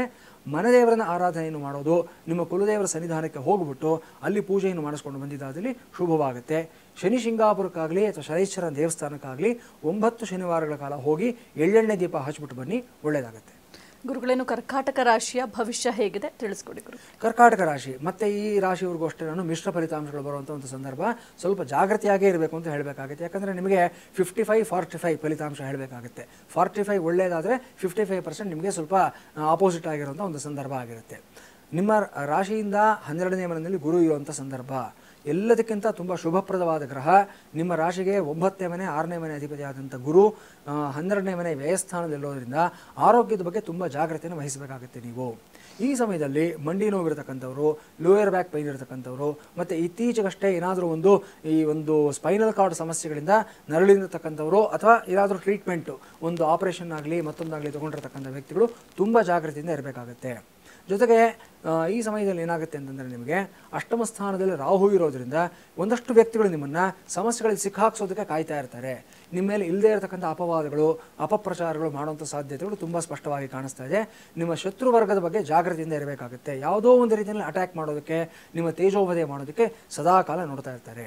2ನೇ ಮೇಲೆ ಇರತಕ್ಕಂಥ ಕೇತು ಕುಟುಂಬದ ವಾತಾವರಣದಲ್ಲಿ ಒಂದು ಅಶಾಂತಿ, ಒಂದು ಅಪನಂಬಿಕೆ ಇದೆಲ್ಲವನ್ನು ಕ್ರಿಯೇಟ್ ಮಾಡತಕ್ಕಂಥ ಸಾಧ್ಯತೆ ಇರುತ್ತೆ. ಮನೆಯಲ್ಲಿರ್ತಕ್ಕಂಥ ಸದಸ್ಯರು ಯಾರಿರ್ತಾರೆ ಒಬ್ಬರ ಮೇಲೆ ಒಬ್ಬರಿಗೆ ನಂಬಿಕೆ ಅನ್ನೋದು ಬರೋದಿಲ್ಲ. ತುಂಬ ಅನುಮಾನಾಸ್ಪದವಾದಂಥ ಒಂದು ವಾತಾವರಣ ಜಾಸ್ತಿ ಆಗುತ್ತೆ. ಮಾತಿಗೆ ಮಾತು ಬೆಳೆದು ಸ್ವಲ್ಪ ದೂರ ಆಗ್ತಕ್ಕಂಥ ಸಾಧ್ಯತೆಗಳು ಇವೆಲ್ಲವೂ ಗೋಚರವಾಗ್ತಾ ಇದೆ. ಒಂದೇ ಪ್ಲಸ್ ಪಾಯಿಂಟ್ ನಿಮ್ಗೆ ಏನಂತಂದರೆ ಜೂನ್ ನಂತರ ಗುರು ನಿಮ್ಮ ರಾಶಿಗೆ ಪ್ರವೇಶ ಮಾಡಿದಾಗ ಉಚ್ಚ ಸ್ಥಾನದಲ್ಲಿರ್ತಾನೆ. ಆಗ ಎಲ್ಲರೂ ಸಹ ನಿಮ್ಮನ್ನು ಸರಿಯಾಗಿ ಅರ್ಥ ಮಾಡ್ಕೊಳ್ತಾರೆ. ಅಲ್ಲಿವರೆಗೂ ನಿಮ್ಮನ್ನು ಅಪಾರ್ಥ ಮಾಡ್ಕೊಂಡಿರ್ತಾರೆ ಬಹಳಷ್ಟು ಜನ. ಯಾವಾಗ ಗುರು ಕರ್ಕಾಟಕ ರಾಶಿಗೆ ಪ್ರವೇಶ ಮಾಡ್ತಾನೋ ಆಗ ನಿಮ್ಮ ಮಾತಿಗೊಂದು ಬಲ ಬರುತ್ತೆ. ನೀವು ಮಾಡತಕ್ಕಂಥ ಕೆಲಸಗಳಲ್ಲಿ ಎಲ್ಲವೂ ನಿಮ್ಮ ಕಂಟ್ರೋಲ್ಗೆ ಮತ್ತೆ ಸಿಗುತ್ತೆ. ಅಲ್ಲಿವರೆಗೂ ಕಂಟ್ರೋಲ್ ತಪ್ಪು ಹೋಗಿರುತ್ತೆ ಸಾಕಷ್ಟು. ಈಗ ಮತ್ತೆ ಆಟೋಮೆಟಿಕ್ಕಾಗಿ ಒಂದೊಂದಾಗಿ ನಿಮ್ಮ ಕಂಟ್ರೋಲ್ಗೆ ಬರುತ್ತೆ. ಹತ್ತಿರದ ವ್ಯಕ್ತಿಗಳು ಅಷ್ಟೇ ನಿಮ್ಮ ಒಳ್ಳೆತನವನ್ನು ಅರ್ಥ ಮಾಡ್ಕೊಳ್ತಾರೆ, ಶುಭವಾಗುತ್ತೆ. ನೀವು ಮಾಡ್ಕೋಬೇಕಾಗಿರ್ತಕ್ಕಂಥ ಪರಿಹಾರಗಳು ಅಂದರೆ ದುರ್ಗಾದೇವಿಯ ಸ್ಮರಣೆಯನ್ನು ಮಾಡುವಂಥದ್ದು. ದುರ್ಗಾದೀಪ ನಮಸ್ಕಾರವನ್ನು ಮನೆಯಲ್ಲಿ ಮಾಡಿಸಿ, ದುರ್ಗಾ ಸಹಸ್ರನಾಮದಲ್ಲಿ ಕುಂಕುಮಾರ್ಚನೆಯನ್ನು ಮಾಡಿಸಿ ಮತ್ತು ಅಪರಾಜಿತಾ ಸ್ತೋತ್ರವನ್ನು ಪ್ರತಿದಿನ ಹೇಳ್ಕೊಳ್ಳಿ. ಇದರಿಂದ ಶುಭವಾಗುತ್ತೆ. ಗುರುಗಳೇನು ಸಿಂಹ ರಾಶಿಯ ಬಗ್ಗೆ ತಿಳಿಸ್ಕೊಡಿ ಗುರುಗಳೇ. ಸಿಂಹರಾಶಿ ವಿಚಾರ ತೆಗೆದುಕೊಂಡಿದ್ದಾದಲ್ಲಿ ರಾಶಿಯಲ್ಲಿರತಕ್ಕಂಥ ಕೇತು, ಅಷ್ಟಮದಲ್ಲಿರತಕ್ಕಂಥ ಶನಿ, 7ನೇ ಮೇಲಿರತಕ್ಕಂಥ ರಾಹು ಮತ್ತು 11, 12ನೇ ಮೇಲೆ ಸಂಚಾರ ಮಾಡ್ತಾ ಇರತಕ್ಕಂಥ ಗುರು, ಇದು ನಿಮ್ಮ ಗ್ರಹಗತಿಗಳಾಗಿರುತ್ತೆ. ಸೊ ಮುಖ್ಯವಾಗಿ ಅಷ್ಟಮ ಶನಿ ಎಫೆಕ್ಟ್ ಅನ್ನೋದು ನಿಮಗೆ ಇದ್ದೇ ಇರುತ್ತೆ. ಸೊ ಇದರಿಂದ ಹೊರಗಡೆ ಬರೋದು ಬಹಳ ಕಷ್ಟಕರವಾದಂಥ ವಿಚಾರ ಆಗಿರುತ್ತೆ. ಜನ್ಮ ಶನಿ, ಪಂಚಮ ಶನಿ, ಅರ್ಧಾಷ್ಟಮ ಶನಿ, ಅಷ್ಟಮ ಶನಿ, 7.5 ಇವೆಲ್ಲವೂ ಅಷ್ಟೇ ತುಂಬ ಕಷ್ಟಕರವಾಗಿರತಕ್ಕಂಥ ಚಾಲೆಂಜಿಂಗ್ ಫೇಸಸ್ ಆಗಿರುತ್ತೆ. ಸೊ ಈ ಅಷ್ಟಮ ಶನಿ ಎಫೆಕ್ಟಿಂದ ಹೊರಗಡೆ ಬರಬೇಕು ಅಂತಂದರೆ ನಾವು ಈಗಾಗಲೇ ಹೇಳಿರೋ ಪ್ರಕಾರವಾಗಿ ಆಂಜನೇಯ ಸ್ಮರಣೆ ಮಾಡತಕ್ಕಂಥದ್ದು, ವೆಂಕಟಾಚಲಪತಿ ಪೂಜೆಯನ್ನು ಮಾಡತಕ್ಕಂಥದ್ದು ತುಂಬ ವಿಶೇಷವಾಗಿರತಕ್ಕಂಥದ್ದಾಗಿರುತ್ತೆ. ವೆಂಕಟೇಶ್ವರ ದೀಪಾರಾಧನೆ ಅಂತ ಮಾಡ್ತಾರೆ. ಮನೆಯಲ್ಲಿ ಒಂದು ಸತ್ಯನಾರಾಯಣ ಪೂಜೆಯನ್ನು ಮಾಡಿಸಿ ದಂಪತಿ ಸಮೇತವಾಗಿ ಕೂತ್ಕೊಂಡು ನೀವು ನಂತರ ವೆಂಕಟೇಶ್ವರ ದೀಪಾರಾಧನೆಯನ್ನು ಮಾಡಿ ಶುಭ ಫಲಿತಾಂಶಗಳನ್ನು ಪಡ್ಕೊಳ್ತೀರಾ. ಇದರ ಜೊತೆಯಲ್ಲಿ ಈ ಸಮಯದಲ್ಲಿ ಏನಂತಂದರೆ ಹಿಂದೆ ನೀವು ಯಾವತ್ತೋ ಮಾಡಿರ್ತಕ್ಕಂಥ ಆಣೆ ಪ್ರಮಾಣಗಳು ಇವೆಲ್ಲವೂ ಉಳಿದು ಹೋಗಿರುತ್ತೆ. ಅದರ ತೀರಿಸೋದಕ್ಕೆ ಪ್ರಯತ್ನವನ್ನು ಮಾಡಬೇಕು. ಸ್ವಲ್ಪ ಜ್ಞಾಪಕ ಮಾಡ್ಕೊಳ್ಳಿ, ಯಾವ ಸಮಯದಲ್ಲಿ ಏನನ್ನ, ಯಾವ ದೇವರಿಗೆ ಏನು ಹರಕೆ ಹಾಕ್ಕೊಂಡಿದ್ದೆ, ಯಾರಿಗೆ ಏನು ಮಾತು ಕೊಟ್ಟಿದ್ದೆ ಮತ್ತು ಯಾರ ಸಾಲಗಳನ್ನು ಇನ್ನು ಉಳಿಸ್ಕೊಂಡಿದ್ದಾರೆ ನಿಮ್ಮ ಹತ್ರ, ಯಾರ ಪದಾರ್ಥಗಳನ್ನು ತೀರಿಸದೆ ವಾಪಸ್ ಕೊಡದೆ ನಿಮ್ಮ ಹತ್ರ ಉಳಿಸ್ಕೊಂಡಿದ್ದೀರಾ, ಇದೆಲ್ಲವನ್ನ ಕ್ಲಿಯರ್ ಮಾಡ್ತಾ ಬರಬೇಕಾಗುತ್ತೆ. ನೀವು ಕರ್ಮಗಳನ್ನು ಕಳ್ಕೊಳ್ಳೋದಕ್ಕೆ ಇರತಕ್ಕಂಥ ಮಾರ್ಗಗಳು ಇವೆಲ್ಲವೂ ಸಹ. ಸೊ ಯಾವಾಗ ಇವೆಲ್ಲ ಈ ಪ್ರಯತ್ನಗಳನ್ನು ಮಾಡ್ತಾ ಹೋಗ್ತಿರೋ ಅಷ್ಟಮ ಶನಿ ಎಫೆಕ್ಟ್ ಅನ್ನತಕ್ಕಂಥದ್ದು ಆಟೋಮೆಟಿಕ್ ಆಗಿ ನಿಮಗೆ 50% ಆದರೂ ಕಡಿಮೆ ಆಗೋ ಸಾಧ್ಯತೆಗಳಿರುತ್ತೆ. ಸಪ್ತಮದಲ್ಲಿರತಕ್ಕಂಥ ರಾಹು ಈ ಸಮಯದಲ್ಲಿ ಗಂಡ ಹೆಂಡತಿ ಮಧ್ಯದಲ್ಲಿ ಒಂದಷ್ಟು ವೈಮನಸ್ಸುಗಳಿಂದ ಇರತಕ್ಕಂಥ ಸಾಧ್ಯತೆಗಳು, ಒಂದಷ್ಟು ಅಪನಂಬಿಕೆಗಳು ಬರತಕ್ಕಂಥ ಸಾಧ್ಯತೆಗಳು, ಸ್ವಲ್ಪ ತಾತ್ಕಾಲಿಕವಾಗಿ ದೂರ ಆಗ್ತಕ್ಕಂಥ ಸಾಧ್ಯತೆ ಇವೆಲ್ಲವೂ ಸಹ ಗೋಚರವಾಗ್ತಾ ಇದೆ. ಮುಖ್ಯವಾಗಿ ಗಮನಿಸ್ಕೋಬೇಕಾಗಿರೋದು 3ನೇ ವ್ಯಕ್ತಿ ಮಾತುಗಳಿಗೆ ನೀವು ಮರಳಾಗಬಾರದು. ಯಾರು ಏನೇ ಹೇಳಲಿ, ಗಂಡ ಹೆಂಡತಿ ಮಧ್ಯದಲ್ಲಿ ಪ್ರತ್ಯಕ್ಷ ಕಂಡ್ರು ಪ್ರಮಾಣಿಸಿ ನೋಡುವಂತ ದೊಡ್ಡವರು ಹೇಳ್ತಾರೆ. ಆ ಪ್ರಕಾರವಾಗಿ ಅವ್ರು ಏನೇ ಮಾತಾಡಲಿ ಚಿಂತೆ ಇಲ್ಲ. ಯಾಕಂದರೆ ಇವತ್ತಿನ ಕಾಲ ಆ ಥರ ಇದೆ. ಸೊ ನೀವು ಯಾವುದನ್ನು ಸಹ ಏಕಾಏಕಿ ನಿರ್ಧಾರ ತೆಗೆದುಕೊಳ್ಳತಕ್ಕಂಥದ್ದು ತಪ್ಪಾಗುತ್ತೆ. ನೀವು ನಂಬಿ ನಿಮ್ಮ ಜೀವನ ಸಂಗಾತಿಯಾಗಿ ಆಯ್ಕೆ ಮಾಡ್ಕೊಂಡಿರತಕ್ಕಂಥ ವ್ಯಕ್ತಿ, ಅವ್ರ ಮೇಲೆ ಎಲ್ಲರಿಗಿಂತ ಹೆಚ್ಚಿನ ವಿಶ್ವಾಸ ನಂಬಿಕೆ ನೀವು ಇಟ್ಕೋಬೇಕಾಗತ್ತೆ. ಸೊ ಏನೇ ಸಮಸ್ಯೆಗಳು ಬಂದರೂ ಸಹ ಕೂತು ಬಗೆಹರಿಸ್ಕೊಳ್ಳೋದಕ್ಕೆ ಪ್ರಯತ್ನ ಮಾಡಿ. ಒಂದು ವೇಳೆ ಸಪರೇಟೆಡ್ ಕಪಲ್ ಯಾರಾದರೂ ಇದ್ದಾದ ಪಕ್ಷದಲ್ಲಿ ಆದಷ್ಟು ನೀವು ಅದನ್ನು ಸರಿ ಮಾಡ್ಕೊಳ್ಳೋದಕ್ಕೆ ಪ್ರಯತ್ನ ಮಾಡಿ. ಈ ಸಮಯದಲ್ಲಿ ನಿಮ್ಮಿಬ್ಬರ ಮಧ್ಯದಲ್ಲಿರತಕ್ಕಂಥ ಒಂದು ಡಿಫರೆನ್ಸಸ್ನ ಇನ್ನಷ್ಟು ಜಾಸ್ತಿ ಮಾಡೋದಕ್ಕೆ ಒಂದಷ್ಟು ವ್ಯಕ್ತಿಗಳು ಬರ್ತಾರೆ. ಸೊ ಡೈವರ್ಸ್ವರೆಗೂ ತೆಗೆದುಕೊಂಡು ಹೋಗೋದಕ್ಕೆ ಹೋಗಬೇಡಿ. ನಮ್ಮ ಸಜೆಷನ್ ಇದಾಗಿರುತ್ತೆ. ಯಾಕಂದರೆ ಸನಾತನ ಧರ್ಮದಲ್ಲಿ ವಿಚ್ಛೇದನ ಅನ್ನತಕ್ಕಂಥ ಕಾನ್ಸೆಪ್ಟ್ ಇಲ್ಲ. ಇವತ್ತು ಎಷ್ಟೋ ಸಂಬಂಧಗಳು ಇರಲಿ, ನಮ್ಗೆ ಅರ್ಥ ಆಗುತ್ತೆ. ಕೆಲವು ಬದುಕಕ್ಕಾಗದೇ ಇರತಕ್ಕಂಥ ತುಂಬ ಉಸಿರು ಕಟ್ಟಿದ ಸಂಬಂಧಗಳು ಇರುತ್ತೆ. ಅಂತಹ ಸಂದರ್ಭದಲ್ಲಿ ಹೊರಗಡೆ ಬರೀ ನಾವು ಹೇಳ್ತೀವಿ. ಆದರೆ ಸಣ್ಣ ಸಣ್ಣ ವೈಮನಸ್ಸುಗಳು, ಸಣ್ಣ ಸಣ್ಣ ಘರ್ಷಣೆಗಳಿಗೆ ನೀವು ವಿಕೋಪಕ್ಕೆ ತೆಗೆದುಕೊಂಡು ಹೋಗ್ತಕ್ಕಂಥದ್ದು ಖಂಡಿತ ಒಳ್ಳೆಯದಲ್ಲ. ಸೊ ಅಲ್ಲಲ್ಲಿಗೆ ಸರಿ ಮಾಡ್ಕೊಳ್ಳೋದಕ್ಕೆ ಪ್ರಯತ್ನವನ್ನು ಮಾಡಬೇಕು. ರಾಶಿಯಲ್ಲಿರತಕ್ಕಂಥ ಕೇತು ನಿಮಗೆ ನಿರಾಸಕ್ತಿಯನ್ನು ಸಹ ಕೊಡ್ತಾನೆ. ಕೆಲಸಗಳಲ್ಲಿ ಒಂದು ರೀತಿಯಾದಂಥ ಒಂದು ಮಾಡಬೇಕೋ ಬೇಡವೋ ಅನ್ನತಕ್ಕಂಥ ಒಂದು ರೀತಿಯ ಮನೋಭಾವ ಇವೆಲ್ಲವೂ ಜಾಸ್ತಿ ಆಗತಕ್ಕಂಥದ್ದು. ಕೆಲವರು ಸ್ವಲ್ಪ ಏನೋ ಒಂದು ಹೊಸ ಅನ್ವೇಷಣೆಯನ್ನು ಮಾಡೋದಕ್ಕೆ ಹೋಗ್ತಕ್ಕಂಥ ಸಾಧ್ಯತೆಗಳು ಸಹ ಇರುತ್ತೆ. ಕೇತು ನಿಮಗೆ ಯಾವ ರೀತಿ ನೀವು ಅನುಕೂಲ ಆಗುತ್ತೆ ಅನ್ನೋದಾದರೆ, ಈ ಮಹಾಗಣಪತಿಯ ಒಂದು ಸ್ತ್ರೀ ಸ್ವರೂಪ ಇರುತ್ತೆ, ವಾಂಛಾಕಲ್ಪಲತಾ ದೇವಿ ಅಂತ ಹೇಳ್ತೀವಿ. ಆ ಸ್ವರೂಪದಲ್ಲಿರತಕ್ಕಂಥ ಒಂದು ದೇವಸ್ಥಾನಕ್ಕೆ ನೀವು ಹೋಗಿ ಅಲ್ಲಿ ಪೂಜೆಯನ್ನು ಮಾಡ್ಕೊಂಡು ಬಂದಿದ್ದಾದಲ್ಲಿ ಕೇತು ನಿಮಗೆ ಪಾಸಿಟಿವ್ ಆಗಿ ಬದಲಾವಣೆ ಆಗ್ತಕ್ಕಂಥ ಸಾಧ್ಯತೆಗಳಿರುತ್ತೆ. ಇಲ್ಲದೆ ಹೋದ ಪಕ್ಷದಲ್ಲಿ ಈ ಕುಂಭಕೋಣಂ ಕ್ಷೇತ್ರದಲ್ಲಿರತಕ್ಕಂಥ ನವಗ್ರಹ ಕ್ಷೇತ್ರ ಅಂತ ಹೇಳ್ತೀವಿ. ಅಲ್ಲಿ ಕೇತುವಿಗೆ ಪ್ರತ್ಯೇಕವಾದ ದೇವಸ್ಥಾನ ಇದೆ. ದೂರ ಆದರೂ ಪರವಾಗಿಲ್ಲ, ಕಷ್ಟ ಆದರೂ ಚಿಂತೆ ಇಲ್ಲ. ಒಂದು ಸಲ ಅಲ್ಲಿ ಹೋಗ್ಬಿಟ್ಟು ಕೇತುವಿನ ಆರಾಧನೆಯನ್ನು ಮಾಡ್ಕೊಂಡು ಬನ್ನಿ, ಖಂಡಿತವಾಗ್ಲೂ ಒಳ್ಳೆಯ ಫಲಿತಾಂಶವನ್ನು ಪಡ್ಕೊಳ್ತೀರಾ. ಗುರುಗಳೇನು ಕನ್ಯಾ ರಾಶಿಯ ಭವಿಷ್ಯ ಹೇಗಿದೆ? ಕನ್ಯಾ ರಾಶಿ ವಿಚಾರ ತೆಗೆದುಕೊಂಡಿದ್ದಾದಲ್ಲಿ ನಿಮಗೆ 12ನೇ ಮೇಲಿರತಕ್ಕಂಥ ಕೇತು, 6ನೇ ಮೇಲಿರತಕ್ಕಂಥ ರಾಹು, ಸಪ್ತಮದಲ್ಲಿರತಕ್ಕಂಥ ಶನೈಶ್ಚರ ಮತ್ತು ನಿಮಗೆ 10 ಮತ್ತು 11ನೇ ಮೇಲಿರತಕ್ಕಂಥ ಗುರು, ಮಿಶ್ರ ಫಲಿತಾಂಶಗಳು ಮತ್ತೊಮ್ಮೆ ಈ ರಾಶಿವರೆಗೂ ಸಹ ಬರೋದನ್ನು ಕಾಣ್ತಾ ಇದ್ದೀವಿ ನಾವು. 6ನೇ ಮೇಲೆ ಇರತಕ್ಕಂಥ ರಾಹು ನಿಮಗೆ ಸಾಕಷ್ಟು ಲಾಭಾಂಶಗಳನ್ನು ತರ್ತಾನೆ. ನಿಮ್ಮ ಎನಿಮೀಸ್ ಯಾರಿರ್ತಾರೆ ಅವರೆಲ್ಲರೂ ಸಹ ಒಂದು ಸಂಧಾನಕ್ಕೆ, ಒಂದು ರಾಜಿಗೆ ಬರುವಂಥ ಒಂದು ಸಾಧ್ಯತೆಗಳಿರುತ್ತೆ. ಅವರಲ್ಲಿ ಶತ್ರುಭಾವಗಳು ಸಾಕಷ್ಟು ಕಡಿಮೆ ಆಗುತ್ತೆ ಮತ್ತು ನಿಮ್ಮ ಬಲ, ನಿಮ್ಮ ಬುದ್ಧಿಶಕ್ತಿಯನ್ನು ಅವರು ಅರ್ಥ ಮಾಡ್ಕೊಳ್ತಾರೆ. ಸೊ ಇವ್ರ ಜೊತೆ ನಾವು ಕಾನ್ಫ್ಲಿಕ್ಟ್ ಇಟ್ಕೊಳ್ಳೋದಕ್ಕಿಂತ ಸಹ ಕಾಂಪ್ರಮೈಸ್ ಮಾಡ್ಕೊಳ್ಳೋದೇ ಒಳ್ಳೆಯದು ಅನ್ನೋ ಭಾವನೆಗೆ ಬರ್ತಾರೆ, ಒಳ್ಳೆಯದಾಗುತ್ತೆ. ಹಳೆಯ ರೋಗಗಳು, ಸಾಂಕ್ರಾಮಿಕ ರೋಗಗಳು ಜೊತೆಗೆ ನಿಮಗೇನಾದರೂ ಒಂದು ಆನುವಂಶಿಕವಾದ ರೋಗಗಳಿಂದ ನೀವು ನರಳುತ್ತಾ ಇದ್ದಾದ ಪಕ್ಷದಲ್ಲಿ ಹೆರಿಡಿಟರಿ ಡಿಸೀಸಸ್ ಅಂತ ಹೇಳ್ತೀವಿ, ಅದರಿಂದ ಹೊರಗಡೆ ಬರೋದಕ್ಕೂ ಸಹ ಈ ಸಮಯದಲ್ಲಿ ಅನುಕೂಲ ಆಗುತ್ತೆ. ಸಪ್ತಮದಲ್ಲಿರತಕ್ಕಂಥ ಶನೈಶ್ಚರ ಮಾತ್ರ ಕೆಲಸ ಕಾರ್ಯಗಳನ್ನು ಸ್ವಲ್ಪ ಸ್ಥಗಿತ ಮಾಡ್ತಾನೆ, ನಿಧಾನಗತಿಯಲ್ಲಿ ನಡ್ಕೊಂಡು ಹೋಗುತ್ತೆ. ವಿವಾಹಾಕಾಂಕ್ಷಿಗಳು ಈ ವರ್ಷ ಸ್ವಲ್ಪ ಮಟ್ಟಿಗೆ ನಿಮ್ಗೆ ನಿರಾಸೆ ಅಂತಲೇ ಹೇಳಬೇಕಾಗುತ್ತೆ. ಸರಿಯಾದ ಸಂಬಂಧಗಳು ಬರೋದಿಲ್ಲ, ಬಂದರೂ ಸಹ ಮಾತುಕತೆ ಮುಂದುವರಿಯೋದಿಲ್ಲ, ಎಲ್ಲವೂ ನಿಧಾನಗತಿಯಲ್ಲಿ ನಡ್ಕೊಂಡು ಹೋಗುತ್ತೆ. ಇದಕ್ಕೆ ಸುಂದರಕಾಂಡ ಪಾರಾಯಣವನ್ನು ಮಾಡಿಸ್ಕೊಂಡಿದ್ದಾದಲ್ಲಿ ಫಲಿತಾಂಶಗಳನ್ನು ಒಳ್ಳೆಯ ರೀತಿಯಲ್ಲಿ ಪಡ್ಕೊಳ್ಳುವಂಥ ಸಾಧ್ಯತೆಗಳಿರುತ್ತೆ. ಗುರು ಮಾತ್ರ ನಿಮಗೆ ಎಲ್ಲ ರೀತಿಯಲ್ಲೂ ಪಾಸಿಟಿವ್ ಆಗಿರ್ತಾನೆ. 10ನೇ ಮನೆ ಮತ್ತು 11ನೇ ಮನೆ ನಡೆಯುವಾಗ ನಿಮ್ಮ ಪೊಸಿಷನ್ ಆಗಲಿ, ಪವರ್ ಆಗಲಿ, ನಿಮ್ಮ ಕಂಟ್ರೋಲ್ ಆಗಲಿ ಎಲ್ಲವೂ ಜಾಸ್ತಿ ಆಗ್ತಾ ಹೋಗುತ್ತೆ. ಸೋಷಿಯಲ್ ಸ್ಟೇಟಸ್ ಇನ್ನಷ್ಟು ಬೆಳೀತಾ ಹೋಗುತ್ತೆ. ನಿಮ್ಮ ಮಾತಿಗೆ ವಿಶೇಷವಾದ ಬಲ ಬರುತ್ತೆ. ಎಸ್ಪೆಷಲಿ ಟೀಚರ್ಸು, ಪ್ರೊಫೆಸರ್ಸು ಮತ್ತು ಈ ಒಂದು ಫ್ರೀಲ್ಯಾನ್ಸಿಂಗ್ ವರ್ಕ್ ಮಾಡ್ತಾ ಇರತಕ್ಕಂಥವರಾಗಿರ್ಬೋದು, ಇವರೆಲ್ಲರಿಗೂ ಅಷ್ಟೇ ಸಾಕಷ್ಟು ಲಾಭಾಂಶಗಳು ಬರತಕ್ಕಂಥ ಸಾಧ್ಯತೆಗಳಿದೆ. ಚೆನ್ನಾಗಿದೆ. ಗುರುಗಳೇ, ಇನ್ನು ತುಲಾ ರಾಶಿಯ ಭವಿಷ್ಯ ಹೇಗಿದೆ ತಿಳಿಸ್ಕೊಡಿ. ಖಂಡಿತಮ್ಮ. ತುಲಾ ರಾಶಿಯವರಿಗೆ ತುಂಬಾ ಚೆನ್ನಾಗಿರತಕ್ಕಂಥ ವರ್ಷ ಅಂತ ಹೇಳ್ಬೋದು ಈ ವರ್ಷ. ಕಾರಣ 11ನೇ ಮನೆಯಲ್ಲಿರತಕ್ಕಂಥ ಕೇತು ಮತ್ತು 6ನೇ ಮನೆಯಲ್ಲಿರತಕ್ಕಂಥ ಶನೈಶ್ಚರ ಮತ್ತು ನಿಮಗೆ 9 ಮತ್ತು 10ನೇ ಮನೆಯಲ್ಲಿ ಸಂಚಾರ ಮಾಡ್ತಾ ಇರ್ತಕ್ಕಂಥ ಗುರು. ಒಂದು ವಿಚಾರ, ಪಂಚಮದಲ್ಲಿರತಕ್ಕಂಥ ರಾಹು ಬಗ್ಗೆ ಮಾತ್ರ ನೀವು ಜಾಗ್ರತೆಯಾಗಿರಬೇಕಾಗುತ್ತೆ. ಇದು ಬಿಟ್ಟರೆ ಮಿಕ್ಕ ಎಲ್ಲ ಗ್ರಹಗಳು ಅಷ್ಟೇ ನಿಮಗೆ ತುಂಬ ಅನುಕೂಲವಾಗಿರತಕ್ಕಂಥದ್ದು ಇಲ್ಲಿ ಗೋಚರವಾಗ್ತಾ ಇದೆ. 6ನೇ ಮನೆಯಲ್ಲಿರತಕ್ಕಂಥ ಶನೈಶ್ಚರ ವಿಶೇಷವಾಗಿ ನಿಮಗೆ 4 ಮತ್ತು 5ನೇ ಮನೆ ಅಧಿಪತಿ ಆಗಿರೋದ್ರಿಂದ ಬಹಳ ದಿವಸಗಳಿಂದ ನೀವು ಬಯಸ್ತಾ ಇರತಕ್ಕಂಥ ಒಂದು ಸಂತೃಪ್ತಿ, ಒಂದು ಸ್ಯಾಟಿಸ್ಫ್ಯಾಕ್ಷನ್, ಒಂದು ಸ್ಯಾಚುರೇಷನ್ ಪಾಯಿಂಟ್ ಅನ್ನತಕ್ಕಂಥದ್ದು ಈ ವರ್ಷದಲ್ಲಿ ಬರುವಂಥದ್ದು ಕಾಣಿಸ್ತಾ ಇದೆ. ಮಾನಸಿಕ ನೆಮ್ಮದಿ ಅನ್ನೋದು ಹೆಚ್ಚಾಗ್ತಾ ಹೋಗುತ್ತೆ ಈ ವರ್ಷದಲ್ಲಿ. ಅದೇ ಪ್ರಕಾರವಾಗಿ ಹೈಯರ್ ಎಜುಕೇಷನ್ ಯಾರ್ಯಾರು ಪರ್ಸ್ಯೂ ಮಾಡ್ತೀರಾ ಅವ್ರಿಗೆ ಏನಾದರೂ ಅಡ್ಡಿ ಆತಂಕಗಳು, ಸಣ್ಣ ಸಣ್ಣ ತೊಡಕುಗಳಿದ್ದಾದ ಪಕ್ಷದಲ್ಲಿ ಅದೆಲ್ಲವೂ ನಿವಾರಣೆ ಆಗ್ತಾ ಹೋಗುತ್ತೆ ಒಂದು ಹಂತದಲ್ಲಿ. ಇನ್ನು ಗುರು ನಿಮಗೆ 9 ಮತ್ತು 10ನೇ ಮನೆಯಲ್ಲಿರೋದ್ರಿಂದ 3 ಮತ್ತು 6ನೇ ಮನೆ ಅಧಿಪತಿ ಗುರು ಆಗಿರ್ತಾನೆ. ಈ ಸಮಯದಲ್ಲಿ ಪೂರ್ವ ಪುಣ್ಯ ಸ್ಥಾನದಲ್ಲಿ ಗುರುವಿನ ಸಂಚಾರ ಆಗೋದ್ರಿಂದ ಧಾರ್ಮಿಕ ಭಾವನೆ, ದೈವಿಕವಾದ ಭಾವನೆ ಜಾಸ್ತಿ ಆಗ್ತಾ ಹೋಗುತ್ತೆ. ವಿಶೇಷವಾದ ಮೆಂಟರ್ಸ್ ನಿಮ್ಮ ಲೈಫಲ್ಲಿ ಬರ್ತಾರೆ. ನಿಮ್ಮನ್ನು ಗೈಡ್ ಮಾಡ್ತಕ್ಕಂಥವ್ರು, ಮಾರ್ಗದರ್ಶನ ಮಾಡ್ತಕ್ಕಂಥವ್ರು, ಅವ್ರು ಕೊಡ್ತಕ್ಕಂಥ ಸಲಹೆಗಳು ನಿಮ್ಮ ಜೀವನದಲ್ಲಿ ವಿಶೇಷವಾದ ಬದಲಾವಣೆ ಇರತಕ್ಕಂಥ ಸಾಧ್ಯತೆಗಳಾಗಿರುತ್ತೆ. ನಿಮ್ಮ ಕ್ಷೇತ್ರದಲ್ಲಿ ಯಾರು ತುಂಬ ಅನುಭವಿ ವ್ಯಕ್ತಿಗಳು ಯಾರಿರ್ತಾರೆ ಅವ್ರ ಜೊತೆಯಲ್ಲಿ ಸ್ವಲ್ಪ ಕಾಲ ಮಾತನಾಡೋದು, ದಿನ ಚರ್ಚೆ ಮಾಡುವಂಥದ್ದು, ನಿಮ್ಮ ನಾಲೆಡ್ಜ್ನ ಬೆಳೆಸ್ಕೊಳ್ಳೋದಕ್ಕೆ ಪ್ರಯತ್ನವನ್ನು ಮಾಡಿ ವಿಶೇಷವಾದ ಬದಲಾವಣೆ ಆಗುತ್ತೆ ನಿಮಗೆ. ಯಾವಾಗ ಗುರು ನಿಮಗೆ 10ನೇ ಮನೆಯಲ್ಲಿ ಬರ್ತಾನೋ ನಿಮ್ಮ ಪೊಸಿಷನ್ ಸಹ ಜಾಸ್ತಿ ಆಗ್ತಾ ಹೋಗುತ್ತೆ, ಇನ್ಕ್ರಿಮೆಂಟ್ಸ್ ಬರುತ್ತೆ, ನಿಮಗೆ ಬೋನಸ್ಸು ಮತ್ತು ಇನ್ನಷ್ಟು ಬೆಟರ್ ಒಂದು ಪೊಸಿಷನ್ನು, ಒಂದು ಪೇ ಸ್ಕೇಲು ಎಲ್ಲ ಬರ್ತಕ್ಕಂಥ ಸಾಧ್ಯತೆಗಳಿರುತ್ತೆ. 11ನೇ ಮನೆಯಲ್ಲಿರ್ತಕ್ಕಂಥ ಕೇತುನು ಅಷ್ಟೇ ನಿಮ್ಮ ಮನೋಭಾವನೆಗಳನ್ನು ಸಾಕಷ್ಟು ಒಳ್ಳೆಯ ರೀತಿಯಲ್ಲಿ ತೆಗೆದುಕೊಂಡು ಹೋಗ್ತಾನೆ. ಪ್ರೇಮಾನುರಾಗ ಸ್ಥಾನದಲ್ಲಿ ಕೇತು ಇರೋದ್ರಿಂದ ನಿಮ್ಮ ಭಾವನೆಗಳಿಗೆ ನಿಮ್ಮ ಸಂಗಾತಿ ಸರಿಯಾದ ರೀತಿಯಲ್ಲಿ ಸ್ಪಂದಿಸ್ತಕ್ಕಂಥ ಸಾಧ್ಯತೆಗಳು ಸಹ ಈ ಸಮಯದಲ್ಲಿ ಗೋಚರವಾಗ್ತಾ ಇದೆ. ಪಂಚಮದಲ್ಲಿರತಕ್ಕಂಥ ರಾಹುವಿನ ಬಗ್ಗೆ ನೀವು ಮಾಡ್ಕೋಬೇಕಾಗಿರ್ತಕ್ಕಂಥ ಪರಿಹಾರ ಅಂತಂದರೆ ವಿಶೇಷವಾಗಿ ವೈಷ್ಣೋದೇವಿಯ ಆರಾಧನೆಯನ್ನು ಮಾಡ್ತಕ್ಕಂಥದ್ದು ಅಥವಾ ಅಷ್ಟಲಕ್ಷ್ಮಿ ಪೂಜೆಯನ್ನು ಮಾಡ್ತಕ್ಕಂಥದ್ದು. ಇದನ್ನು ಮಾಡಿ ಶುಭ ಫಲಿತಾಂಶವನ್ನು ಪಡ್ಕೊಳ್ತೀರಾ. ಲಲಿತಾ ಸಹಸ್ರನಾಮದಲ್ಲಿ ಹೆಣ್ಣುಮಕ್ಕಳು 11 ದಿನಗಳ ಕಾಲ ನಿರಂತರವಾಗಿ ಕುಂಕುಮಾರ್ಚನೆಯನ್ನು ಮಾಡಿದಾದಲ್ಲಿ ಅದ್ಭುತವಾದ ಫಲಿತಾಂಶವನ್ನು ಪಡ್ಕೊಳ್ತೀರಾ. ಗುರುಗಳೇನು ವೃಶ್ಚಿಕ ರಾಶಿಯ ಭವಿಷ್ಯ ಹೇಗಿದೆ ತಿಳಿಸ್ಕೊಡಿ. ವೃಶ್ಚಿಕ ರಾಶಿ ವಿಚಾರ ತೆಗೆದುಕೊಂಡಿದ್ದಾದಲ್ಲಿ ಚತುರ್ಥದಲ್ಲಿರತಕ್ಕಂಥ ರಾಹು, ಪಂಚಮದಲ್ಲಿರತಕ್ಕಂಥ ಶನೈಶ್ಚರ ಮತ್ತು 8 ಮತ್ತು 9ನೇ ಮೇಲಿರತಕ್ಕಂಥ ಗುರು, 10ನೇ ಮೇಲಿರತಕ್ಕಂಥ ಕೇತು. ಸ್ವಲ್ಪ ಟೆಸ್ಟಿಂಗ್ ಪೀರಿಯಡ್ ಅಂತ ಹೇಳಬೇಕಾಗುತ್ತೆ. ಕಾರಣ ಪಂಚಮ ಶನಿ. ನಿಮಗೆ ಈ ಪಂಚಮ ಶನಿ ಏನೇನೆಲ್ಲ ಸಮಸ್ಯೆಗಳನ್ನು ಮಾಡುತ್ತೆ ಅನ್ನೋದನ್ನು ವಿಸ್ತಾರವಾಗಿ ನಾನು ಇದೇ ಅಶ್ವವೇಗ ಚಾನಲ್ನಲ್ಲಿ ಹಿಂದಿನ ಕಾರ್ಯಕ್ರಮದಲ್ಲಿ ಹೇಳಿದ್ದೀನಿ. ಸೊ ಪಂಚಮ ಶನಿ ಬಗ್ಗೆ ಜಾಗೃತಿಯಿಂದ ಇರಬೇಕಾಗುತ್ತೆ ನೀವು. ಚತುರ್ಥದಲ್ಲಿರತಕ್ಕಂಥ ರಾಹು ವಿದ್ಯಾಭ್ಯಾಸದಲ್ಲಿ ಒಂದು ಕಂಟಕವನ್ನು ತಂದುಕೊಡ್ತಾನೆ. ಒಂದು ಸಣ್ಣ ಬ್ರೇಕ್ ಬರ್ತಕ್ಕಂಥ ಸಾಧ್ಯತೆ ಇರುತ್ತೆ. ಮಾನಸಿಕ ನೆಮ್ಮದಿ ಸ್ವಲ್ಪ ಕಡಿಮೆ ಆಗ್ತಕ್ಕಂಥ ಸಾಧ್ಯತೆ ಇರುತ್ತೆ. ವಿಶೇಷವಾಗಿ ಈ ಒಂದು ಡ್ರೈವರ್ ಕೆಲಸ ಮಾಡತಕ್ಕಂಥವರಾಗಿರ್ಬೋದು ಅಥವಾ ಟೆಕ್ನಿಷಿಯನ್ಸ್ ಕೆಲಸ ಮಾಡತಕ್ಕಂಥವರಾಗಿರ್ಬೋದು ಅಥವಾ ಒಂದು ಮೆಕ್ಯಾನಿಕಲ್ ವರ್ಕ್ ಮಾಡತಕ್ಕಂಥವರಾಗಿರ್ಬೋದು ತುಂಬ ಜಾಗೃತಿಯಿಂದ ಇರಬೇಕಾಗುತ್ತೆ. ನೈಟ್ ಡ್ರೈವಿಂಗ್ ಮಾಡ್ತಕ್ಕಂಥದ್ದು, ಓವರ್ ಡ್ಯೂಟಿ ಮಾಡೋದನ್ನು ಅವಾಯ್ಡ್ ಮಾಡಬೇಕಾಗುತ್ತೆ ಈ ಸಮಯದಲ್ಲಿ. ಇನ್ನು ಗುರು ನಿಮಗೆ ಸಾಕಷ್ಟು ಶುಭ ಫಲಗಳನ್ನು ಕೊಡ್ತಕ್ಕಂಥ ಸಾಧ್ಯತೆ ಇದೆ. ಆದರೆ ಕೇತು ನಿಮಗೆ 10ನೇ ಮನೆಯಲ್ಲಿರೋದ್ರಿಂದ ಈ ಸಮಯದಲ್ಲಿ ಕೇತು ಬಗ್ಗೆ ಮಾತ್ರ ಸ್ವಲ್ಪ ಜಾಗೃತಿ ಇರಬೇಕಾಗುತ್ತೆ. ಕೆಲಸಗಳನ್ನು ನೀವು ತುಂಬ ಫ್ರೀಕ್ವೆಂಟಾಗಿ ಚೇಂಜ್ ಮಾಡ್ತಾ ಇರ್ತಕ್ಕಂಥದ್ದು, ಒಂದು ಕಡೆಯಿಂದ ಮತ್ತೊಂದು ಕಡೆಗೆ ಹೋಗ್ತಕ್ಕಂಥದ್ದು, ಮಾಡೋ ಕೆಲಸದಲ್ಲಿ ಸ್ವಲ್ಪ ನಿಮಗೆ ಮನಸ್ಸು ಸರಿಯಾಗಿಲ್ಲದೆ ಅಲ್ಲಿ ಏನಾದರೂ ಕಷ್ಟ ನಷ್ಟಗಳು ನಿಮಗೂ ಮತ್ತು ನಿಮ್ಮಿಂದ ಸಂಸ್ಥೆಗೂ ಆಗುವಂಥ ಸಾಧ್ಯತೆಗಳಿರುತ್ತೆ. ಜಾಗೃತಿಯಿಂದ ಇರಬೇಕಾಗುತ್ತೆ. ಮನೋನಿಯಾಮಕನಾಗಿರ್ತಕ್ಕಂಥ ರುದ್ರದೇವರನ್ನು ಪ್ರಾರ್ಥನೆಯನ್ನು ಮಾಡ್ತಕ್ಕಂಥದ್ದು, ಸುಬ್ರಹ್ಮಣ್ಯೇಶ್ವರ ಸ್ವಾಮಿಯ ಸ್ಮರಣೆಯನ್ನು ಮಾಡ್ತಕ್ಕಂಥದ್ದು ಶುಭ ಫಲಿತಾಂಶಗಳನ್ನು ಕೊಡುತ್ತೆ ನಿಮಗೆ. ಗುರುಗಳೇನು ಧನಸ್ಸು ರಾಶಿಯ ಬಗ್ಗೆ ತಿಳಿಸ್ಕೊಡಿ. ಧನುರಾಶಿ ವಿಚಾರ ತೆಗೆದುಕೊಂಡಿದ್ದಾದಲ್ಲಿ 3ನೇ ಮನೆಯಲ್ಲಿರತಕ್ಕಂಥ ರಾಹು, 4ರಲ್ಲಿ ಶನೈಶ್ಚರ, ಅರ್ಧಾಷ್ಟಮ ಶನಿ, ತುಂಬ ಕೇರ್ಫುಲ್ ಆಗಿರಬೇಕಾಗಿರ್ತಕ್ಕಂಥ ಸಂದರ್ಭ. 7 ಮತ್ತು 8ನೇ ಮನೆಯಲ್ಲಿರತಕ್ಕಂಥ ಗುರು, 9ನೇ ಮನೆಯಲ್ಲಿರತಕ್ಕಂಥ ಕೇತು. ಸೊ ಒಟ್ಟಾರೆಯಾಗಿ ತೆಗೆದುಕೊಂಡಿದ್ದಾದಲ್ಲಿ ರಾಹು ನಿಮಗೆ ಪಾಸಿಟಿವ್ ಆಗಿದ್ದಾನೆ, ಏನು ಸಮಸ್ಯೆ ಇರೋದಿಲ್ಲ.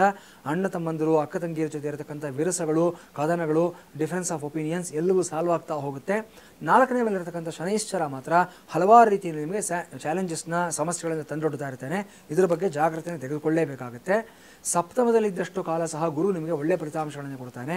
ಆದರೆ ಅಷ್ಟಮಕ್ಕೆ ಬಂದಾಗ ಮಾತ್ರ ಸ್ವಲ್ಪ ನಿಮ್ಮ ಸೋಷಿಯಲ್ ಸ್ಟೇಟಸ್ನಲ್ಲಿ ವೇರಿ ಆಗ್ತಕ್ಕಂಥದ್ದು, ಸಣ್ಣ ಸಣ್ಣ ಅಪಮಾನಗಳಾಗ್ತಕ್ಕಂಥ ಸಾಧ್ಯತೆಗಳು, ಕೈಗೆ ಬಂದಂಥ ಅವಕಾಶಗಳನ್ನು ನೀವು ನಿಮ್ಗೆ ಕೊಟ್ಟಂಥ ಜವಾಬ್ದಾರಿಗಳಿಗೆ ಸರಿಯಾದ ನ್ಯಾಯ ಒದಗಿಸದೆ ಫೇಲ್ಯೂರ್ ಆಗ್ತಕ್ಕಂಥ ಸಾಧ್ಯತೆಗಳು ಇವೆಲ್ಲವೂ ಗೋಚರವಾಗ್ತಾ ಇದೆ. 9ನೇ ಮೇಲೆ ಇರತಕ್ಕಂಥ ಕೇತುನು ಅಷ್ಟೇ ನಿಮಗೆ ಒಂದು ರೀತಿಯಲ್ಲಿ ಪಲಾಯನವಾದವನ್ನು ಜಾಸ್ತಿ ಮಾಡ್ತಾನೆ, ಎಸ್ಕೇಪ್ ಮೆಂಟ್ಯಾಲಿಟಿನ ಜಾಸ್ತಿ ಮಾಡ್ತಾ ಇರತಕ್ಕಂಥ ಸಾಧ್ಯತೆ ಇರುತ್ತೆ. ಇದೆಲ್ಲದಕ್ಕೆ ಪರಿಹಾರ ಅಂತಂದರೆ ನೀವು ಟೈಗರ್ ಐ ಅನ್ನತಕ್ಕಂಥ ಒಂದು ಸ್ಟೋನ್ ಬರುತ್ತೆ, ಇದನ್ನು ಪೆಂಡೆಂಟ್ ಮಾಡಿ ಕತ್ತಿನಲ್ಲಿ ಧಾರಣೆಯನ್ನು ಮಾಡ್ಕೊಳ್ಳಿ, ಸುದರ್ಶನ ಹೋಮವನ್ನು ಮನೆಯಲ್ಲಿ ಮಾಡಿಸ್ಕೊಳ್ಳಿ, ಶುಭ ಫಲಿತಾಂಶ ಸಿಗುತ್ತೆ ನಿಮಗೆ. ಗುರುಗಳೇನು ಮಕರ ರಾಶಿಯ ಬಗ್ಗೆ ತಿಳಿಸ್ಕೊಡಿ. ಮಕರ ರಾಶಿಯವರಿಗೆ ದ್ವಿತೀಯ ಸ್ಥಾನದಲ್ಲಿ ರಾಹು, 3ನೇ ಮನೆಯಲ್ಲಿರತಕ್ಕಂಥ ಶನೈಶ್ಚರ, 6 ಮತ್ತು 7ನೇ ಮನೆಯಲ್ಲಿ ಸಂಚಾರ ಮಾಡ್ತಾ ಇರತಕ್ಕಂಥ ಗುರು, 8ರಲ್ಲಿರತಕ್ಕಂಥ ಕೇತು. ಒಟ್ಟಾರೆಯಾಗಿ ನಿಮಗೆ ಸಮಸ್ಯೆಗಳು ಜಾಸ್ತಿ ಇದೆ ಅಂತ ಹೇಳಬೇಕಾಗುತ್ತೆ ಈ ವರ್ಷದಲ್ಲಿ. ಯಾಕಂದರೆ ರಾಹು ಕುಟುಂಬ ಸ್ಥಾನದಲ್ಲಿದ್ದಾಗ ಕೌಟುಂಬಿಕ ವಿಚಾರದಲ್ಲಿ ಸಾಕಷ್ಟು ಘರ್ಷಣೆಗಳು, ಸಣ್ಣ ಸಣ್ಣ ವಿಷಯಗಳಿಗೂ ಸಹ ಮನಸ್ತಾಪಗಳಾಗ್ತಕ್ಕಂಥದ್ದು, ಮಾತಿಗೆ ಮಾತು ಬೆಳೆದು ಸ್ವಲ್ಪ ವ್ಯಕ್ತಿಗಳ ಮಧ್ಯದಲ್ಲಿ ದೂರಗಳು ಜಾಸ್ತಿ ಆಗ್ತಕ್ಕಂಥ ಸಾಧ್ಯತೆ ಇರುತ್ತೆ. ದುಡ್ಡು ಕಾಸಿನ ಮೇಲೆ ನಿಯಂತ್ರಣ ಇರೋದಿಲ್ಲ. ನಿಮಗೆ ಪರಿಚಯ ಇಲ್ಲದೆ ಇರತಕ್ಕಂಥ, ಅನುಭವ ಇಲ್ಲದೆ ಇರತಕ್ಕಂಥ ಕ್ಷೇತ್ರಗಳಲ್ಲಿ ಹಣ ಹೂಡಿಕೆ ಮಾಡೋದಕ್ಕೆ ಹೋಗಿ ಲಾಸ್ ಮಾಡ್ಕೊಳ್ತೀರಾ. ಯಾರೋ ಎಕ್ಸ್ಪರ್ಟ್ ಹೇಳ್ತಾರೆ, ಇನ್ಯಾರೋ ಒಬ್ರು ಹೇಳಿದ್ದಾರೆ ಅಂತ ಹೇಳಿಬಿಟ್ಟು ನಿಮ್ಗೆ ಗೊತ್ತಿಲ್ಲದೆ ಇರತಕ್ಕಂಥ ಕ್ಷೇತ್ರಗಳಲ್ಲಿ ದುಡ್ಡು ಹಾಕ್ತೀರಾ. ಸಮಸ್ಯೆಗಳು ಜಾಸ್ತಿ ಆಗುತ್ತೆ. ಎಚ್ಚರಿಕೆಯಿಂದ ಇರಬೇಕಾಗುತ್ತೆ. ಮಾತಿನ ಮೇಲೆ ಹತೋಟಿ ಇರೋದಿಲ್ಲ ನಿಮಗೆ. ಕ್ಯಾಶುಯಲ್ ಆಗಿ ನೀವೇನೋ ಹೇಳ್ತಕ್ಕಂಥ ಒಂದು ಮಾತು ವಿಪರೀತವಾದ ಅರ್ಥಗಳನ್ನು ಕಲ್ಪಿಸ್ಬಿಡ್ತಾರೆ. ಸೊ ಅದನ್ನು ನಿಮ್ಮ ತಲೆ ಮೇಲೆ ಗೂಬೆ ಕೂರಿಸ್ತಕ್ಕಂಥ ಒಂದು ಸಾಧ್ಯತೆಗಳಿರುತ್ತೆ. ಎಚ್ಚರಿಕೆ ಇರಬೇಕಾಗುತ್ತೆ. ಶನೈಶ್ಚರ ಮಾತ್ರ ನಿಮಗೆ ಪಾಸಿಟಿವ್ ಆಗಿದ್ದಾನೆ. ಯಾಕಂದರೆ ನಿಮ್ಮ ರಾಷ್ಟ್ರಾಧಿಪತಿ ತೃತೀಯ ಸ್ಥಾನದಲ್ಲಿ ಕೂತ್ಕೊಂಡಿರೋದ್ರಿಂದ ಹಲವಾರು ಸಂದರ್ಭಗಳಲ್ಲಿ ನಿಮ್ಮ ಇನ್ನರ್ ಪೊಟೆನ್ಷಿಯಲ್ ಅನ್ನತಕ್ಕಂಥದ್ದು ಏನಿದೆ ಅದು ವ್ಯಕ್ತವಾಗೋ ರೀತಿಯಲ್ಲಿ ಶನೈಶ್ಚರ ನಿಮಗೆ ಒಳ್ಳೆಯ ಫಲಿತಾಂಶವನ್ನು ಕೊಡ್ತಾನೆ. 6ನೇ ಮನೆಯಲ್ಲಿ 7ನೇ ಮನೆಯಲ್ಲಿರತಕ್ಕಂಥ ಗುರು ನಿಮಗೆ ಸಾಕಷ್ಟು ಒಳ್ಳೆಯ ಫಲಿತಾಂಶಗಳನ್ನು ಕೊಡ್ತಾನೆ. ನಿಮ್ಮ ಫ್ರೆಂಡ್ ಸರ್ಕಲ್ ತುಂಬ ಚೆನ್ನಾಗಿರುತ್ತೆ. ಏನೇ ಸಮಸ್ಯೆ ಬಂದರೂ ಸಹ ನಿಮ್ಮ ಇಮಿಡಿಯೇಟ್ ಫ್ರೆಂಡ್ಸು, ಕಲೀಗ್ಸು ನಿಮ್ಮನ್ನು ರಕ್ಷಣೆ ಮಾಡ್ತಾ ಆ ಸಮಸ್ಯೆಯಿಂದ ಹೊರಗಡೆ ತರೋದಕ್ಕೆ ಈ ಸಮಯದಲ್ಲಿ ನಿಮಗೆ ಒಂದು ವಜ್ರಕವಚವಾಗಿರ್ತಾರೆ ಅವರು. ಅಷ್ಟಮದಲ್ಲಿರತಕ್ಕಂಥ ಕೇತು ಮಾತ್ರ ಕೇರ್ಫುಲ್ ಆಗಿರಬೇಕು ಅಂತ ಮತ್ತೆ ಮತ್ತೆ ನಮಗೆ ಸೂಚನೆಗಳನ್ನು ಕೊಡ್ತಾನೆ ಇರ್ತಾನೆ. ಕೇತುವಿನ ಸಮಸ್ಯೆಯಿಂದ ಹೊರಗಡೆ ಬರೋದಕ್ಕೆ ಮೊದಲನೇದಾಗಿ ನೀವು ಮಾಡ್ಕೋಬೇಕಾಗಿರ್ತಕ್ಕಂಥದ್ದು ಕ್ಯಾಟ್ಸ್ ಐ ಅನ್ನತಕ್ಕಂಥ ಒಂದು ಸ್ಟೋನ್ ಇದೆ. ಇದನ್ನು ರಿಂಗ್ ಮಾಡಿಸ್ಬಿಟ್ಟು ಬಲಗೈನಲ್ಲಿ ಈ ಒಂದು ಕಿರುಬೆರಳಲ್ಲಿ ಧಾರಣೆಯನ್ನು ಮಾಡ್ಕೊಳ್ಳಿ. ಇದರ ಜೊತೆಯಲ್ಲಿ ಸ್ಫಟಿಕ ಮಾಲೆಯನ್ನು, ಅಷ್ಟಮುಖಿ ರುದ್ರಾಕ್ಷಿಯನ್ನು ಸದಾಕಾಲ ಧಾರಣೆಯನ್ನು ಮಾಡ್ಕೊಳ್ಳಿ. ಶುಭ ಫಲಿತಾಂಶಗಳನ್ನು ಪಡ್ಕೊಳ್ತೀರಾ. ಮನೆಯಲ್ಲಿ ಈ ಒಂದು ಗಣೇಶ ಮಹಾಗಣಪತಿಗೆ ಸಂಬಂಧಪಟ್ಟಂಥ ಒಂದು ವಿಶೇಷವಾದ ಹೋಮವನ್ನು ಒಂದು ಸವ್ಯ ಮಾರ್ಗದಲ್ಲಿ ಮಾಡಿಸ್ಕೊಂಡಿದ್ದಾದಲ್ಲಿ ಒಳ್ಳೆಯ ಫಲಿತಾಂಶ ಪಡ್ಕೊಳ್ತೀರಾ. ಗುರುಗಳೇನು ಕುಂಭರಾಶಿಯ ಬಗ್ಗೆ ತಿಳಿಸ್ಕೊಡಿ. ಕುಂಭರಾಶಿ ಜಾಗೃತಿ ಆಗಿರಬೇಕಾಗಿರ್ತಕ್ಕಂಥ ಸಂದರ್ಭ. ಕಾರಣ ನಿಮ್ಮ ರಾಶಿಯಲ್ಲೇ ಇರತಕ್ಕಂಥ ರಾಹು, ಸಪ್ತಮದಲ್ಲಿರತಕ್ಕಂಥ ಕೇತು, 2ನೇ ಮನೆ ಇರತಕ್ಕಂಥ ಶನೈಶ್ಚರ. ನಿಮಗೆ ಸಾಡೆ ಸಾತಿ ಮುಗಿಯೋ ಹಂತ ಆಗಿರುತ್ತೆ. ತುಂಬ ಜಾಗೃತಿ ಆಗಿರಬೇಕಾಗುತ್ತೆ.